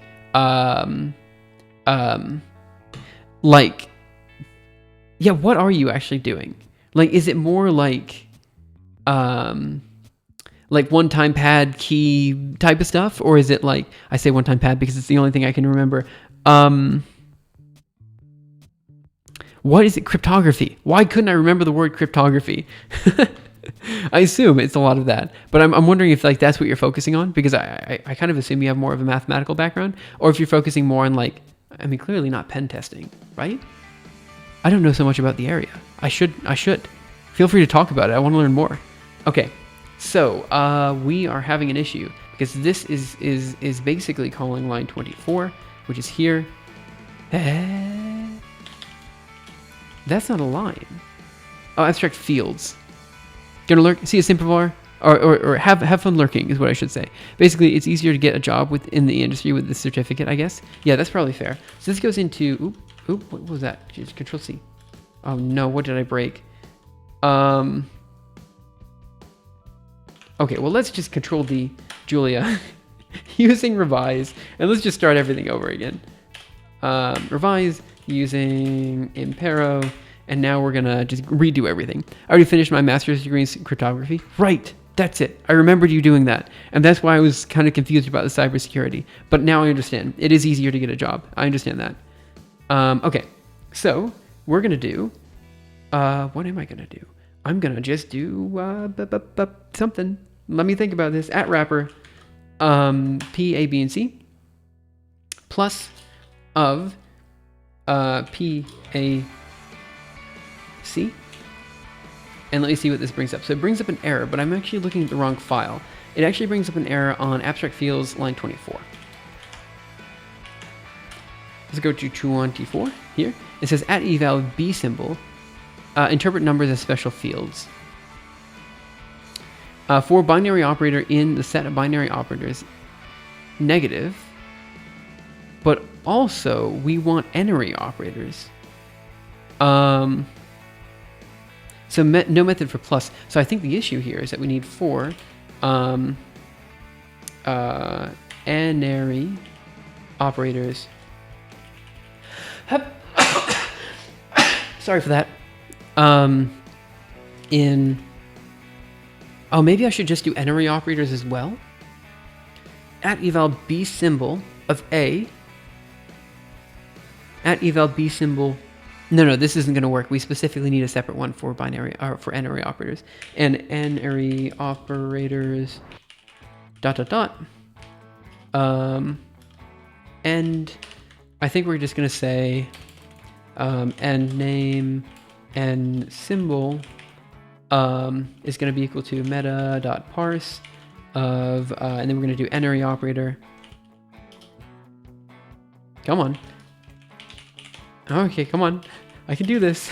No, I can't. Okay, now we're going to basically grab this line up here. So what is this? This is okay. I'm having courses this semester on system security, low-level programming, network security, and I'm skipping the math for security and basic cryptography. Yeah, totally fair enough. I mean, presuming you already have your master's in cryptography, like you probably don't need the basics, you know? Plus, your math is almost assuredly better than like most other people in your program. Okay, so what is this doing? This is saying that we're at evaluating a binary symbol, which is going to be like plus, minus, multiplication, division, and it's going to take in a number and an abstract expression, or an abstract expression and a number. So what we want to do is we want to take it, so this is now going to basically yank, paste, and we're going to do n symbol, and this is going to be equal to A, which is going to be a vector of abstract expressions. And we're going to say it's going to be equal to B symbol, so it's going to be n symbol of, now where do they get field? Field of A, what does field mean? Of course there are mandatory English classes, but I'm skipping those because I already did a master's degree in the same university, so I don't really care anymore. Oh wait, you can just skip them? That's fair. Can I just do field of A? What is field? Okay, well we're getting there one step at a time. Write this, go over here, plus this is going to precompile, it's going to give me another error, and it's going to say I don't know what field of A is. Yeah, that's what I thought. Perfect. Okay. N-ary operator not defined. Where? So this is going to be on line abstract fields 24. Oh, no. 28. N-ary operator. For n-ary operator, singular. Try it again. No method for plus wrapper, nothing. Okay, I just need to do something separate to validate the main 2 courses I skip. It's on the Enigma machine. Wait. Oh, yeah. That's fair. Okay, so what's the issue here? So method error, no method matching plus for wrapper of nothing, wrapper of wrapper metadata string. I don't know why there's a string there. Closing candidates are, but there should also be a plus sign. Julia using Impero. I'm just going to precompile. I'm just going to do it again over here. Method definition plus in module Impero is overwritten. Okay, I see. I'm accidentally overwriting, and I need to figure out why I'm overwriting it.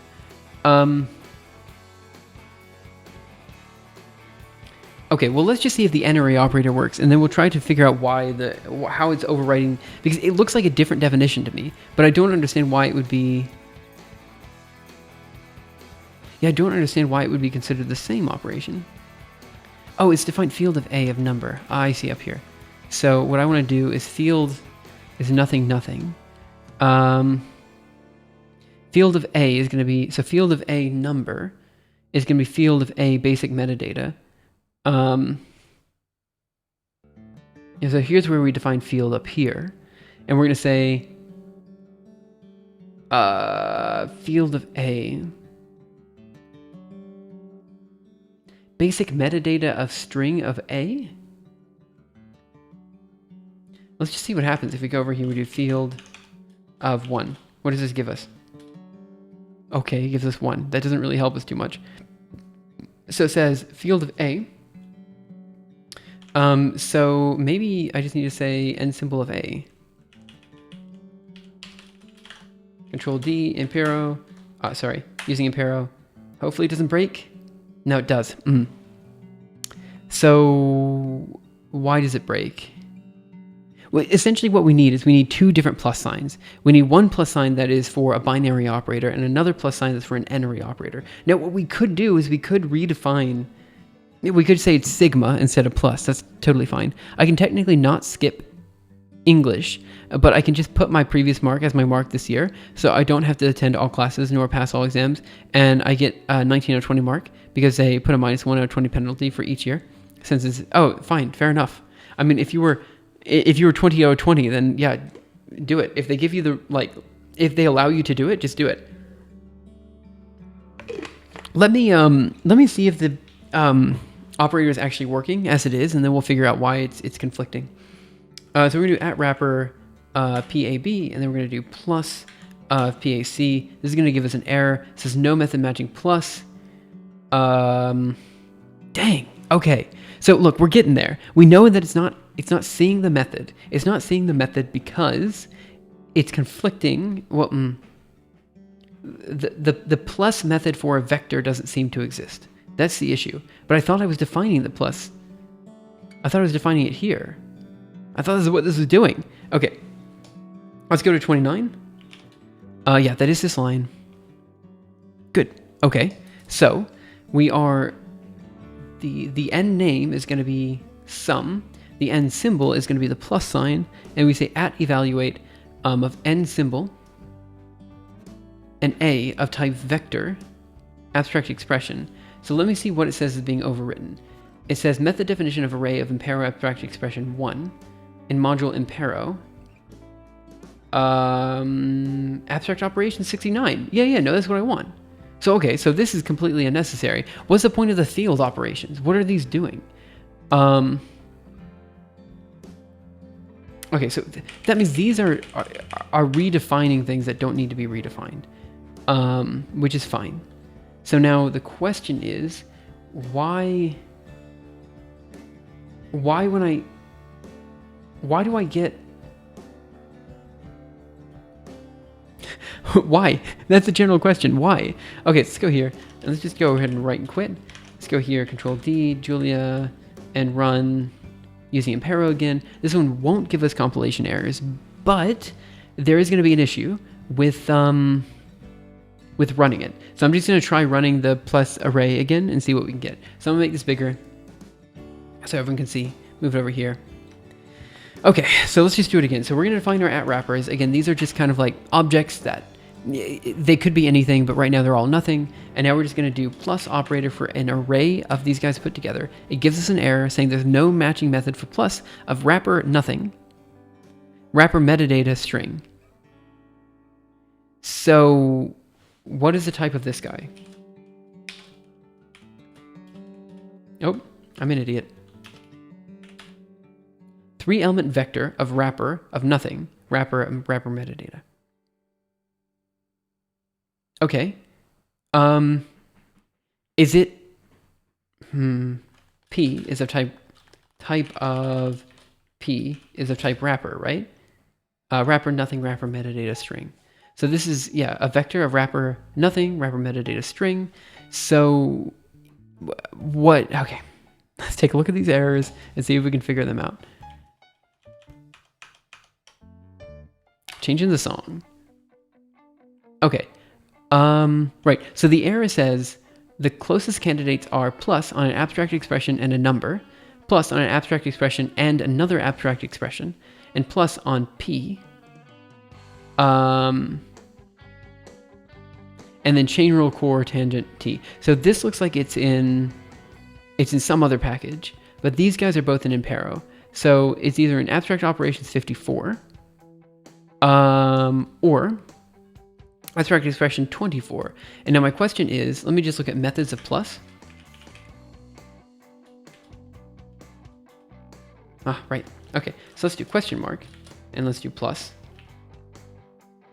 Okay, so we've got plus xyd z dot dot dot. That's not what I needed either. Dang it. Okay, I was really hoping to find the methods where plus is defined in Impero. So let me do Impero dot plus. And let me do methods of Impero dot plus.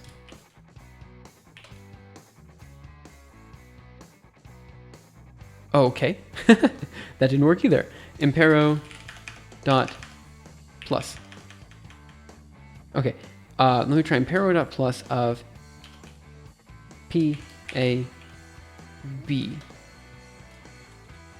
Method error, no method matching length of module. Okay, that's not what I was expecting at all.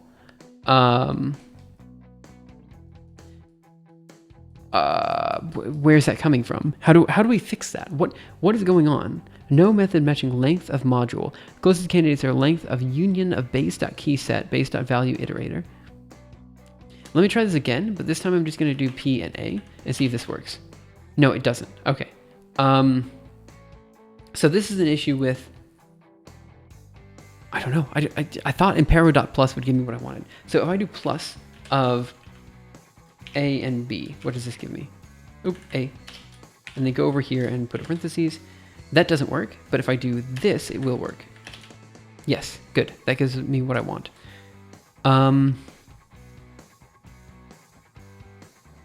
Okay, then I'm gonna ask a stupid question here. If I do the following and I put this, dang it, I thought maybe it was an issue only with the output. I was hoping.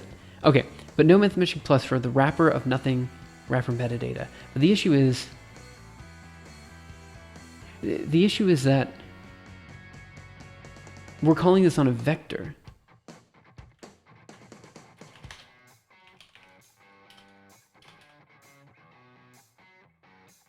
Yeah, we're calling this on a vector. That's what you typically have to do. So in principle, we should just be able to do of A, B, C. Yeah, but that creates, because it parses it, it creates,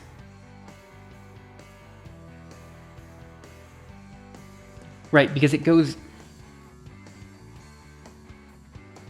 right, okay, so that's my issue. The issue is, if I just keep doing it this way, D, well, sorry, P or whatever, it's just going to create multiple operators like that,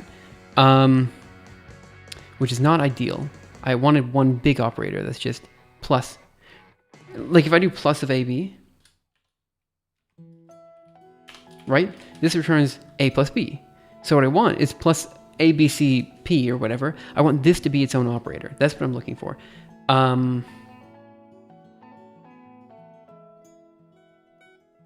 So what I thought was if I do plus of AB and I put this in here, so I define it specifically on a vector, that would work. But that obviously doesn't work.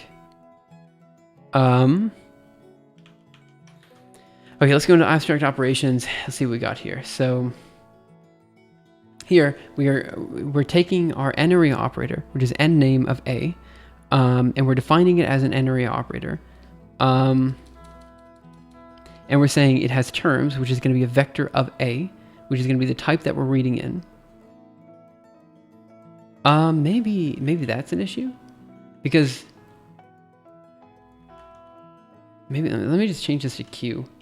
I don't think this is going to solve anything, but I'm just going to do it anyway, because maybe we're getting some sort of conflicting namespace, and I'm quite confused at this point.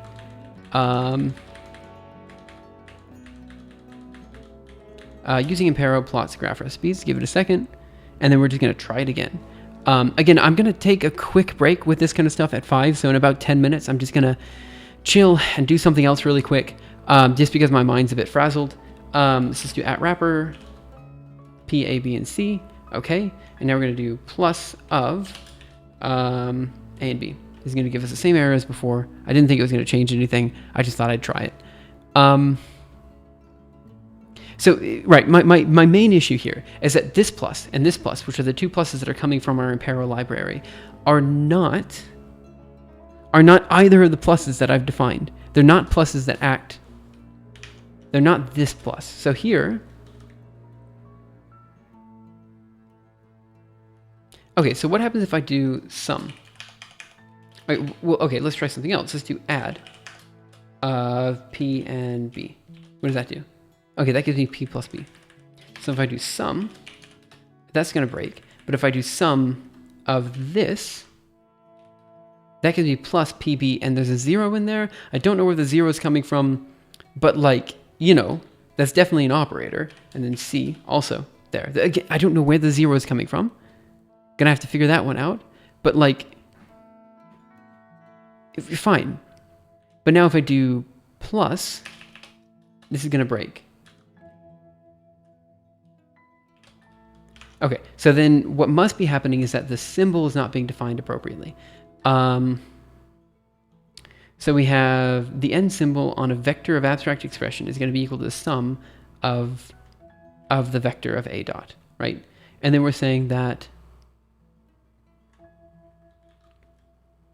let me just define these as different things and see if this works. So I'm going to define this as capital sigma and capital pi.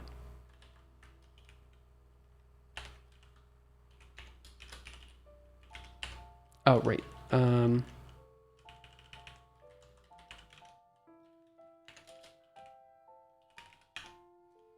Yeah, let me just define these as capital sigma and capital pi, see what happens. Up here, there, and then over here we're going to do capital pi. Okay, 1 second. Okay, so we've defined those as that. So let's write this, go over here, Control D, recompile everything, and let's just see what we get, and see if that does anything. Okay, it's doing this pre-compilation nonsense, and then we're just going to see what happens if we try calling sigma.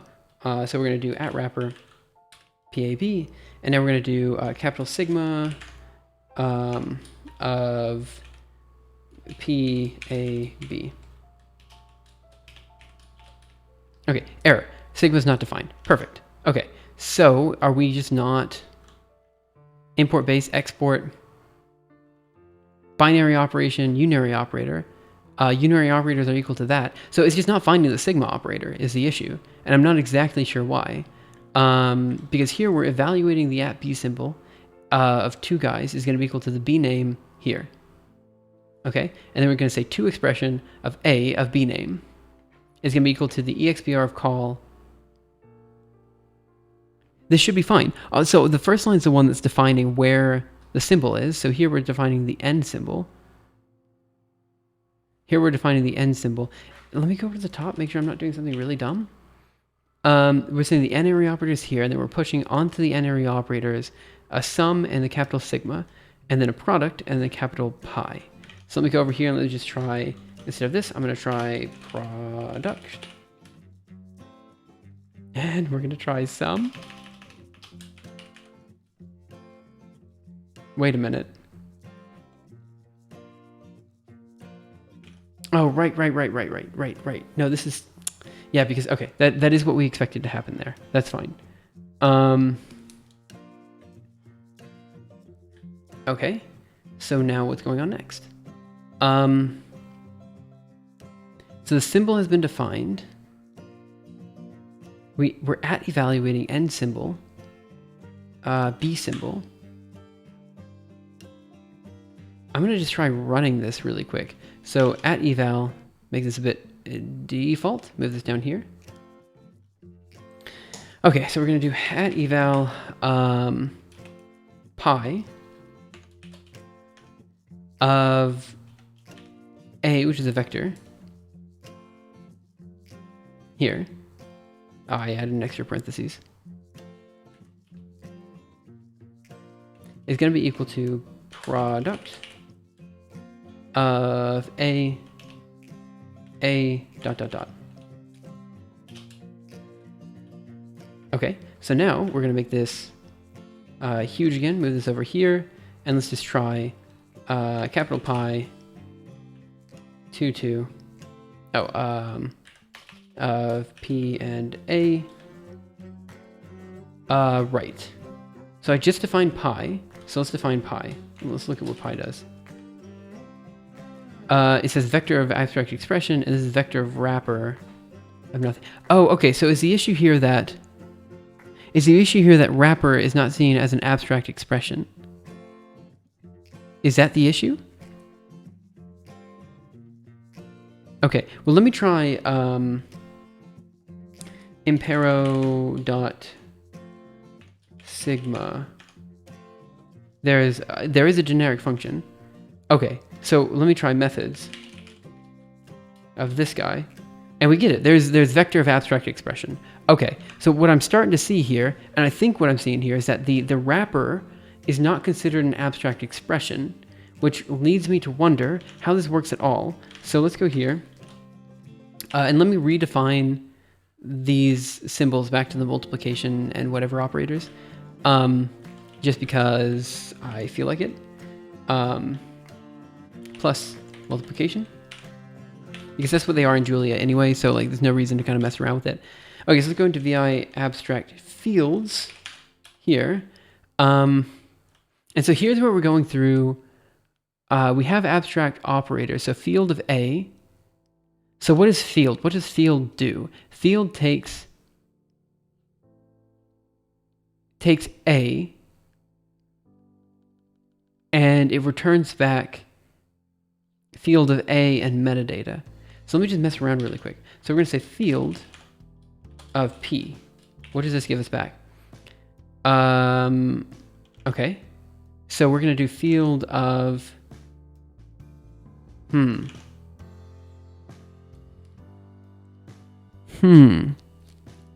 So here we have the B name or the negative symbol. It's going to be meta.parse.binary operator. Fine. And we get the name of the symbol. Then what we do is we say at eval B symbol, which is going to be the plus sign or whatever, is going to take a number or an abstract expression, and it's going to be equal to B symbol is going to be equal to B symbol, a field of A, B.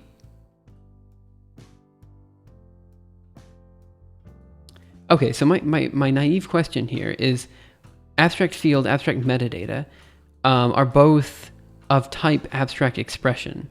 So it seems to me that when we are...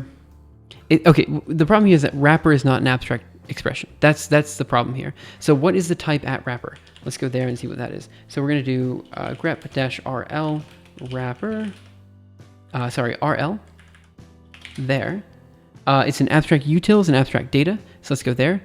VI abstract utils, JL, look for wrapper. So wrapper is a subtype of abstract expression.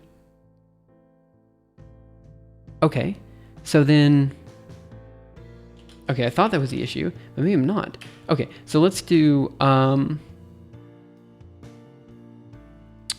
wrapper P subtype of abstract expression. I guess is A.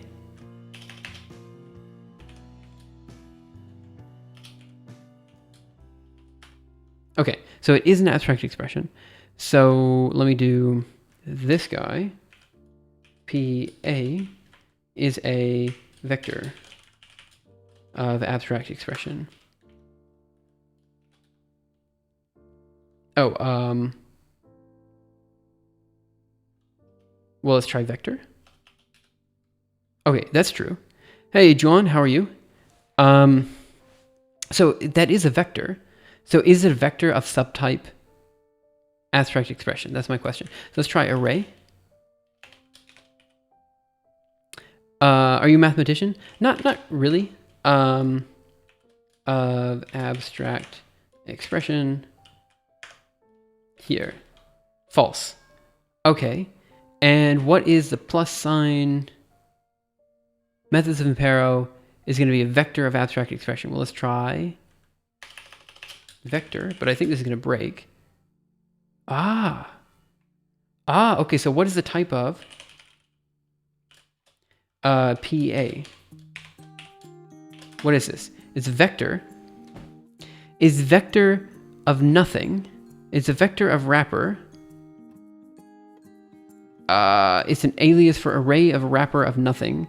Wrapper metadata string. So, okay, let's see what the type is of this thing. So, it's a vector of wrapper. But wrapper is... Dwan, thank you so much for following. Really appreciate it. Wrapper is what? What is wrapper? Wrapper is an abstract expression, right? So...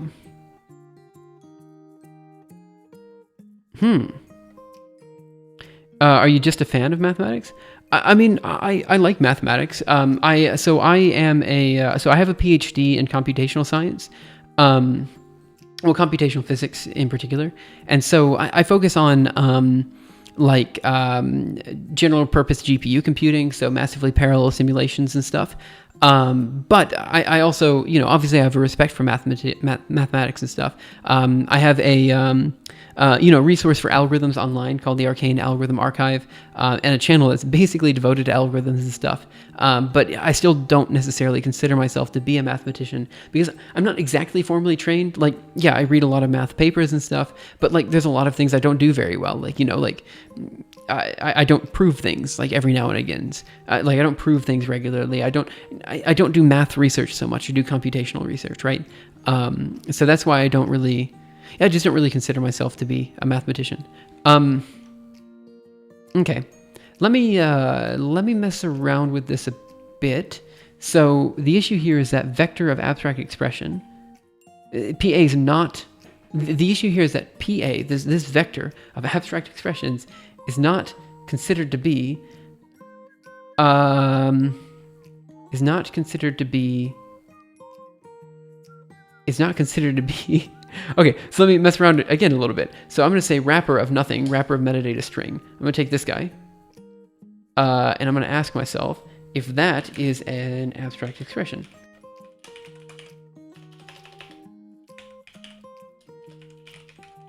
Here's my question. Is that true? Missing something. I'm missing this. That's false. Is a computation. Sorry, assuming wrong things. I thought you were a mathematician because there's a word fractal in the title of the stream. Right. Talking about the algorithm archive, we'll need to define build system structure.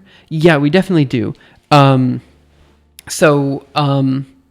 we talk about that in 10 minutes, I think, would actually be a good time to talk about it. I'm going to try to see if I can figure this guy out. Try to figure this guy out right now. And then after that, we can talk about that. So maybe 10, 15 minutes and we can talk about it. So I think, yeah, so I don't know if you created an issue, but there's definitely a PR for that. And it's definitely good to talk about now. Why not? But just 5 minutes, 10 minutes. Give me a second. I think I'm super close to figuring this out. And I want to get it done.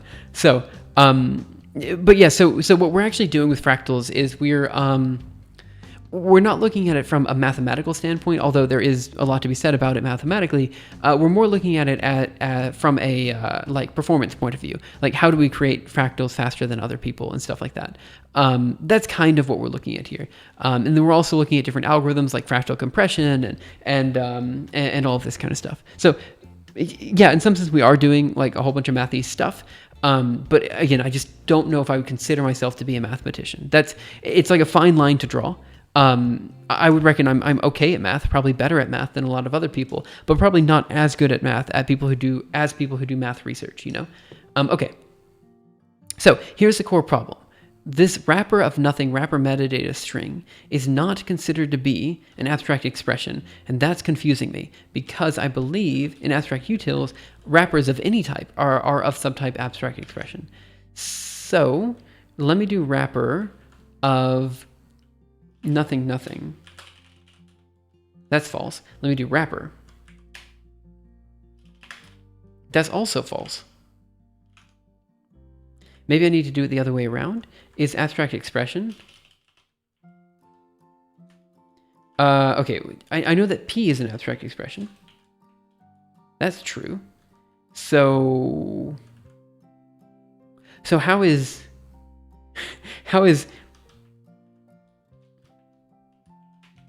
so this is obviously not.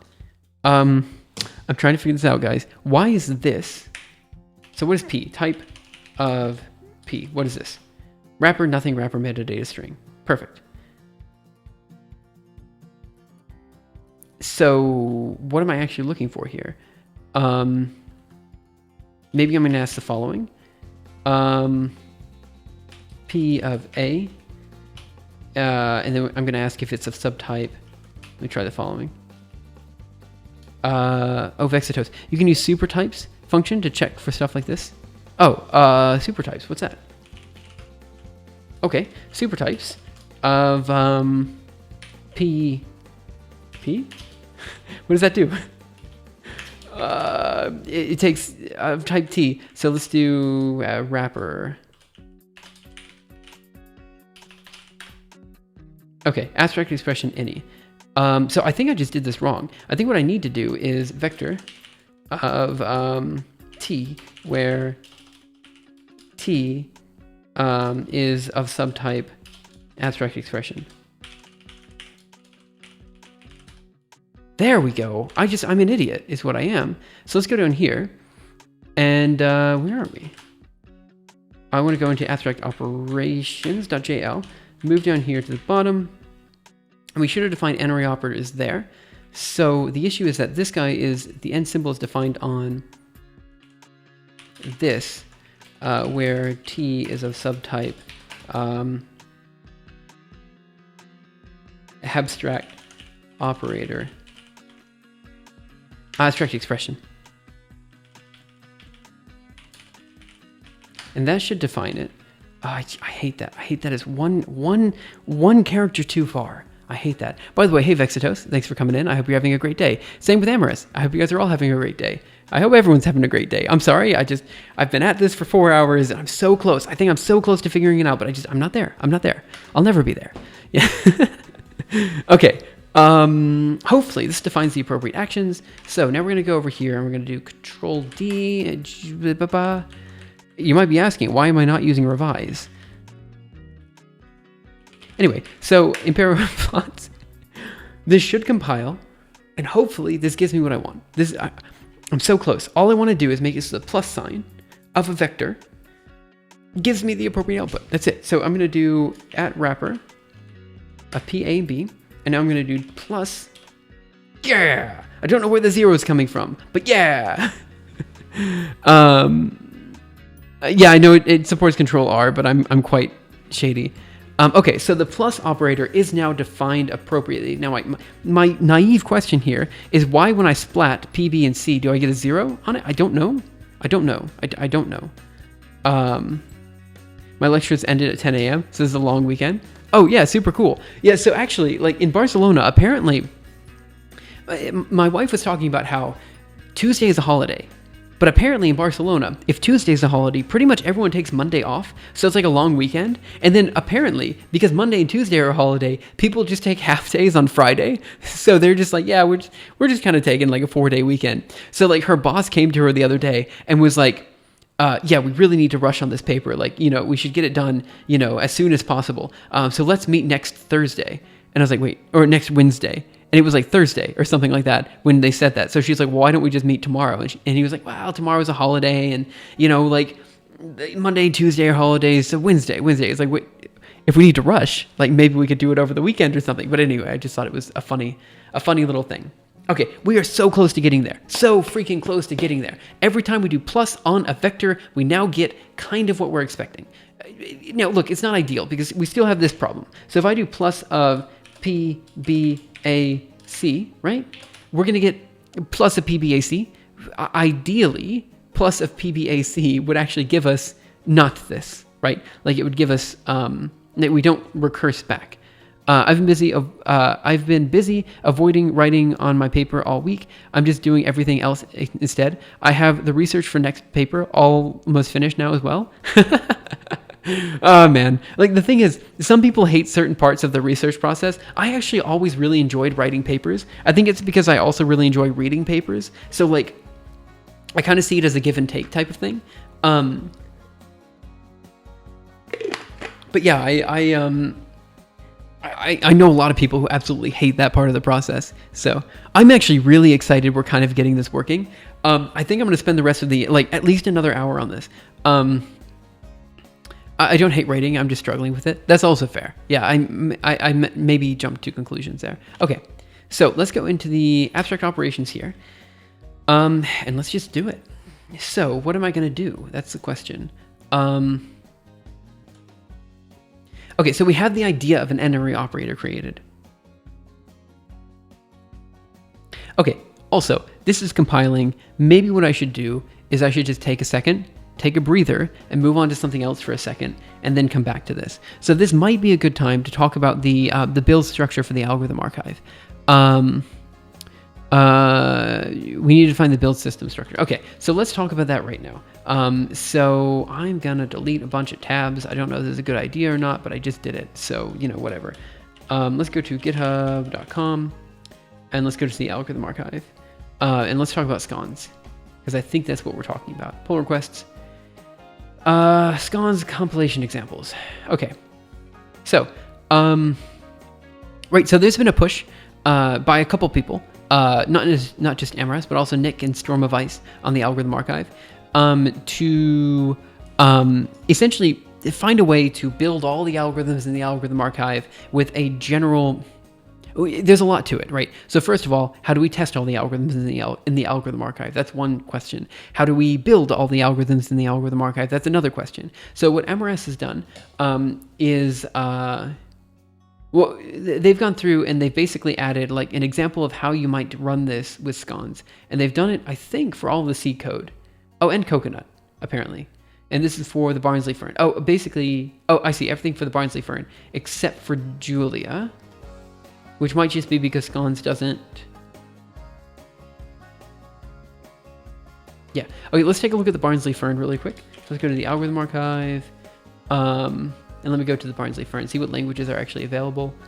We have C, C++, Java, Julia, Rust. And so the only language that isn't under scons here, it looks like it's Julia. So, and I think that's probably okay. So let's go here to conversation. This PR aims to provide examples on how to create compilation and run instructions with scons as per 691. Am I an idiot? I'm an idiot. There it is, right there. Yeah, okay, fair enough. I'm just an idiot. Conversation. As this is currently the only effort to provide concrete examples of compilation instructions, I highly encourage others to open their own draft PRs with their own compilation instructions until we decide what system to use. I'd like to give the system a fair comparison, so try to provide them for the same chapters as I did. Below is a basic instruction set instruction manual, there we go, for the Barnsley Fern chapter. Go to the directory, run scons out.dat. You want to run scons out.dat or scons barnsley.dat, depending on the implementation, and then clean the directory with a scons c. Okay. What do we have here?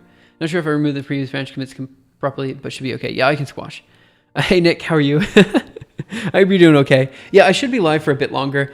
We've been working on abstract syntax tree implementations and stuff today, and I'm just now taking a look at the algorithm archive build structure. So what I'm going to do is I'm going to take this PR that Amras put forward, and I'm just going to run it locally. Yeah, we're just gonna see what we think about it. So while people are here, I think we have 30 people watching right now. For those of you guys who may not be super up to date on the algorithm archive, let me just briefly introduce it to make sure everyone's on the same page. The idea here is that we are kind of putting a bunch of algorithms together into a book. We're trying to give have the book have every language that we can manage available in it. So for example, here is a Barnsley-Fern chapter. I don't think there's much code in the Barnsley-Fern chapter until you get to the bottom, but when you get to the bottom, you can switch between C++, C, Java, Julia, Rust, Coconut, etc. There are other languages and other implementations where the code's built in. So for example, convolutions in 1D, you can switch between these different code blocks here. Currently just C#, and C and Julia. Nick, thank you so much for the subscription for 6 months. Let's go. I put 6 Simule cows in the chat. Simule cow. I really appreciate it. 1, 2, 3, 4, 5, 6. Let's go. I would love to discuss some of the issues related to Hacktoberfest. Right. Okay. So also we should talk about that. What issues are we talking about exactly? Because we have Hacktoberfest, or rather we have Hacktoberfest PRs from like last year that we still haven't dealt with. So yeah, let's talk about that in just a second. Let's pull down the scon stuff and think about that. And then we're going to, then we'll go from there. So let's do that. So we're going to go here. What happened? I feel like I'm missing there it is. That's what I'm missing. So let's turn this into default, move it over here. And I'm just gonna do this and that. Perfect. Okay. I'm also gonna move this down. There we go. Perfect. There. Okay. So we're going to cd into projects, algorithm archive, ls here, over here, cd projects, algorithm archive, and let's just go ahead and do git branch. Should be on master, git pull, upstream, master. Okay, and then we're gonna pull this down.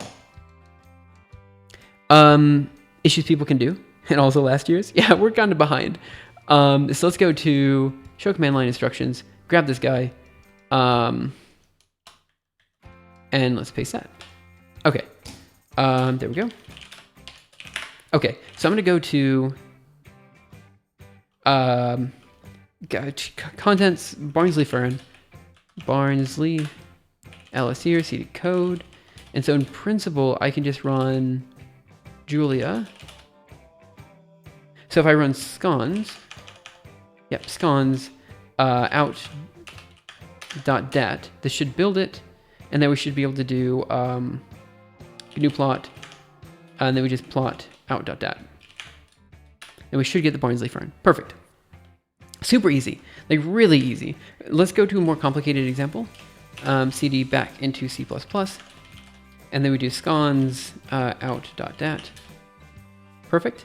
And then we do GNU plot, plot out.dat. Big fan. Super big fan of this. It's just, everything's easy now. I mean, not everything, but everything, Okay, really big fan of that.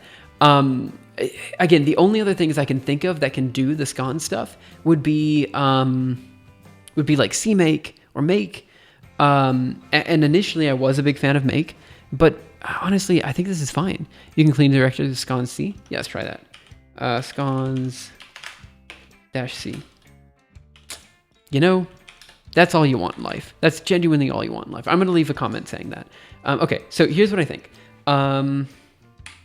I think the only change I would make to this PR is making sure that all the output files are the same name. But what did we decide on that? Is everything just out.dat, or should things be Barnsley.dat? I think in this case, we wanted Barnsley.dat. Barnsley.dat. It said, I think I should also add a quick chapter about compiling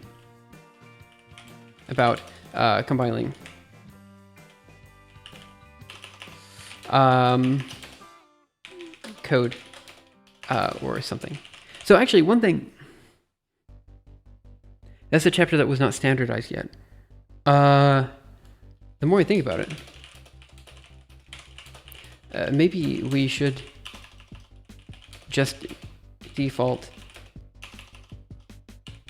everything to output as out.dat, so people can always run. Oh no. The data file. I think the data file should always be the name of the directory, or just out.dat, so people know what to run without having to think about it. So approximate counting, for example, would be approximate counting.dat.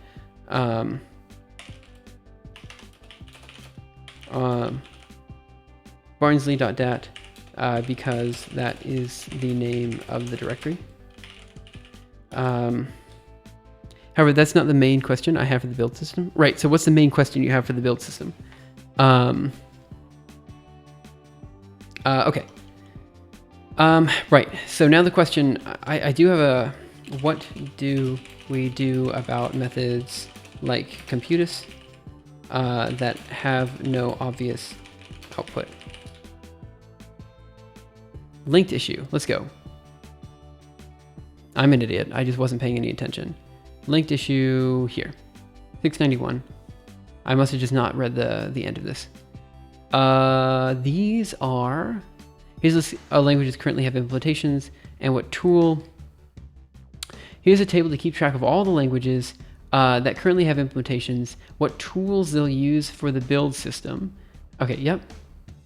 And then we have a question here. This is what I missed because I was not reading, I just wasn't reading. Okay, as apparently we're using sconces as a basis. A few options come to mind. First, there is the possibility of providing algorithm by algorithm S-construct files, which provide compilation instructions for each language, and even a way to run programs which produce an output file. It's quite easy to do, but it asks for some copy pasting, which is annoying. And the compilation instructions are not that straightforward for some languages. So we would need to provide a library that defines builder objects that are importable individually. However, that gives the possibility of running the algorithms directly and redirects std out to a file, which would help with automating verification efforts by 824. Great. One other way would be to provide several language targets in the correct folder. This one demands more work, but seems easier to deal with because we can just create builder objects at the root and just propagate them down the hierarchy. That would make things easier for contributors. Simply provide an S-conscript file which imports all the variables and uses the builder objects we provide compared to the approach cited above. However, the main downside is that it would not help with the automated verifications effort in the sense that it would compile all the algorithms in one language. Of course, there is always the option of doing both, providing S-construct, which is okay, I guess. I'm not going to lie, this is not my favorite way of handling the situation, but it gives users a choice. So what we're asking is, do we want a builder for every language? Let me make sure I'm understanding what we're asking here. Do we want a builder for every language? Or do we want an S? I guess I need to learn here. So we can do an algorithm by algorithm S-construct file, or we have an S-conscript file. We need a build for every language or a group of languages. So I think, I mean, if I'm understanding, the question is, do we have an algorithm by algorithm approach, which I think makes things more verifiable, and I think is also what you have in the PR, or do we have a kind of general purpose, like builder script to work with all Python files, for example, or all Julia files, for example, or C++ is probably the like major, like, the major one that we're thinking about here, or like Rust or something like that. 1 second. Sorry, this is not the most comfortable seating arrangement. Okay. So the other way to provide several language targets and build each algorithm in the correct folder. Right. I think the algorithm by algorithm approach is the one that I'd go for here. I think if this is the so what does a builder outside the hierarchy stand for? Like, what do you mean by that? Does that mean... let me just reread this because I might have misunderstood. First, there's a possibility of providing algorithm by algorithm as construct files, which provide compilation instructions for each language, and even a way to run programs which produce an output file. It's quite easy to do, but it asks for some copy pasting, which is annoying, and the compilation instructions are not that straightforward for some languages. So we would need to provide a library that defines builder objects that are importable individually. However, that gives the possibility of running the algorithm directly and redirect std out to file. Sure, okay. Which would help with automated verification efforts. Sure, okay. So we would need to provide a library that defines builder objects that are imported individually. So what would we fit in a builder object, I guess is my question.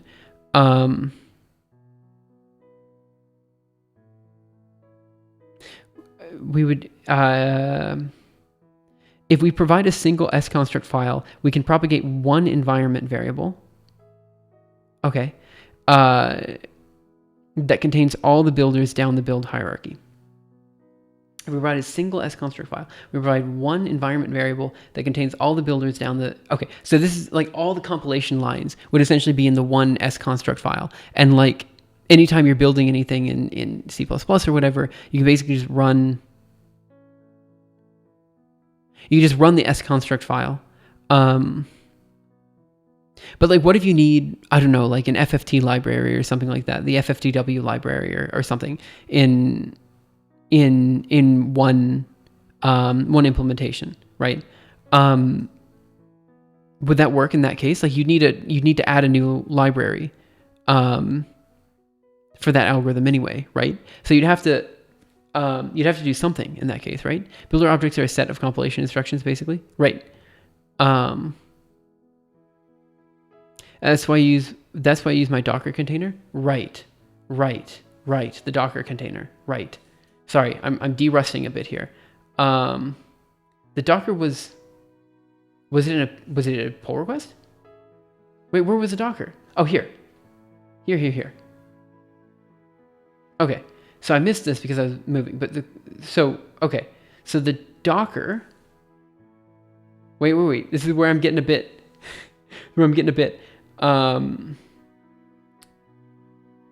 So what this did is it gave a bunch of compilation instructions, I believe.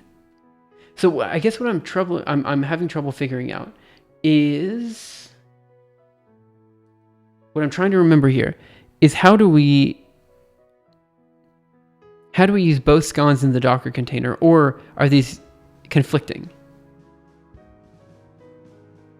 That's my question. 1 second, what is this? It installed all the languages on your system. Right. It installed all the languages on your system so that we could then use that environment so that we can then run all the build scripts. Right. Perfect. I'm sorry, I'm being really dense here, and I apologize for that. So then we get it all installed. Right. But my question is like, so if we have... Yes, scons would run in the container. Okay, got it. So if we have... Okay, this is a stupid question. I'm going to try to draw it out because I'm doing a very bad job of thinking right now. So we have some algorithm, not algorithm X, because that is actually an algorithm. We'll call it algorithm Y, and some algorithm Z, right? So algorithm Z requires the FFTW library, right? Algorithm Y does not, right? So in the Docker container, Docker installs the FFTW library for you, perfect, which is what we'd want. But for the build instructions for this S-construct files, we would have to have a separate build instruction for this guy as opposed to this guy, right? Or could we have a build instruction that would... Could we have a build instruction that... I'm asking a really stupid question here because I don't understand, and I apologize. I should know. Scones should decide to use the library that is available. So, okay, my question is, does that necessarily mean we need a separate S script for this one? Also, it's fine to include FFT. You're right. It's probably fine to include... Yeah, okay, you're right. We could just include the FFT library all the time. That's probably true for almost every language. For C++, we can just put the LE flags LFFT inside the program builder for instances. So even if we have the one file that kind of propagates through, even if we have the one file that propagates through, we could still add the LFFT flag specifically to the build for algorithm Z, is what you're saying. My question is, does this... I'm trying to find like an easy way to necessarily say we need one or the other, right? Like that's what I'm trying to figure out. Because to me, I mean, okay, so now my next question is, and again, this is another naive question here. How does this hurt the verification efforts? It hurts the verification efforts because, or how does this other method hurt the verification efforts? And this is because you'd have to do it all at once, right? You have to verify everything at the same time because all the builds would happen essentially simultaneously for one language. We would provide an S-conscript or S-construct file for each build target. Right. That would make things easier for contributors. The main downside is that it would not help with the automated verification efforts in the sense that it would compile all the algorithms in one language at a time. But I don't think that would hurt too bad, right? I mean, what do you think? Maybe Nick would know better than I would. I mean, so let's say we just compile all Python code or all Julia code or C++ code. We compile all C++ code down the stack. I mean, does that... I don't think that necessarily hurts the verification efforts. It just means that you check all C++ before checking all Python, before checking all Julia, right? Or am I completely off base there? Because I definitely could be. Let me get some water.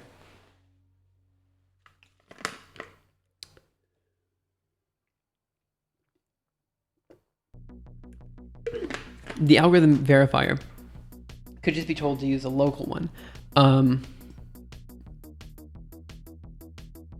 It would be hard to check algorithm by algorithm. So it seems to me that the idea of creating several language targets might be the ideal way to go anyway. Is that kind of what I'm understanding? Sorry, I'm asking super naive questions here because I don't actually know. And, you know,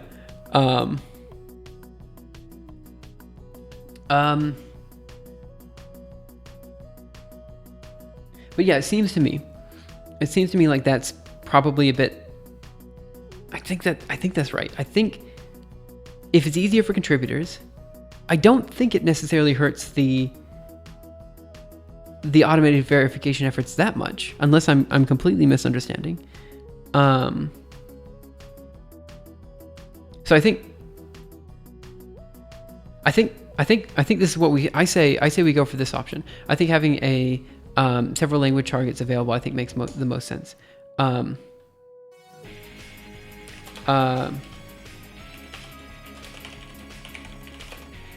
Let's see, several.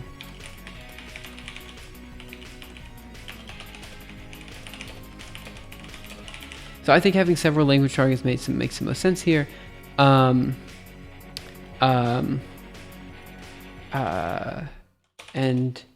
would be happy to see things move in that direction. But if I think Storm of Ice would be the one that's mainly doing the verification efforts, but let me double check here to make sure I'm not... Oh, you posted it. You posted it here. It is 8:24. There. No, I was wrong. It's just that wait, what am I doing? Some discussion, this is what came out. Yes, okay. So I'm gonna say either Storm of Ice or Nick would know best here. So I'm just gonna say, yeah. But if Storm of Ice disagrees, then, yeah. But I think we need...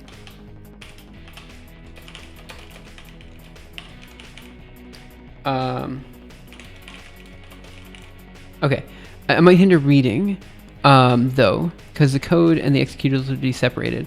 But that's the only downside I see. Oh, I see. Okay,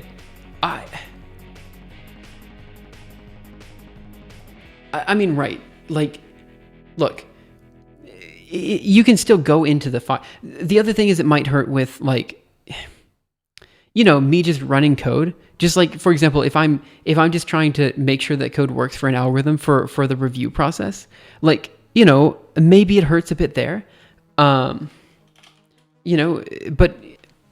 I mean, really, it's not that big of a deal, right? Like, I mean, it's just compilation instructions, and like, worst case scenario, if I really don't want to run the scan script, I can just grab the compilation instructions from the scan script and just run it locally anyway. So I still don't think it's that big of a deal. I'll mention it though. Might be an argument.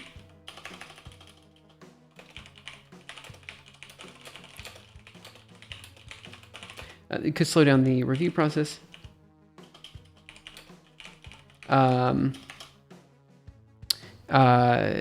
Because, but we can still build a single algorithm, can't we? Or is that not possible? No, let's just go with the, yeah. Let's not worry about that for now. I think this is fine. Let's just comment that there.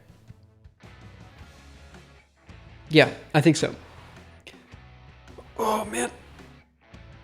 Oh. Okay. Yeah. With an S-conscript file alone, you can't build.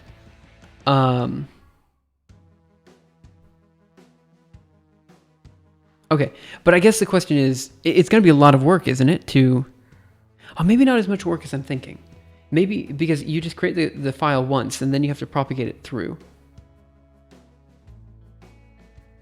Right, so you need to be in the S-construct files folder. Right. Okay, yeah, let's give it a shot. I think this is good. Okay, so Nick. So the next question is, for Nick, which is specifically, I think with the Docker container, there's a lot of really good issues there for a bunch of other languages and stuff. So Nick was asking, how do we channel the energy that is from Hacktoberfest? And let's just see what we can do. So I actually haven't looked into it too much. Hacktoberfest 2021. I think you have to opt in nowadays, right? Choose trees or teas, giving to open source. How does it work? Hacktoberfest maintainers, perfect.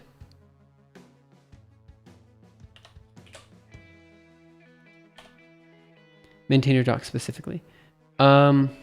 Add Hacktoberfest topic to your repository project so that so folks knows you're participating in Hacktoberfest. Apply the Hacktoberfest label to issues in your GitHub or GitLab project that are ready for contributors to work on. Add a contributing.md file with contribution guidelines to your repository. Choose issues that have well-defined scope and are self-contained. Adopt a code of conduct to foster a greater sense of inclusion and community. Be ready to review pull requests, approving those that are valid and flagging those that are not as invalid or spam. A pull request can be approved by either giving it an overall approving review from maintainers or a merging pull request, or adding the Hacktoberfest accepted label. Okay, new this year. Criteria for a t-shirt pack first, then. Okay, so, right. I think we can just label some of these issues as Hacktoberfest issues, right?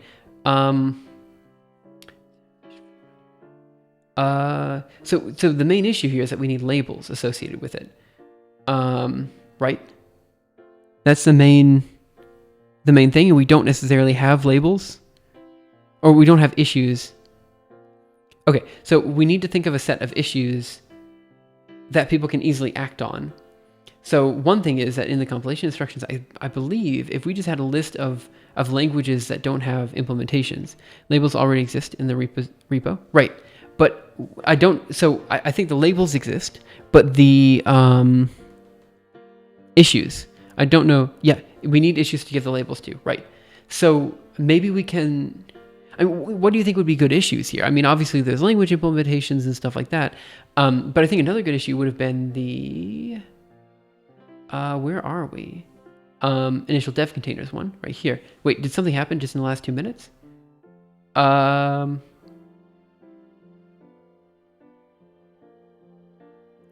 Okay, wait, no. Would people be able to PR this PR and would that count for Hacktoberfest? Or maybe we should merge this guy, and then we merge it in, and then we have an issue for adding languages. We have an issue for adding languages, and we use that as a Hacktoberfest issue. Yeah, I think you're right. I think we just merge it now. I think it's fine. Let me double check one thing really quick. Where is it? It's in dev containers Docker file. Yeah, let's just go ahead and merge it. I don't think we should open the compilation instructions issue. It's probably too broad. I agree. That's definitely not for Hacktoberfest. I was just thinking for the dev container, that would be maybe something.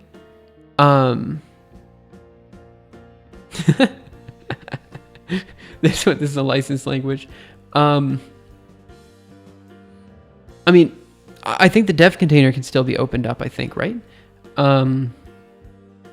But actually, let's just go ahead and review. I'm going to say I'm happy with this. It works fine.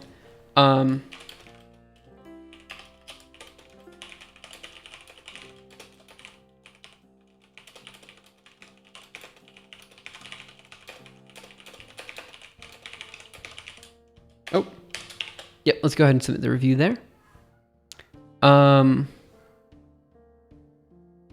And give it the label so I get my points too. Okay, yeah, sure. Let's just go ahead and labels here, Hacktoberfest. Nope. Eh? Oh, okay. Hacktoberfest label. Perfect. Do I also have to add Hacktoberfest accepted? All right, good. Added the two labels. So squash and merge. Okay, sure. Squash and merge. Confirm squash and merge. Perfect. Okay. Yeah, if you want to add the that issue, I can add Hacktoberfest to it. Just let me know when you add it. Let me get a little bit more water. I'm getting a bit thirsty. And then I think I'll spend another like 10-20 minutes on algorithm archive stuff, and then I'm going to hop back onto the n-array operator stuff, because I really think we can finish that up today, and that'd be super exciting. Also, you don't have to create the issue now. Just like send me a notification when it's done, or I mean, I'll get a notification email. But yeah, I mean, maybe we create like a meta issue for things that we think would be good for Hacktoberfest. All one issue. I think we can just do all one issue, right? But I think maybe we just create a meta issue that's just like Hacktoberfest 2021. Feature request, sure. And we're just like, hey, we're looking for things that are good for Hacktoberfest right now. Yeah, that's what I'm thinking. So Hacktoberfest 2021.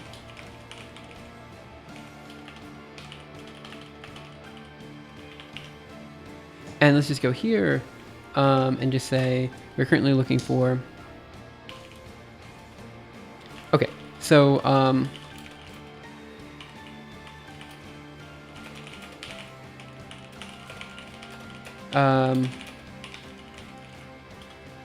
Fest 2021, obviously. Obviously. Let's just say if there is a language that, you know, if there's an algorithm implementation, algorithm implementation. I see. If there's an algorithm implementation, there's an algorithm that is missing an implementation. Your favorite language. Feel free to add it in.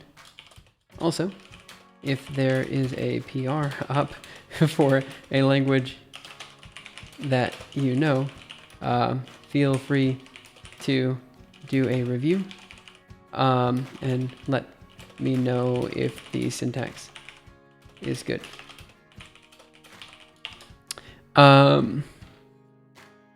Did I misspell it? I did, thank you.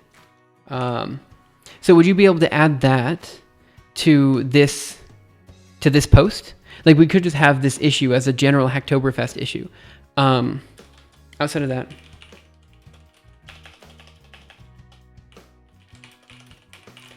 please feel free.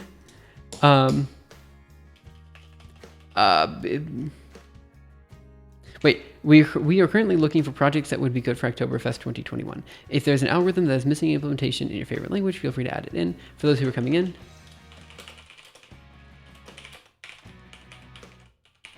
projects.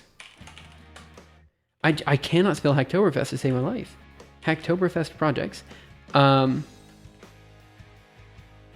Let's see. If there is an algorithm that's missing, if there's a PR,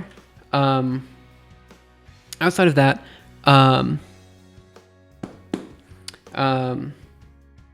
there might be additional projects in the comments in this thread from other algorithm archivists who are looking, who have a good idea of what to do.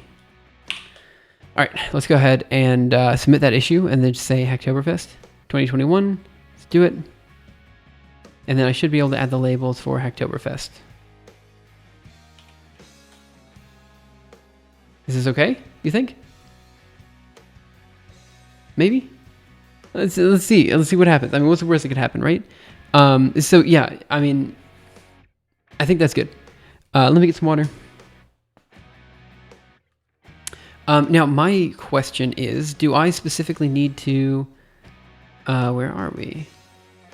Add the Hacktoberfest topic to your repository project so that people know you're participating in Hacktoberfest. So how do we add the Hacktoberfest topic?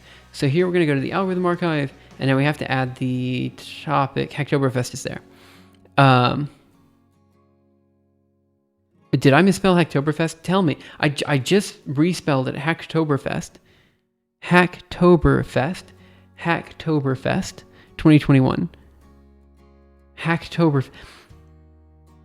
It has to be right. Okay, we'll see what people do. I don't know, like, Hacktoberfest was super big in 2018 for the community. Like, really big. Super, like, I really enjoyed that. But it's been a while. You know, it's been a while since Hacktoberfest has been a big thing. So, you know, we'll see. We'll see how it goes. Obviously, there's a lot of Hacktoberfest PRs from a while ago that need to be fixed, but... Ah, dang it! Ah! Okay, I'll fix it. Oh, no. It's okay. All right, update comment. Perfect. Perfect. I'm so sorry. I misspelled it every single time I tried to spell it. I misspelled it. There was not a single time when I spelled it correctly, and I had to go back and change it. Okay. So I think that's good for the algorithm archive stuff for now. We spent maybe an hour and a half today on algorithm archive stuff, which has been, I think, really good. So I'm going to go back to the Julia n-array operator stuff, reintroduce the problem. I did nothing? Wait, I did nothing. What do you mean? I merged a PR. Don't give me that. I merged a PR earlier today. I merged a PR now. Like, we're getting there. I'm sorry. Like, you're right. I didn't do too much, but like, just, give me a break. We created a Hacktoberfest issue. Submitted a new PR. Oh no, did I miss a PR? Let me see. What do we have? PR? Added convolutional theorem implementation in Python. Oh, this should be easy. You did not correct the typo. What? What? No way. I totally corrected the typo. Ow. Oh no. Edit. I see. Hacktoberfest. Come on. K. No. Ah. Update comment. There we go. I did it. I promise. I'm so sorry. Oh, man. Nothing says I'm completely inept at my job more than the fact that I can't spell Hacktoberfest correctly, and when I try to fix it, I can't even fix it correctly. Oh, well. It's fine. We'll get there one day. Okay. So the pull request, I think I'm gonna leave the convolutional theorem one for tomorrow, if that's okay, and we're gonna hop right back into the Julia stuff, and we're gonna do this tomorrow. It's gonna be a quick one to merge, I think. I don't see any problems with it. I don't see any problems with it at all. All right, let me get some more water. I just wanted to take a second because I have to build it locally, and I'm like, let's just. No, actually, no, I don't even have to build it locally. Actually, this is a quick merge. Wait, why?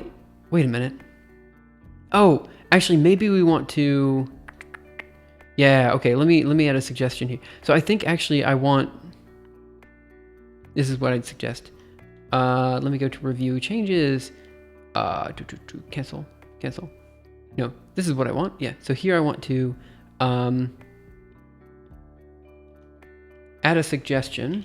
I think. Let me see if this works. Suggestion of this, and then I want to import the language here, there, and then that. Start review. Oh no. No, I'm just an idiot. Edit. Suggestion here should still be Julia. There. And then we should add the sample language Python here. And then I think that should be right. And then down here, we want to just suggest just to remove those lines. Oh no, come on.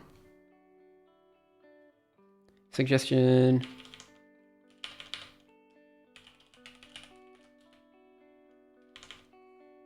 Add review. Does this look dumb? Is this right? I think that's right. Let me go up a bit. Yeah, sample language, Julia. Yeah, let me just, looks good. Yeah, I mean, it's fine. It's super quick. Looks good. Some chapter, just quick chapter suggestions. Let's just submit review. I think that's right, but whatever. You got it. Okay, so let's move back to the NRE operator stuff because I think we're like super close to finishing that up. I'm actually incredibly excited that we're so close to finishing that up. So let's do it. Okay, pull up the Julia REPL again. Should be over here. CD projects, Impero. Okay, so let's talk about it. Journal, new page before. I don't know how much longer I'm going to be streaming today. I've technically been streaming for 5 hours, which is kind of long for me. I don't normally stream for over 2 hours. So I am kind of sort of losing a bit of just motivation. I mean, not motivation, but, like I'm frazzled a little bit. Add number 871 to your Hacktoberfest issue. Okay, sounds good. Where are we? Let's go to GitHub. This one, sure. And let me go to issues, here, edit, good issues, issue suggestions, let's go here to 871,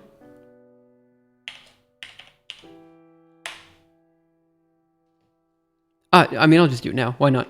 And then we'll go to the issues, and then we'll add more languages to the dev container, and we're going to add the label Hacktoberfest. Every time. There's not a single time I've spelled Hacktoberfest correctly. Perfect. Okay, great. Yeah, this is super nice. Okay, let's talk about the overall project. So, before we started talking about the algorithm archive work, which was maybe 30, 45 minutes ago, can you pin the issue? Yes. Yes. I don't know how to do it, but I'll do 1 second. Issues, Hacktoberfest. Wait, how do you pin an issue? Wait, no, I'll figure it out. I should know this. I don't know this. Oh, pin issue. Got it. Ha. And you guys thought I was inept at my job. Oh, there's an issue. Up to 3 issues, they will appear publicly at the top of the issue page. How do you do that? Wait, this button's not working. Okay, let me open it up in Firefox. wait, I can do it. Pin issue. There we go. That worked. Wonderful. So now if we go to issues. Oh, okay, I'm an idiot is what I am. Code comments, missing algorithm implementations. This guy. Oh, this is from Hacktoberfest. Yeah, this is from a previous Hacktoberfest. Okay. Anyway, we'll get there. Okay. Good. Thank you so much. I'm sorry I'm inept at my job and I don't know what I'm doing. Let me get some water.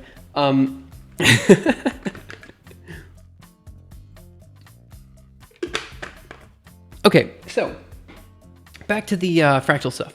Right, so for those of you guys who may have just come in, you may have missed the hour or 2 or 5 hours that we've been streaming before the algorithm archive PRs.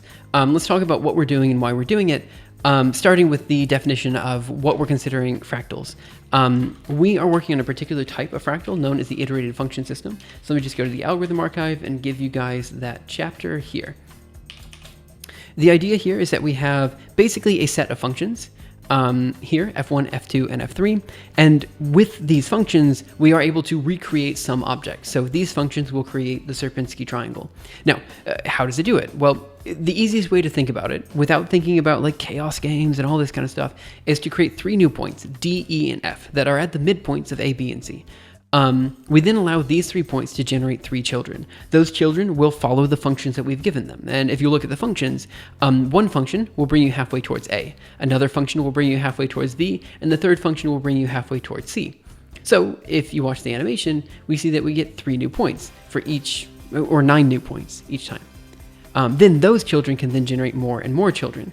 And so you get, a bunch of kids moving towards A, B, and C, and then, happens again, A, B, and C, and then it happens again, A, B, and C, and so on and so forth, until eventually you get something that looks a lot like the Sierpinski triangle, because in essence it is the Sierpinski triangle. And so this method of generating fractals via an iterated function system inherently relies on a couple of different things, the first of which is having an appropriate function system. So what we've been working on today is essentially writing out that function system in a way that can eventually be turned into some sort of iterated method. So what we're looking at here is something known as an abstract syntax tree. The idea here is if we have, for example, x times x plus 2y, this would turn into a tree where it's like a plus sign at the top, and then maybe a multiplication symbol over here, and a multiplication symbol over here, and then an x, and then a 2 and a y. And so what we've been working on, Wiz and Painter, thank you so much for following. What we've been working on is essentially abstracting this out. So we already had unary operators, which are operators that work, one-on-one. So like, for example, d by dx would be, work on psi or something. So it acts on a single thing. And we've also been working on binary operators, which are shown here. So both binary and unary operators already existed. We've been trying to add in n-ary operators, and quite frankly, hitting a wall with Julia syntax. Right before we started on the algorithm archive, we kind of broke through that wall, and now I think it's a matter of cleaning things up. Once everything's cleaned up, I think that'll be the end of stream today, and we'll talk about where we're going to go tomorrow. Again, I'm really doing my best to kind of increase my stream stamina, kind of do these longer streams, kind of put my entire workday as best as I can on Twitch, so people can watch and help out where they can. And I really am trying more than I have in the past to do research in an open way. And that's kind of the goal for this Twitch channel and where I'm hoping to go in the near future. I really want to make it so we can do interesting research projects that people haven't done before in a way that is publishable, is interesting both academically and just, for the sake of learning. And I want that to be done in like an open way that people can help out with, people can chat about, think about, reason about. It's understandable, absent of most jargon, this kind of stuff. So that's kind of the goal of Leos Labs, to just do open research, and that's kind of what we're doing now. Is this easy to understand? Right now, maybe not super easy to understand, but we'll get there. Hey, Brutz1311, how are you? I hope you're having a great day. So let's go ahead and CD into source, and let's do it. You have labs now? Well, I changed the name of my channel to be Leos Labs. I actually am running a company, which is Leos Labs LLC, which is where we intend to do most of the, it's where most of the projects will center. And hopefully, I'll be applying for some grants and stuff like that in the near future. It's hopefully where some funding can go as well. So it's essentially my way. What is that? 1 second. Do you guys hear that? Okay, never mind. It stopped. There was like a whistling in the background, and I didn't know where it was coming from. But the point is, Leos Labs is an attempt to do open research, and it's also just kind of the name going forward, and a place to centralize and expand is essentially what I'm trying to do. Okay, so as right before starting the algorithm archive reviews, we got to this point where if we did plus and we did it on a vector, we would create this plus operator of PBC and then 0 for some reason. I honestly have no idea where this 0 comes from, but essentially we've got a couple things to do. One, we got to fix the plus operator and also the multiplication operator, because it'll do the same thing here, so that it doesn't append to 0. I don't know where the 0 comes from. I got to figure that one out. And the other thing too is I kind of want to make it so if we do plus of P, B, A, and C, this will just naturally give us it'll naturally give us this. You know what I'm trying to say? Like, this should itself be an object. Because right now when you do plus PBAC, what it does is it turns it into binary operators, but I don't want it to be binary operators. I want it to be a single unary operator, or n-ary operator, sorry, not unary. So that's kind of what I'm looking at right now, and we'll just see where we go. So let me get some water. Okay, step 1, which is the most important thing, is figuring out where this 0 comes from. Why we're appending a 0, and I just don't know. I have no idea. So let's go into VI. What is it? Abstract operators here, operations. And let's just see. Maybe I'm doing something really dumb here. So let's go to default, move this over here to the side. I'll kind of move it back when we start doing things, but just for the moment, we're focusing on the big terminal over here. I'm just for now going to do Julia double dash project using revise, and then using impero and stuff. Okay. So we have the n-ary operator defined here. It's kind of a mess. I wonder if it has to do with the splat operation. Okay, but essentially what we're doing here is we are, in the languages I use most, Haskell, this makes sense. Yeah, to be fair, yeah. Okay, so we're working on things at a symbolic, we're working on things at a symbolic level. We're working on a symbolic level, right? So, we're creating essentially, let me just make this bigger and show you exactly what we're doing. So essentially what we're doing is we're creating this at wrapper, which is essentially saying we have, these variables called P, A, B, and C. We'll talk about why is P, A, B, and C a bit later, but we've created these wrappers. And these are just objects that don't really have any association. And then what we do is we say P plus A here is going to be a symbolic object. So if we do p plus a plus c, we get another symbolic object, which is p plus a put together in a binary way plus c. We can also do the same thing with doing plus p a and c. And again, what I want to do is I want to make it so plus p a and c gives us back, well, essentially this without the 0. So I want this to be defined as an operator, and this is what we're going to work on next. So we do e.g. fold L plus of 0, a, b, and c is going to be a plus b plus c plus 0. And maybe there's something there. Fold 0 plus. Yeah, that's the thing, right? So n-ary operators are kind of a weird thing anyway, right? The question is, do you actually need an n-ary operator? The answer is not really. I mean, again, this is, I mentioned this before. If we're not able to get anywhere with this by the end of the day today, like we're not losing anything by not doing this. It makes things slightly nicer for things moving forward. So an n-ary operator is, this is a unary, which is 1. This is binary. 2. This is n-ary. 1, 2, 3, ...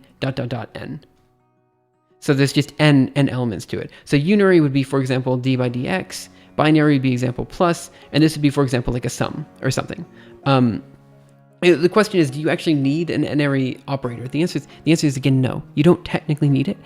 It just makes it slightly nicer for certain things, like plotting and stuff. Like, because in the end, a lot of things like sums are n-ary. They take n operations. So it's nice to be able to show that in your abstract representation. So did you just say that n-ary operator doesn't actually say anything about the arity?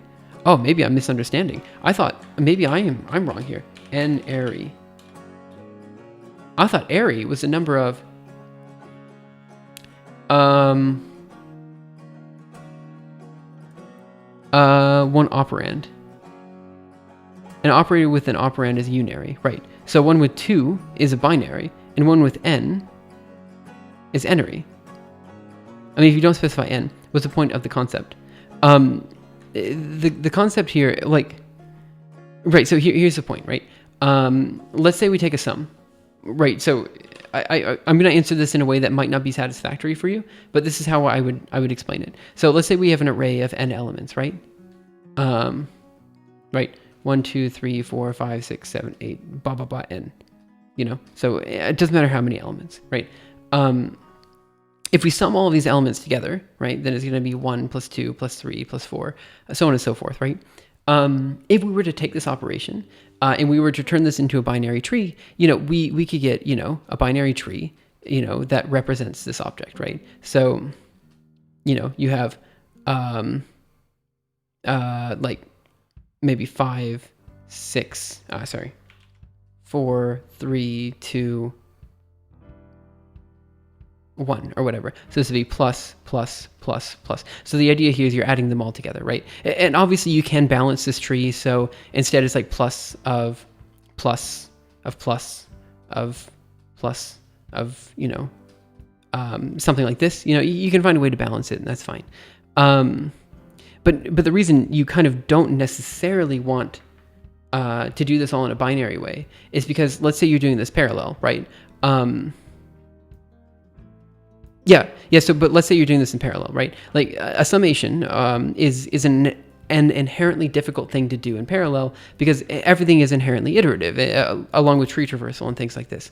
So the question is, how do you do this? Well, it would be nice if you had an operation that was just a sum that was already inbuilt in the ecosystem that could just do this for you, And so the reason it's nice to have this, this defined over more than just 1 and 2 nodes is so that you can leverage the tools that are already existing in the language to do parallel summations and stuff like that in a way that, this itself is kind of difficult to conceive of in parallel. But a sum is something that is easy to do in parallel, right? You just split the array in 2 and you split the array in 2 and add those together and split that final array in 2 and add those together, right? It's a different operation that isn't necessarily representable in this tree, right? I'm not doing a very good job of describing it. But the point is that like, yeah, let's just say that you have something that, you know, requires n operations. That type of thing is difficult to do in parallel, is almost inherently difficult to do in parallel. And by splitting it up in a binary fashion, you're making it even harder for the compiler to recognize that this thing is something that needs to be treated separately. That's my naive, well, not naive, but that's my answer as to why, you know, you'd want this n-ary operator as opposed to just keeping everything binary.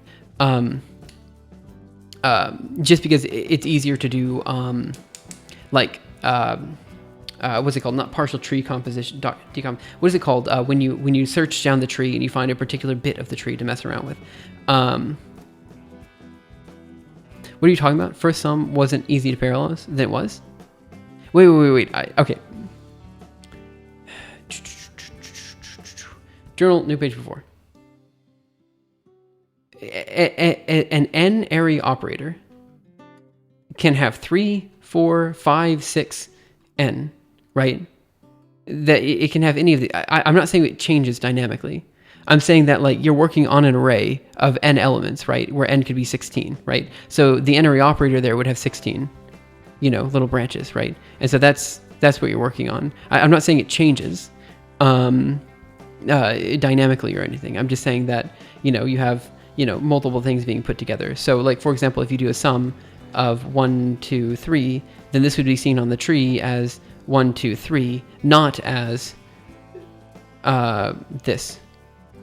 So 1, 2, 3, not as 1, 2, 3, right? That's what I'm trying to say. Again, I do apologize. I'm not doing a very good job of describing this. Usually when you say array, you use it to specify the number of arguments. Right. Yeah, that's I'm also saying that. That's what I'm saying. I'm a bit confused as to how wait. Maybe I'm not understanding the question so much, so I do apologize for that. But yeah, maybe I'm not understanding the question. When you say n-ary, are you saying that you do not know the number of arguments? No, I'm saying you do know the number of arguments. You definitely know the number of arguments. It's just it's higher than 2. Sorry, I guess that's where the mistake came. You know the number of arguments. It's just that it's bigger than 2. So it's bigger than a binary tree, right? So it's 3, 4, 5, 6. And dealing with all of these, I mean, we could do a, 3 operator, a 4 operator, a 5 operator specifically, but it's easier just to deal with 1 and 2 and then n.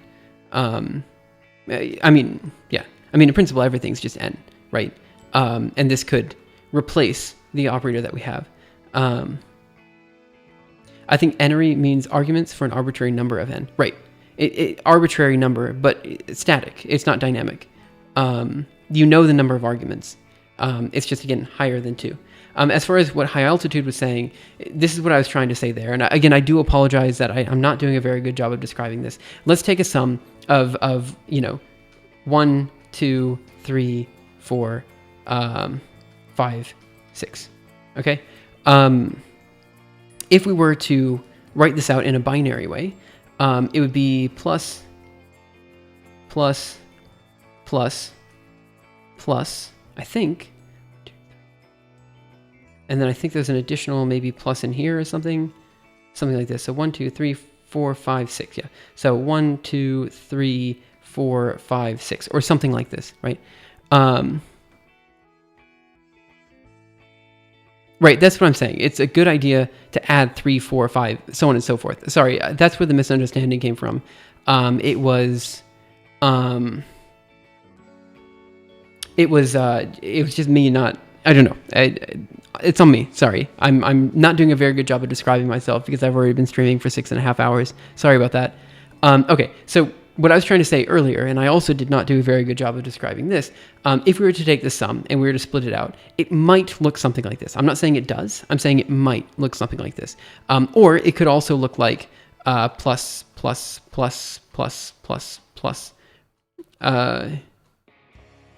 1, something like this. Right.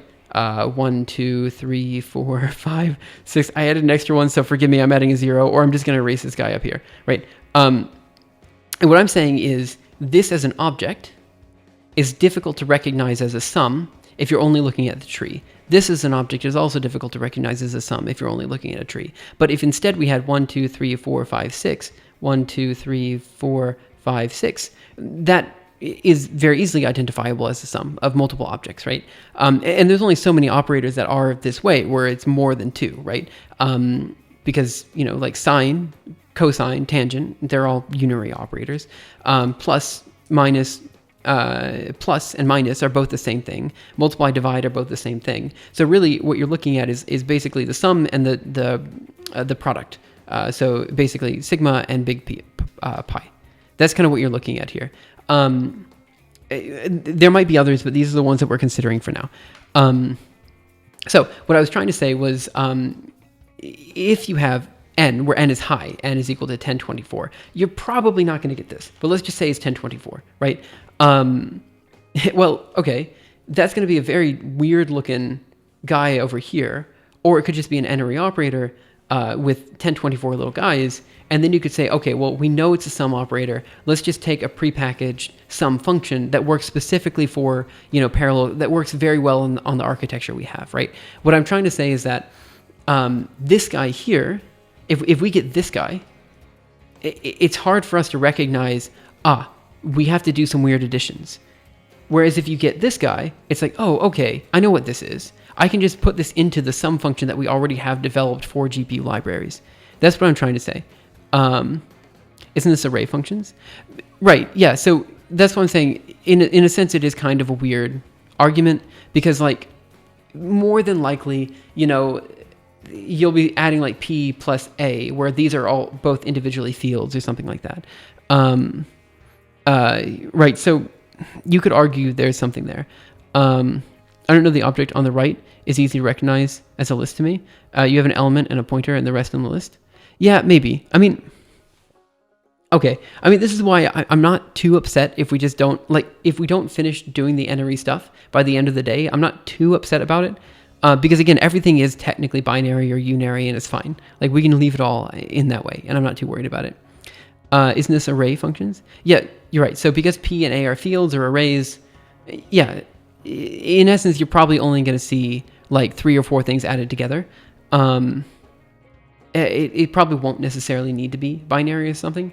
Or it doesn't need to be more than binary. Like I've mentioned that multiple times today. Like, for the purposes of things that we're looking at today, it's like almost, or probably will be looking at, it's almost certainly fine to keep everything n-ary, or to keep everything binary. Like, the addition of an n-ary function is only really useful for 2 things. 1, so that I can kind of learn more about the library, and 2, 1, so I can learn more about the library, and 2, because generally speaking, this is useful so that I can, I can show people what's happening in a way that's more easier for people to see. Like, for example, I can make one of these plots here, and I can be like, yo, this is 3 different operators being put into 2 different operators being put into 3 different operators, right? So knowing, being able to show a plot like this makes it easier for me to explain it when people ask questions. So being able to show that these are 3 operators all being fed into an addition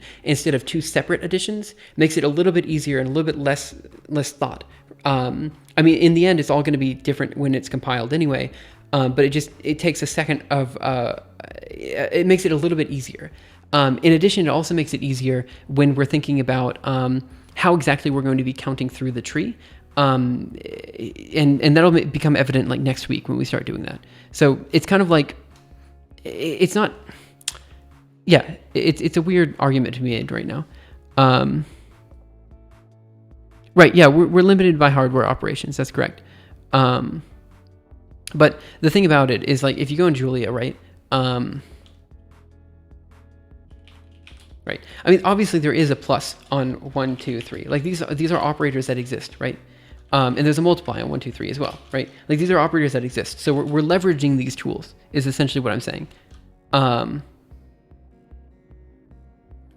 So in a sense, we're basically just opening up the syntax of this to be a bit more, just slightly more in line with the tools that already exist in Julia. Is kind of what we're doing.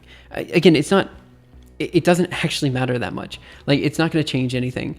Because again, we're, like you said, we're limited to the hardware operations, which are all basically binary, which again is why I don't mind if we don't get it done. But the nice thing is that it helps me learn more about the library. And if we're allowed to like plot things like this, it makes things just nicer generally. That's all it does. Do we have n equals 1024 operators on GPUs? Aren't they more loads of pipes rather than super wide hunking tubes? In general, no. The answer is, you're right. We're not going to have 1024 operators, but we will have 3 or 4. And my point is that being able to show a graph of 3 or 4 operators being... My point is the following. If we do journal new page before, plus of 1, 2...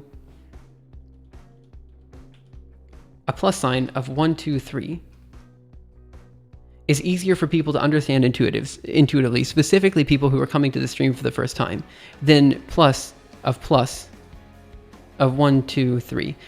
I realize this is a bit too simple because, just adding 3 things together. But in the end, we're going to have probably about 30 different functions. That's a number of functions that we're going to be working with here.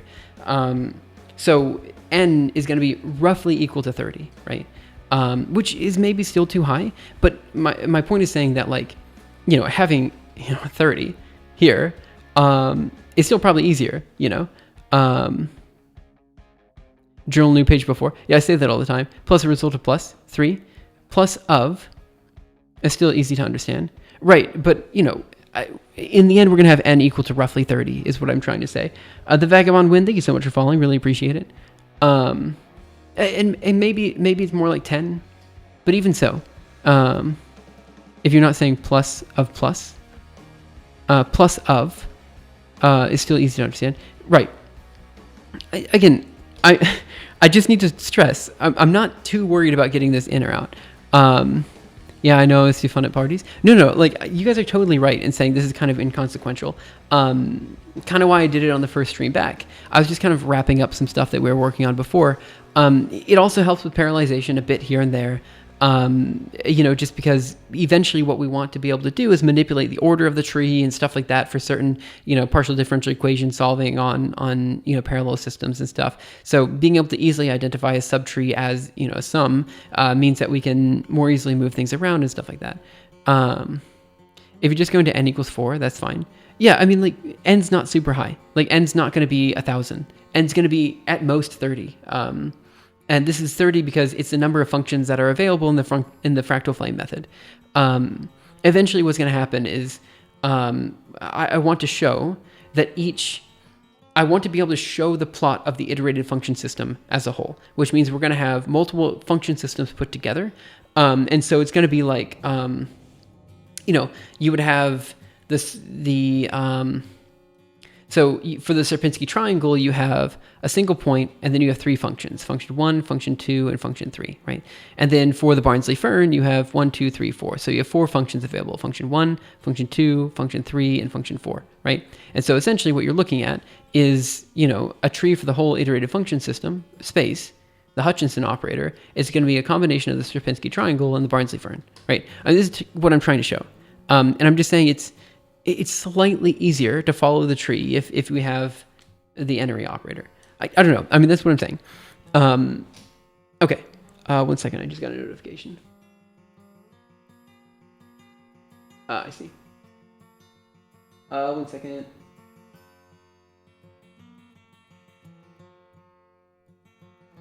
One second. Okay, good. Okay, good. Anyway, let's go back over here. I just want, it's something that I just want to do. I mean, like, even if it's inconsequential, I just kind of want to do it, right?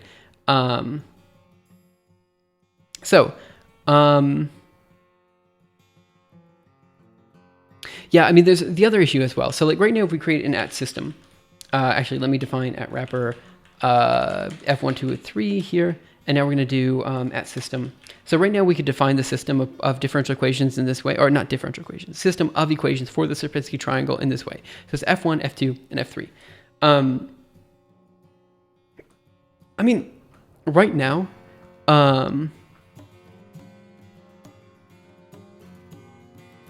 right now it's it's fine, right? Like, I still need to find a way to, yeah, I mean, this is how it's described. I still need to find a way to, like, read this into an iterative function system solver, right? Like, that's the big thing I need to do. But I was just hoping to make things a little bit easier on myself right now, and then we could do that a bit later. So, I don't know, maybe it is a good idea to put the entering stuff on hold. But we're so close to getting it done. I kind of figured let's just do it, get something that's kind of working, and then, iterate on that is kind of what I'm thinking. Okay, so right now I'm trying to figure out why the plus sign has an additional 0 in it. And I think once we figure out, why the plus sign has a 0 in it, I think actually that's a good place to stop. If I can just get rid of this 0, I think actually that's where I want to stop, because now we have plus on an array, right? So it acts on a vector. That's all I want to do. Once we have it acting on a vector, I think I'm okay, because the rest of it we should be able to do later pretty quickly. So let's figure that part out. I'm wondering if it has to do with the splat operator. So let me just go up here and see what I can do. So I'm going to say A. A is going to be equal to PAB. Yeah, I mean, that's the thing. It's probably useless, but we'll get it done. So so if I do A is going to be equal to, or rather this, A dot dot dot, it's still A, B, C. I'll think of the expression plus, what's the result? Well, it should just be, like if we do plus on 1, 2, 3, it's just a sum of 1, 2, and 3, or 4, right? 10, or 5, right? Like that's it. It's just a plus of everything, and we can do the same with multiply. That's it. That's what it should be. I'm having mine specifically work on a vector 1, 2, 3, 4, 5, because I'm seeing it more as sum of 1, 2, 3, 4, than I am as a plus. But it's kind of one step at a time.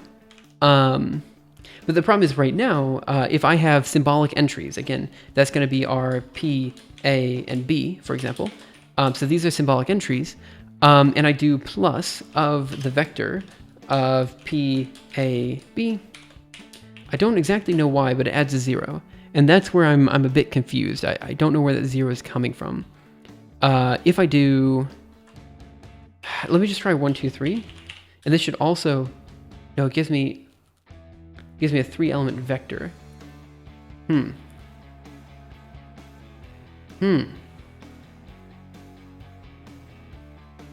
What's the sum of an empty vector? If we do, oh, I see what you're saying. Sorry, I totally misunderstood. So if I do this, let me think, that of that, we get an any, right, because there's no symbolic.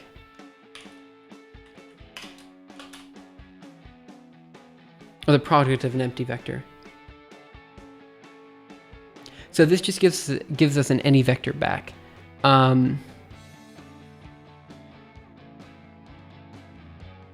Right.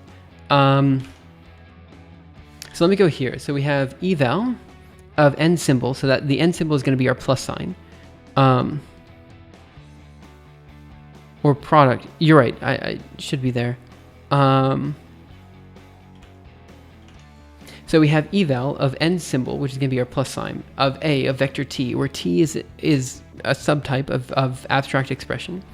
Is we're going to say it's going to be equal to the $ name of a dot dot dot, and then we define what the $ name is. So plus vec1 plus vec2, right? Yeah, I mean, we'll get there. I think right now I just need to figure out where the 0 comes from. I don't actually know, because I don't think I've defined addition on two vectors. P, A, I don't think this is going to work. Let's just do that, plus P, A. I don't think that's going to work, is it? Oh, no. So it created, yeah. Oh no, it's P plus B plus A plus A. It did work, okay. That's why I'm saying that 0 is the sum of the empty vector. That is where it's coming from. But why is there an empty vector as well? Isn't the neutral element of it is a neutral element of addition? Wait. Okay, but where's the empty vector coming from? You're saying plus a vec1 plus vec2 is equal to plus vec1 plus vec2.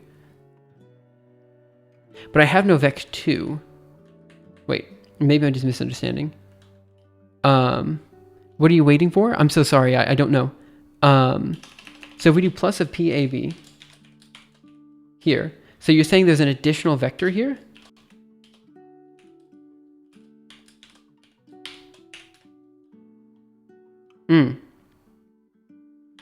Where's the additional vector coming from?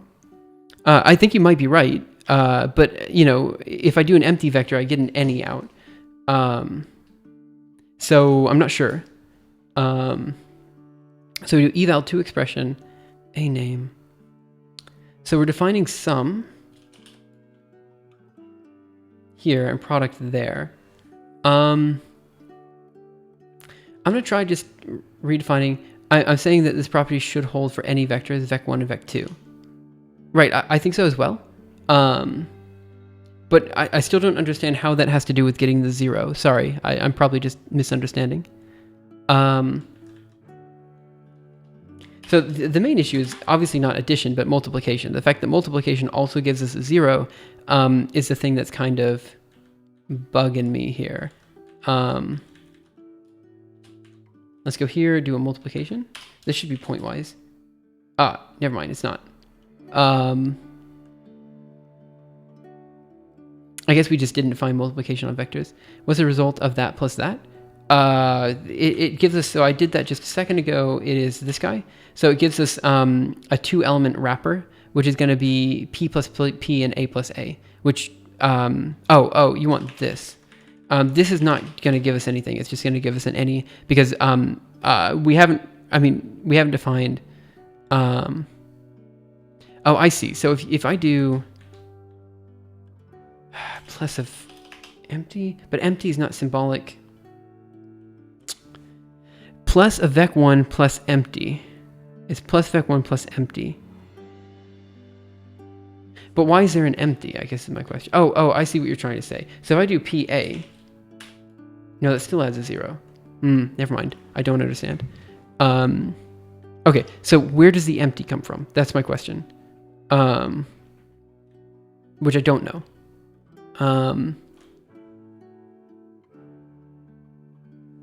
Let's see. So we have n name. Okay, so the n symbol, the plus sign of a, which is a vector, is going to be equal to n name of a, ... So we splat it out, and that should be okay. Well, let me try something else then. Let's try sum of PA. What does this give us?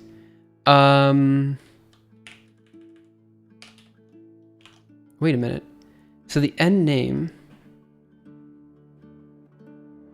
Wait. Does this come from the next call? So we do the expression is going to be the n symbol.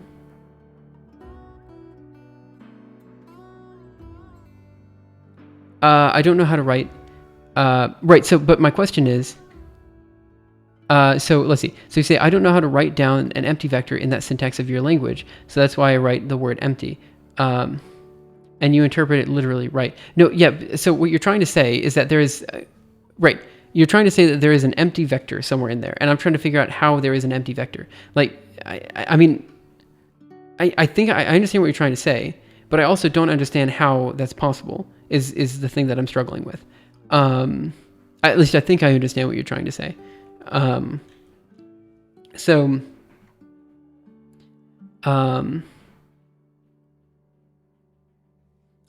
don't think so. I mean, empty exists, right? But I obviously I haven't defined symbolic syntax for empty. I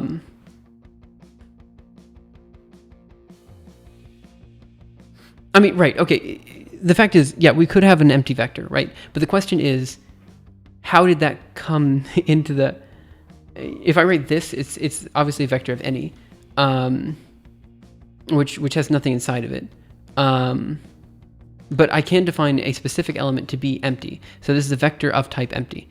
And so, you know, I could try that. We could do plus empty here. But that's not exactly going to work. Well, let's do empty, empty, maybe. But I don't think that's going to do it either. But my question is, where does that extra container come from? I think it's trying to evaluate an empty vector at the end of the expression. Right, but so that's exactly what Prutz was saying, but I don't understand where that's coming from. Like,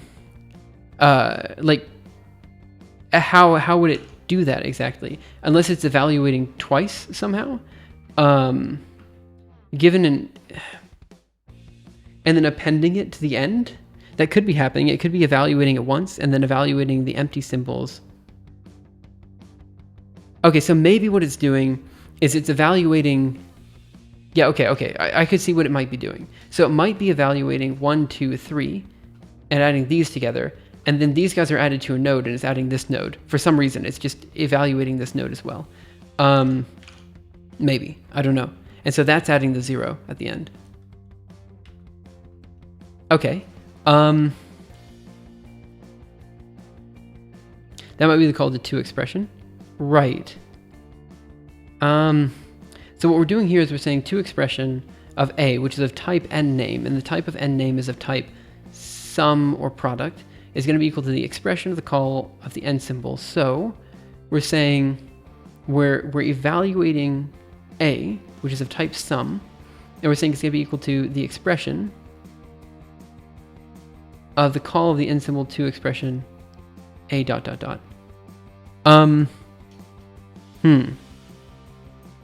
I think I have revise.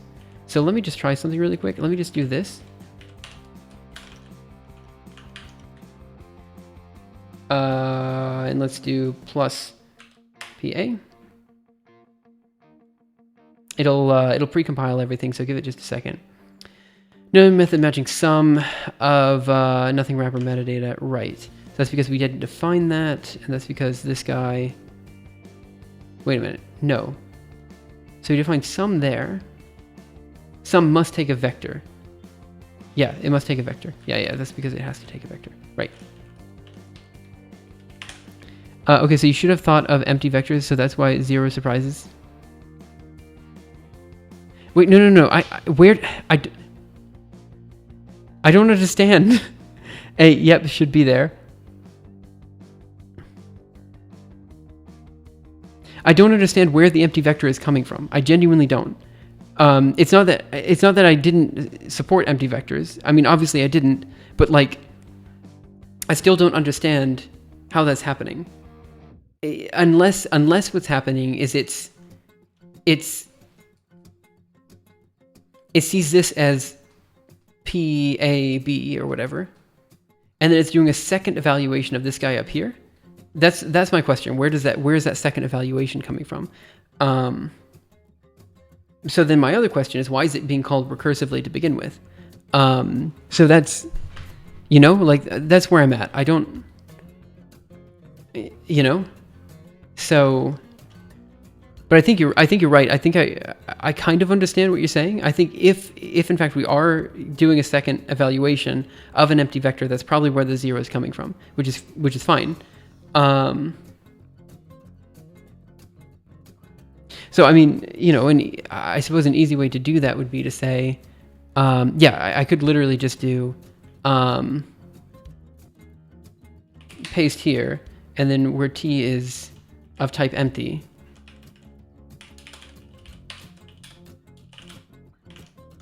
and then if we do that, right. That might be because the plus tries to evaluate as a binary operator. Yeah, so this I did that just a second ago, the plus A thing. 1 second. So I do plus A, it still has a 0, obviously. So I did that. I also thought about the binary thing, which is why I tried multiples of 4, or 2 and 4 and 6, and those didn't work as well. So I really do think what's happening is it's trying to like look at the root node as well. And then it's trying to look at A. So this isn't going to work because there's no symbolic item on the inside there. I mean, again, we could define the empty vector as but the thing is, this doesn't have an element. It doesn't have an element with an empty in it. So what we want is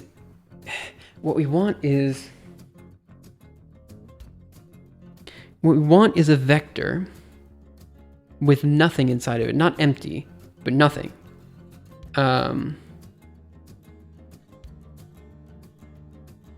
Yeah. Okay, so let's just see here. So we have the evaluate. Obviously, that's not going to do it. I don't know what I was thinking there. So we have n symbol of a vector.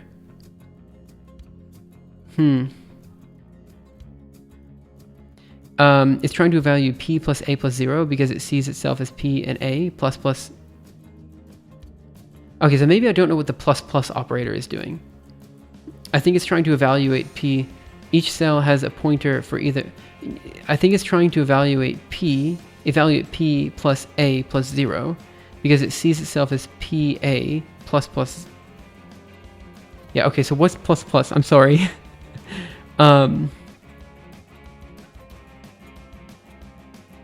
Each cell is a pointer for either the next cell or the end of the list.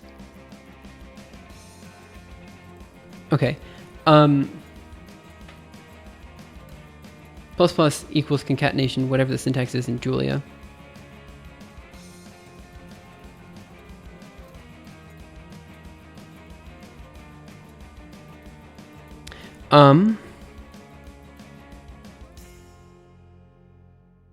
So when you do the sum, the first pointer gets replaced with a plus, and the second pointer gets replaced with a plus 0.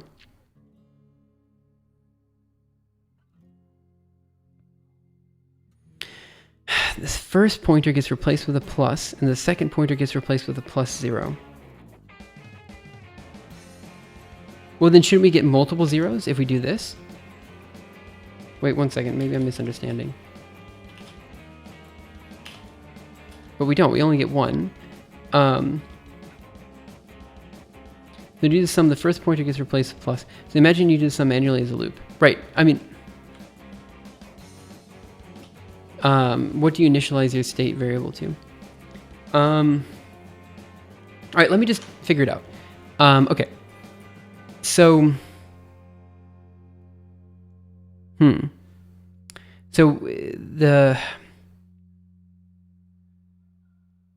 So we evaluate the end symbol. So it's a plus operator where t is of type abstract expression is going to be equal to the end name, which is a sum. Okay, let me just mess around really quick. So what's the 2 EXPR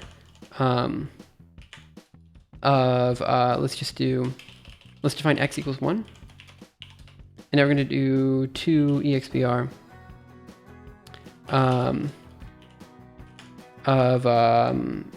let's just do the following. I think if we do x plus x, it should work. Okay, no, wait. We did this just a second ago. What was the issue? 2 EXPR. Okay, wait. So you say, imagine doing some manually as a loop. What do you initialize your state variable to? 0. Right. What I'm trying to say is I don't know.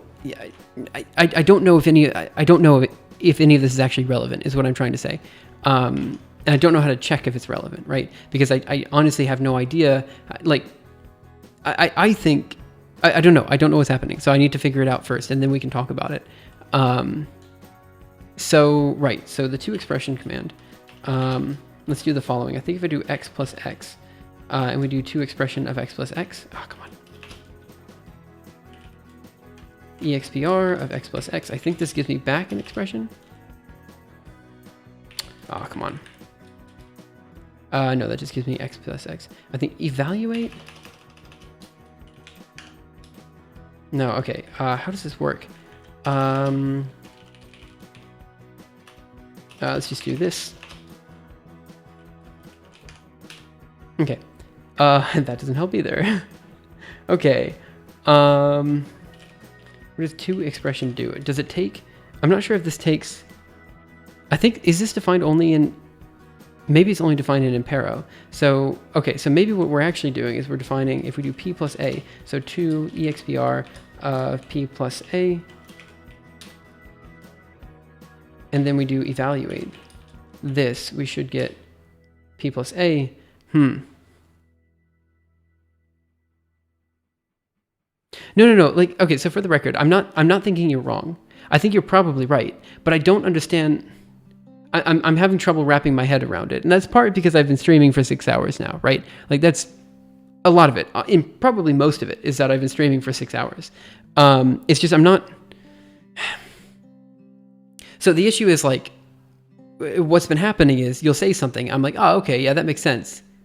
And then it's like a further explanation of something down the loop that I already understood from the previous comment above. And then it's kind of, I just haven't. So, like, I think you're probably right. I just don't understand how to prove that you're right. Right? That's what I'm trying to figure out. So I'm trying to mess around with different things. Yeah, no, I'm so sorry. Like, for the record, again, I've been streaming for 6 hours. I'm kind of a bit tired. I don't usually stream for this long. So a lot of it is that it's not you at all, just for the record. I mean, so what I'm trying to do is figure out, like, how the 2 expression works so that I can maybe figure out if that does something and kind of mess around a bit. Right. So p plus a, 2 expression. What does 2 expression do? I've completely forgotten. So let's do grep -rl 2 expression. It's going to be in VI abstract equations, probably. Let's go here to 2 expression. It's down there. I'm going to say the expression is going to be 2 expression left-hand side, right-hand side. Oh, okay, fine. So then where's the other 2 expression? Can it be the case that you conflate a function taking a bunch of arguments with a function taking a single vector argument? Yeah, so I think Emrys pointed that out as before, that there could be, you know, everything is inherently binary, and so, like, there could be, like, an extra node somewhere. So that's something that, you know, could happen as well. And I'm just trying to, so I'm trying to mess around with 2 expression because I've forgotten how this works. We did it earlier in the stream, and then I've completely forgotten. So 2 expression, let's just take x of 1. So if we do 2 expression of x plus x, obviously that's going to give me 2. But if I do this and make it a, no, obviously that's going to be, let me just Google how to use 2 expression. I've forgotten, completely forgotten. Oh, wait a minute. Am I just dumb? EXPR is a Julia command. Can it be the case that, well, yeah, okay. I mean, I could have named it something else. It's just, yeah, in Julia, the plus operator is defined as n-ary, and then binary is a special case of n-ary, as it normally is, right? So, okay, so we're going to do EXPR of, and let me just try x plus x. And this should give me, dang it. Is it eval? What is it? Is it eval here? Okay, so it's eval of x plus x. So what does 2 expression do? 2 expression of p does capital P, it just gives me p. So if we do p plus b, we get that. If we do c equals, or f1, I think it's f underscore 1 tab equals,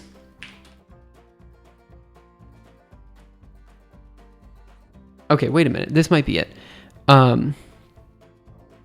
I don't think it has a plus number. I mean, right, the answer is it probably does. Let's check. So I'm just going to do Julia over here. And now we're going to do at code LLVM of 1 plus, that's not going to work. Let's do x equals 5. And now we're going to do at code, I think we can look at it at the LLVM level of x plus x, I believe. Oh no, we just want to look at the syntax tree level. Right. So we're going to do, what is it, AST dump? Dump?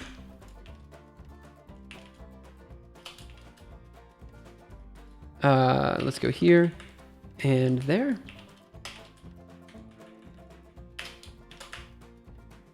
Right, okay. So now we're gonna do x plus x here.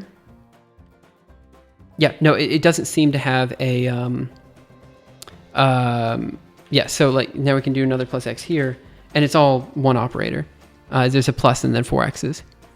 So Julia's plus does not have a fixed number of arguments. As someone coming from statically typed languages, that's bonkers to me. I think it's all like part of some, I think is what it is. And again, this is another reason why x array of integers, what the heck? Not the integers themselves. I mean, we can try dump 1 plus 1 plus 1 plus 1. But I think that's just going to... Oh, okay, no, it does the same thing. Yeah, well, x was defined before, so it was defined as a symbol, right? Yeah, so that's what I was trying to say. No, it's not unary, it's n-ary. Unary would only take one argument. So like sine, for example, would be unary. So it takes n arguments under the hood. Wait, why are people surprised about this? I'm confused. I mean, I get that, you know, this isn't how all the languages work, but I was pretty sure that this was, you know, not standard, you know?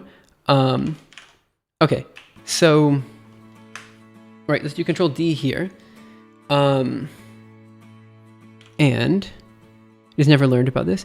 Yeah, to be fair, like, why would you look at it? Like, who looks at this kind of stuff, right? Like, except for me, apparently, and a few other people, like,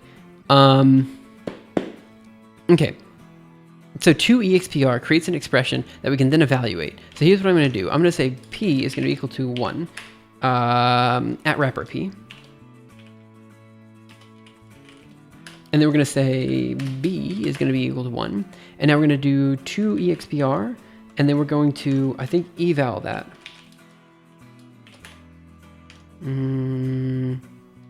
Eval. Where are we? Eval of 1 second. 1 plus 1 should be 2, right? 1 plus x.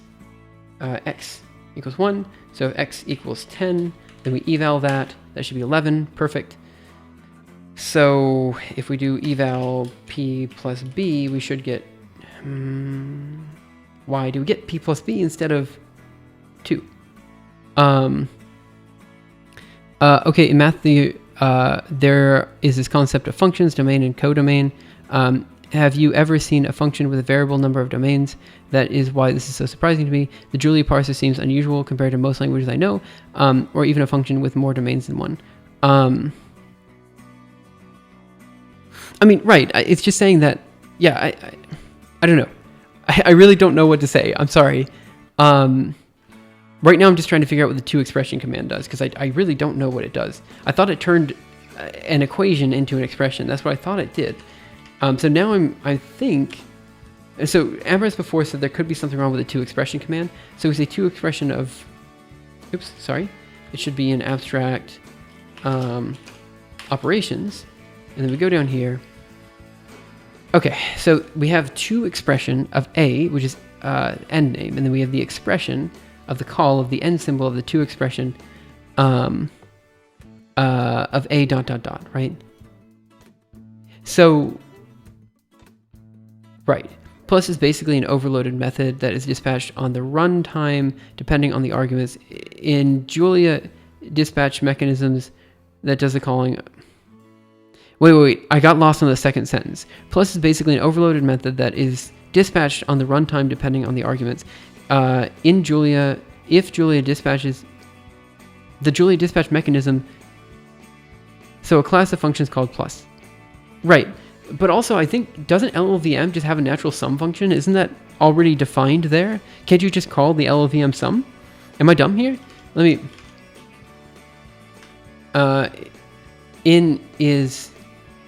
Right. So what if I just do @code LLVM of 1... let's do x plus x plus x plus x. Isn't this just going to give me? Oh, this does actually give me. Okay, I thought there was just a sum that was defined. But I think you're right. I think...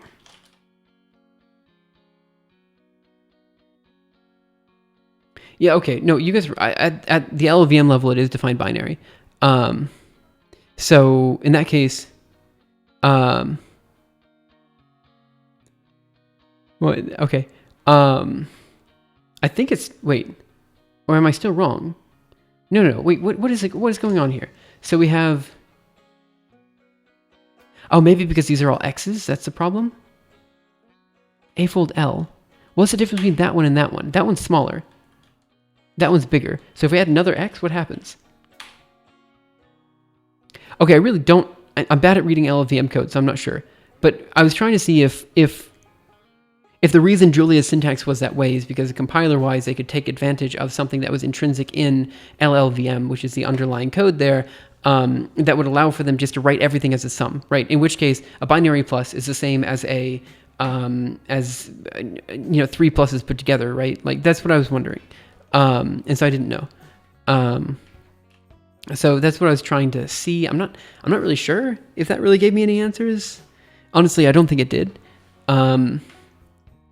Okay, so... Right, so we have eval to expression of A, of name, of expression call of n symbol to expression A, ...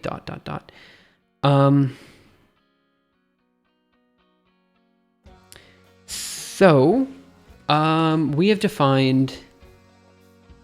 So we've defined this thing that's called a sum of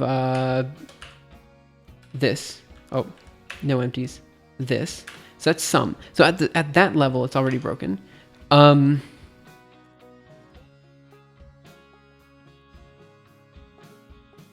me see what happens if I just remove this. And then we try the plus again. It's going to break, I think, but I think it'll give me an error message. Oh, never mind, it didn't break. But some should break.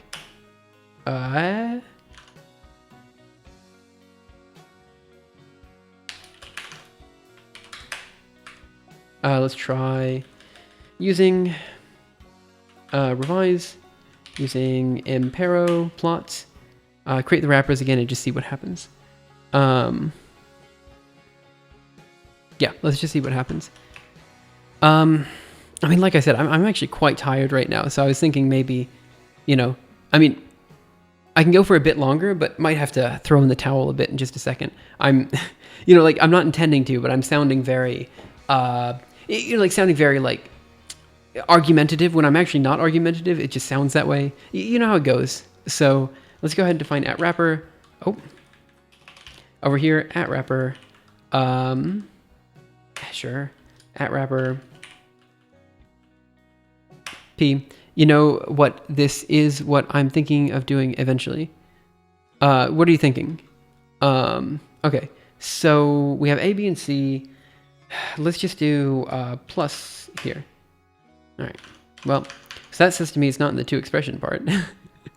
LVM is doing the assembly code, as I understand. So it could do some crazy thing like multiple sums, like calling AVX instructions. Right. Yeah. So that's what I was kind of trying to look at. I don't know if that's actually what's happening. Communicate computer science and be able to support myself. Man, that'd be amazing, right? But communicating computer science is tough. I don't even try it. Okay, so, right.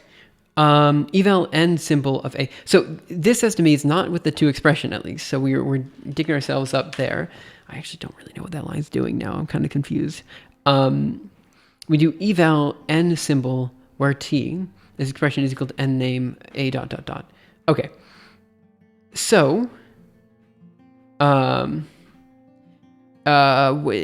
is not, isn't that what you do with the algorithm archive? Yeah, kind of. But the algorithm archive is in written form, right? And there's a very big difference between writing something and having someone read it later, or even making a edited video and having people watch that, then doing it on Twitch where people are asking questions and you have to kind of come up with things on the fly. You know what I'm saying? Like, it's just a radically different system. And like doing it on the algorithm archive and doing it on YouTube are in some sense easier than doing it here on Twitch, where it's just like, I'll just say things. I'm like, oh no, that's wrong, and then I'll try to say something else. Like, oh, it's still wrong though, isn't it? And that type of stuff. Yeah, those viewers are pushing you to your limits. Well, to be fair, the viewers here on this stream, Og Vorbis, thank you so much for following, are genuinely, some of the smarter people I've met, a lot of times, right? Like, you'll meet people that just know way more than you do about certain things, and that's just the nature of doing a live stream and having random people come in. Some people don't know very much, but some people know a lot, and it's quite, I don't know, it's quite nice. And so, like, what you guys are saying, I think you guys are right. I think that there's an empty being left somewhere that's being evaluated as like a symbolic something. What I'm trying to say is I don't understand. Like, yeah, I just don't understand where it is. Because at this stage, all we're doing is we're not doing any evaluation. We're just creating the symbol to be evaluated, right? So we literally just have a vector t, where t is of types of abstract expression, and we're saying it's going to be equal to. So we're saying the plus operator is just going to be equal to the sum of a splat. We're just dropping everything out. So, I mean, I could try. Let me just try this again. So we do plus a, b, and c, and then we say that's going to be equal to plus a, b, c, 0. So let me just try a is going to be equal to p, a, b, c. And then we're just going to try sum of a dot dot dot. No, that didn't work. This is because yeah, there's right, that's the other thing. People are coming from different languages, like, Haskell and Lisp and stuff like that, where things are done quite differently. I mean, I know, like, the Julia compiler is written in femtolisp or something, but that's I mean, I don't know. I really don't know how it works. The deeper you go, the less I know, right? So end name, end is the entity name. End is going to be they implement list operations with recursion, and the base case for that recursion is always an empty list. So you need to have a thing for the empty list, right? So that might be true. Well, let me try something then. Let me try this. So we're going to do b plus c here as one of the entries, and now we're going to do plus of this, and we're going to say b plus c is one of the entries, right? So now what I want to do is put inside of this another array, which is going to be pa again, I don't know, there. And this obviously doesn't work because it's a vector of subtype. Okay. Yeah, okay. Right, the list function in Haskell only doesn't see the whole list at once, only one cell of it. Oh man, okay, I need to think.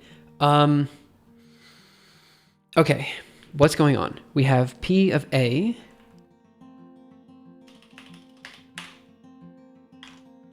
If you're able to see the whole vector, maybe it makes sense to omit 0. Yeah, so this is... I mean, I'm wondering if... Okay, let's just do sum of P and A. Okay, so we have that. And that's aliased to... Where does the plus operator come in, is my question. So we say that the plus operator of a vector is going to be equal to the sum of A. Seems fine to me. And then down here we say the to expression of A, which is of type n name, so it's of type sum, is going to be equal to the expression of call of n symbol of 2 dot dot dot. So that means we're going to be calling the plus operator. So is it in this bit? Is it in the bit where we're calling the expression? Maybe. Maybe.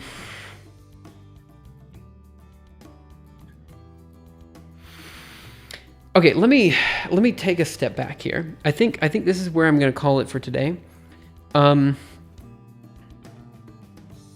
And I'm gonna try to create like a minimal. The problem is it's so wrapped up in these wrappers and symbols and all that kind of stuff. I want something that's like, you know, that's just like, look, this is a symbolic thing. So let me just try this guy manually. So we're just gonna try expr. So I'm just gonna define this. So the end symbol is gonna be sum. I think I need an extra one. Am I dumb? Yes, I am dumb. New method matching to expression of wrapper nothing. Right. Okay, so this is me not understanding to expression again. So we're back to that. Hasta la pasta. Yeah, in just a second. I feel like I'm so close, but I also feel like I'm so close, but I also feel like I'm so far away, and I just don't understand it. So let's try the to expression of A, where A is going to be, why am I splatting A? A is a vector. Why am I splatting A there? Wait. Why am I splatting A? Is that it? No way. Wait a minute. No, I thought I had it. I think Amaris was right like 30 minutes ago. I was like, oh, that's it. But no, it's not it. Where am I defining? Okay, in this case, A. Okay, let me just try. Let me write that, go over here, Control D. I'm just going to restart everything and just do it over again. So we're going to do using.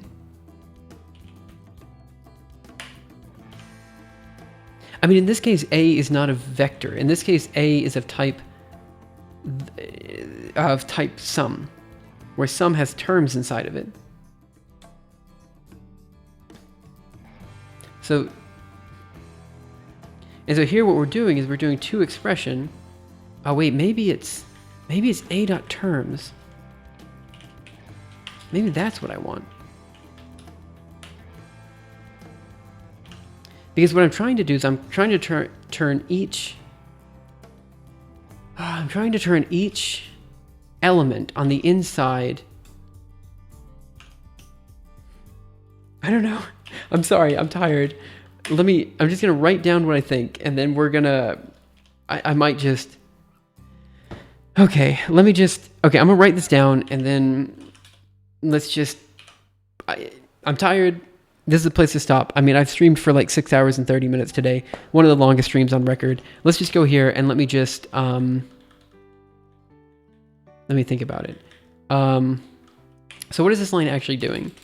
This is taking A of type sum, which is fine because we've defined it as a struct up here. So we're taking sum, and we're saying it's equal to plus on each of the individual elements. It should be. So I'm going to say this should be defining sum to plus on all of the each, I don't know, item 1.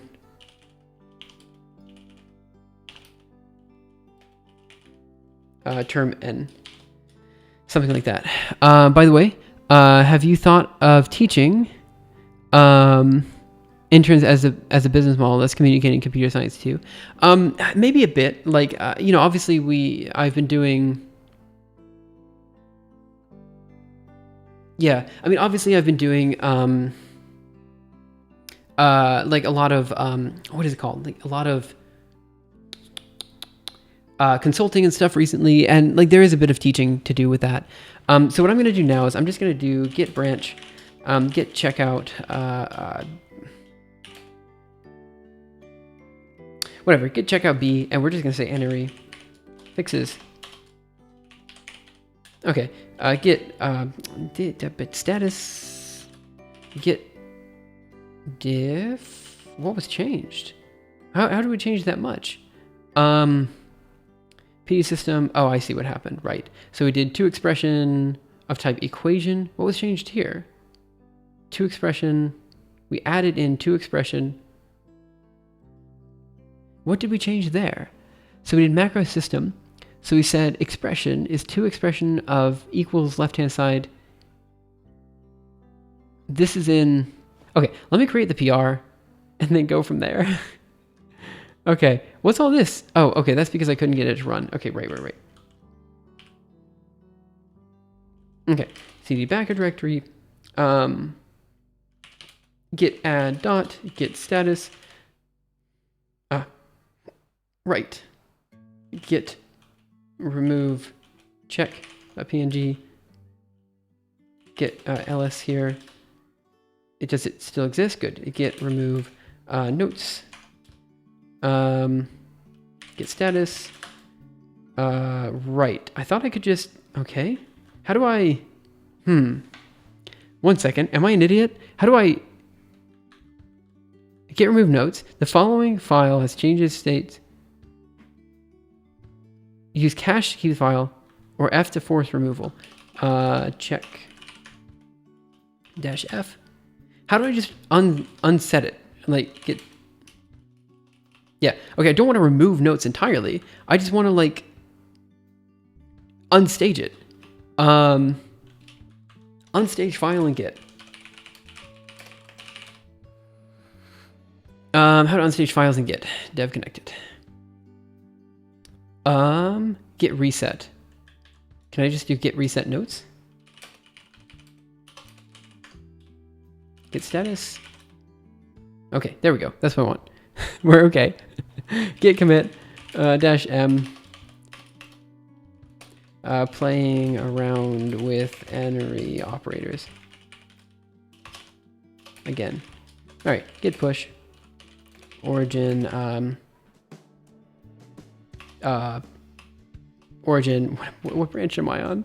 It's gonna be enary. I just created it. Git branch. Git push. Origin. Enary fixes. All right. Git remote. Oh, okay, upstream then.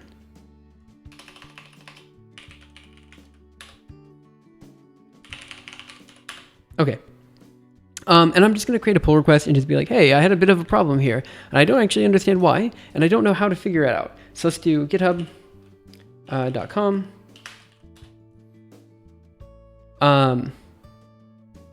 So let's do impero in here. Yep. Compare and pull request. All right. I may or may was just getting 1 second.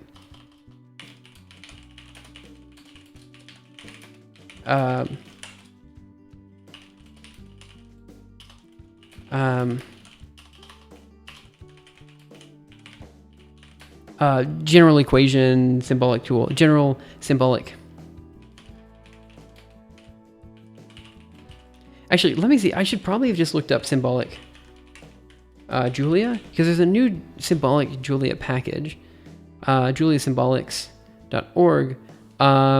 Maybe I should have just used symbolics.jl, you know? Example, variables, x, okay, here's what we're gonna do. I'm gonna just say, this is where I got with the PR. I don't know if it's actually useful or not. It's probably not useful. But here's what I'm gonna say. 1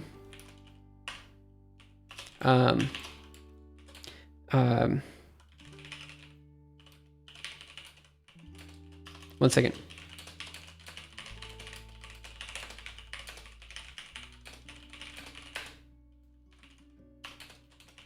Let's see, now I have something that works a bit, but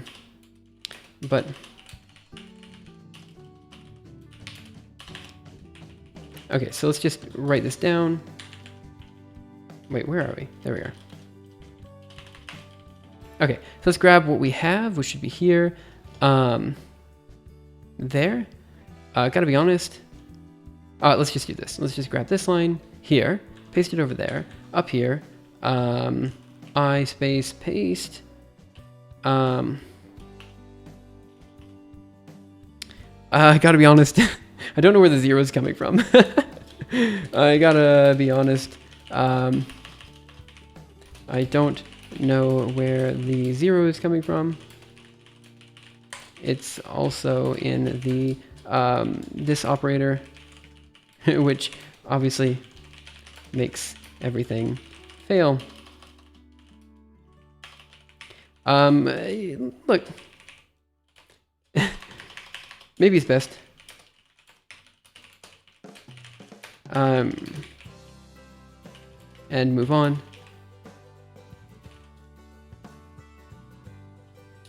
Right, I agree that if it was 1, that'd be fine, but it's not. It's actually 0 in this case. So I just deleted it because 1 is the neutral element of multiplication. Right, but that's the thing. I don't think there's a thing as a neutral element here. I don't think that's the problem. But anyway, I'll think about this. I'm quite tired right now. I figure it's time to kind of hang up the towel, come back tomorrow. I mean, again, I've been streaming for 6 hours and 30 minutes now. That's a long stream for me. I don't usually stream this long. Trying to increase the stream stamina, but also I need to take a step back and think about where this actually fits in the overall scheme and whether, maybe we can just get away. Just screw it. Maybe we could just use Julia symbolics. Like, there's no reason to build our own symbolic package here, even though I spent all day on it. Like, that's totally fine. This guy also has the ability to simplify things a bit easier. There's advantages, right? There are advantages here. So, like, for example, we have symbolic utils here, which is a rule rewriter system and stuff like that. Like, look, there's advantages to using other systems in that I don't have to mess around with. So I think I'm going to take a second. Additionally, oh no, what did I do? I don't. It's also in this multiple. Obviously, makes everything fail. Maybe it's best to just remove the entering operators and move on. Another. I mean, I also am not up to date on symbolics.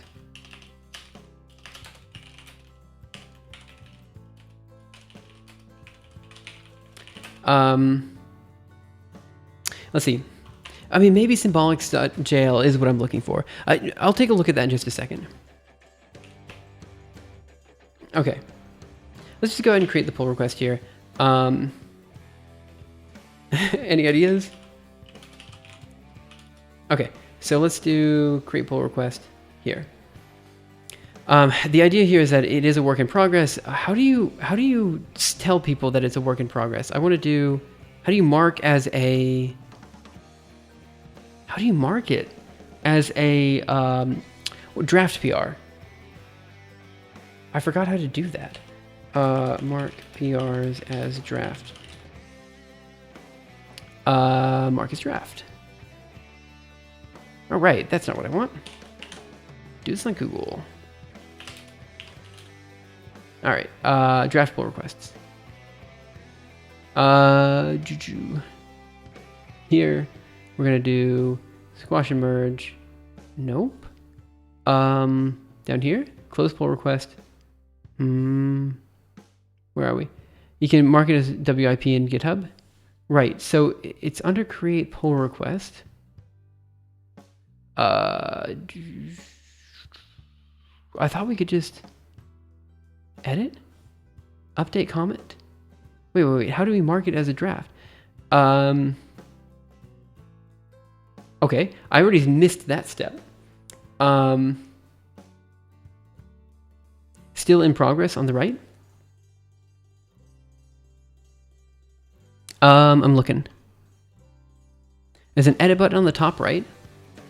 There's an edit button, okay. And then, all right. Wait, cancel. Cancel. He says there's a still in progress. Let me just look for progress. In progress. Reviewers, still in progress, convert to draft. There we go. Convert to draft.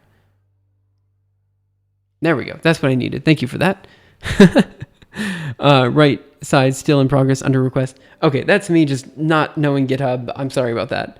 There's an edit button on the top right. Good. Thank you guys so much. Okay, so I think I'm going to spend maybe 10 minutes also looking at the symbolics.jl package and seeing what it can do. The nice thing about Impero is that I can literally just set, like, I can just do this using Impero. And I'll show you. It's super nice. It's easy to create a system of equations. We can just create, give it a second. It's got to precompile, which is a big downside of using Julia, but that's okay. We can just do @system and just define the system of equations in this way. If the symbolics tools allow for you to do that already, maybe we use them. Wondering how many hours you normally do development a week? To be fair, it's been quite low recently. Used to be like all my time was spent doing development. Nowadays, I mean, for the past few weeks, maybe 10 to 20 hours, but like it depends. Like it really does depend. Okay, so we have the examples here. We have variables t, x, and y, which is fine. D is differential of t. I'm wondering if it's possible to create here's a docs, set of equations.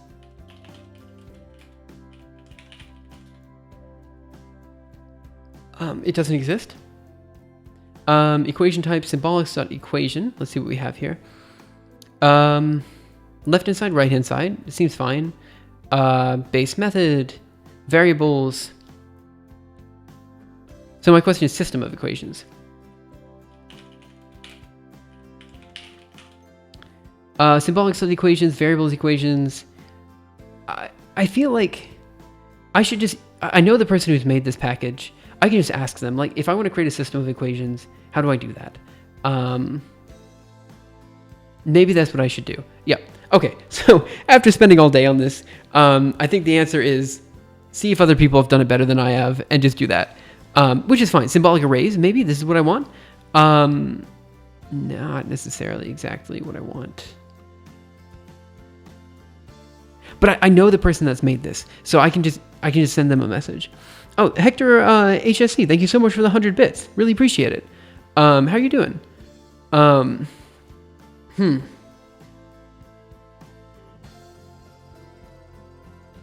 Yeah, this isn't quite what I'm looking for. Let me see. System of equation. 1 second. Symbolics Julia. See what I can find. I'm sure it's not going to be anywhere. I'll just Google the guy or send a message to the guy. Symbolics.jl.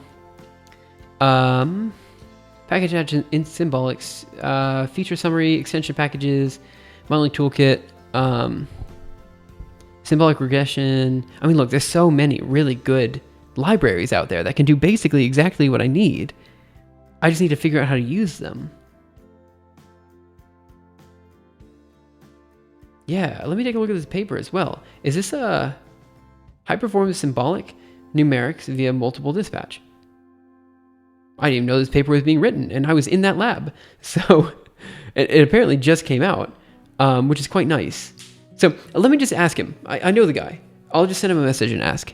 I think, guys, this might be where I close it for today. I've been streaming for about 6 hours and 40 minutes. Long stream for me. I'm going to try to do more of these long streams moving forward.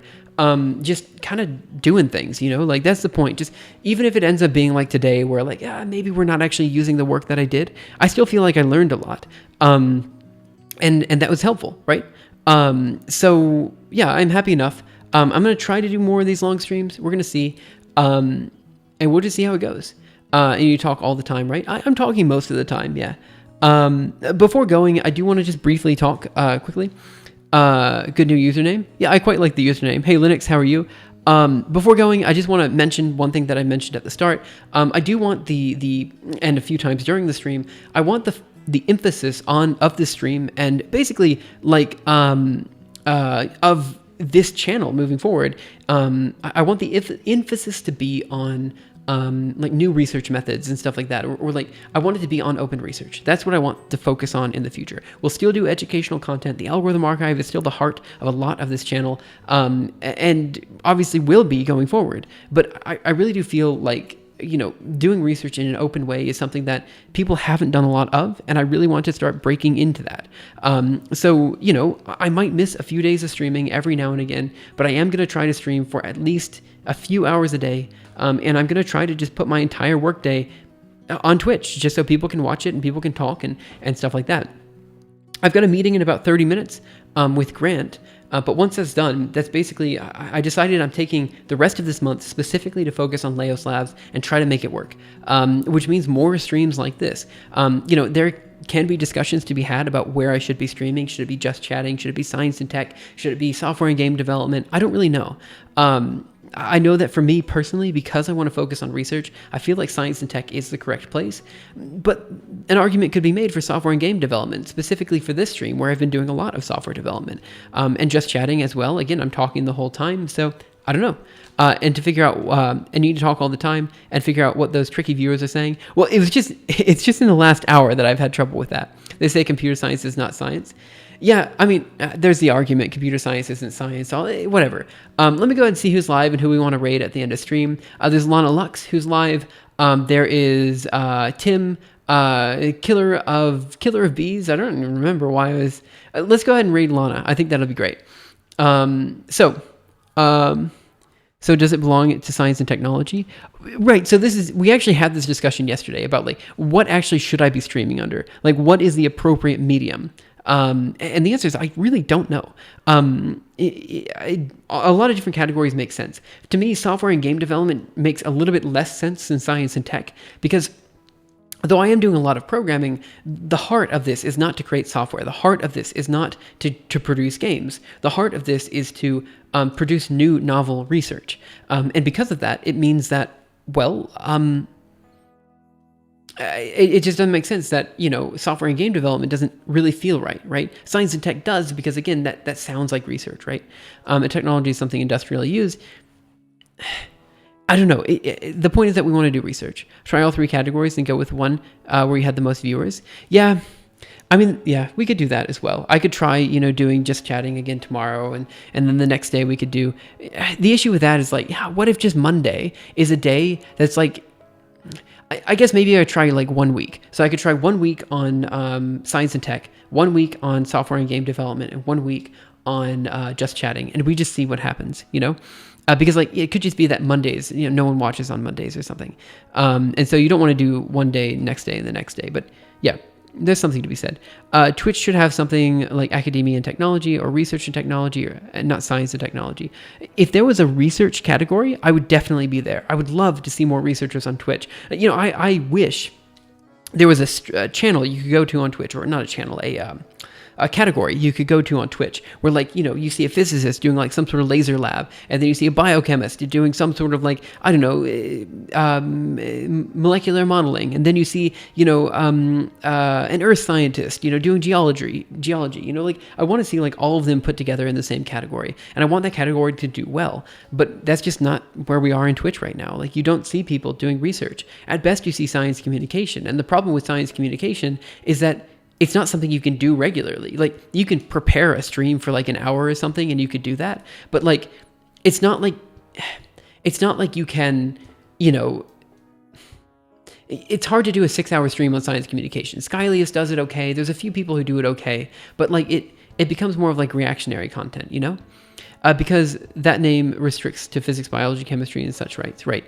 I want to see a civil engineer going through the process of building a bridge. That would be, honestly, I'd be up for that as well. Just something that's not, gaming content, something that's more, you guys know what I'm trying to say. Something that's more this is something new. This is something people haven't seen before.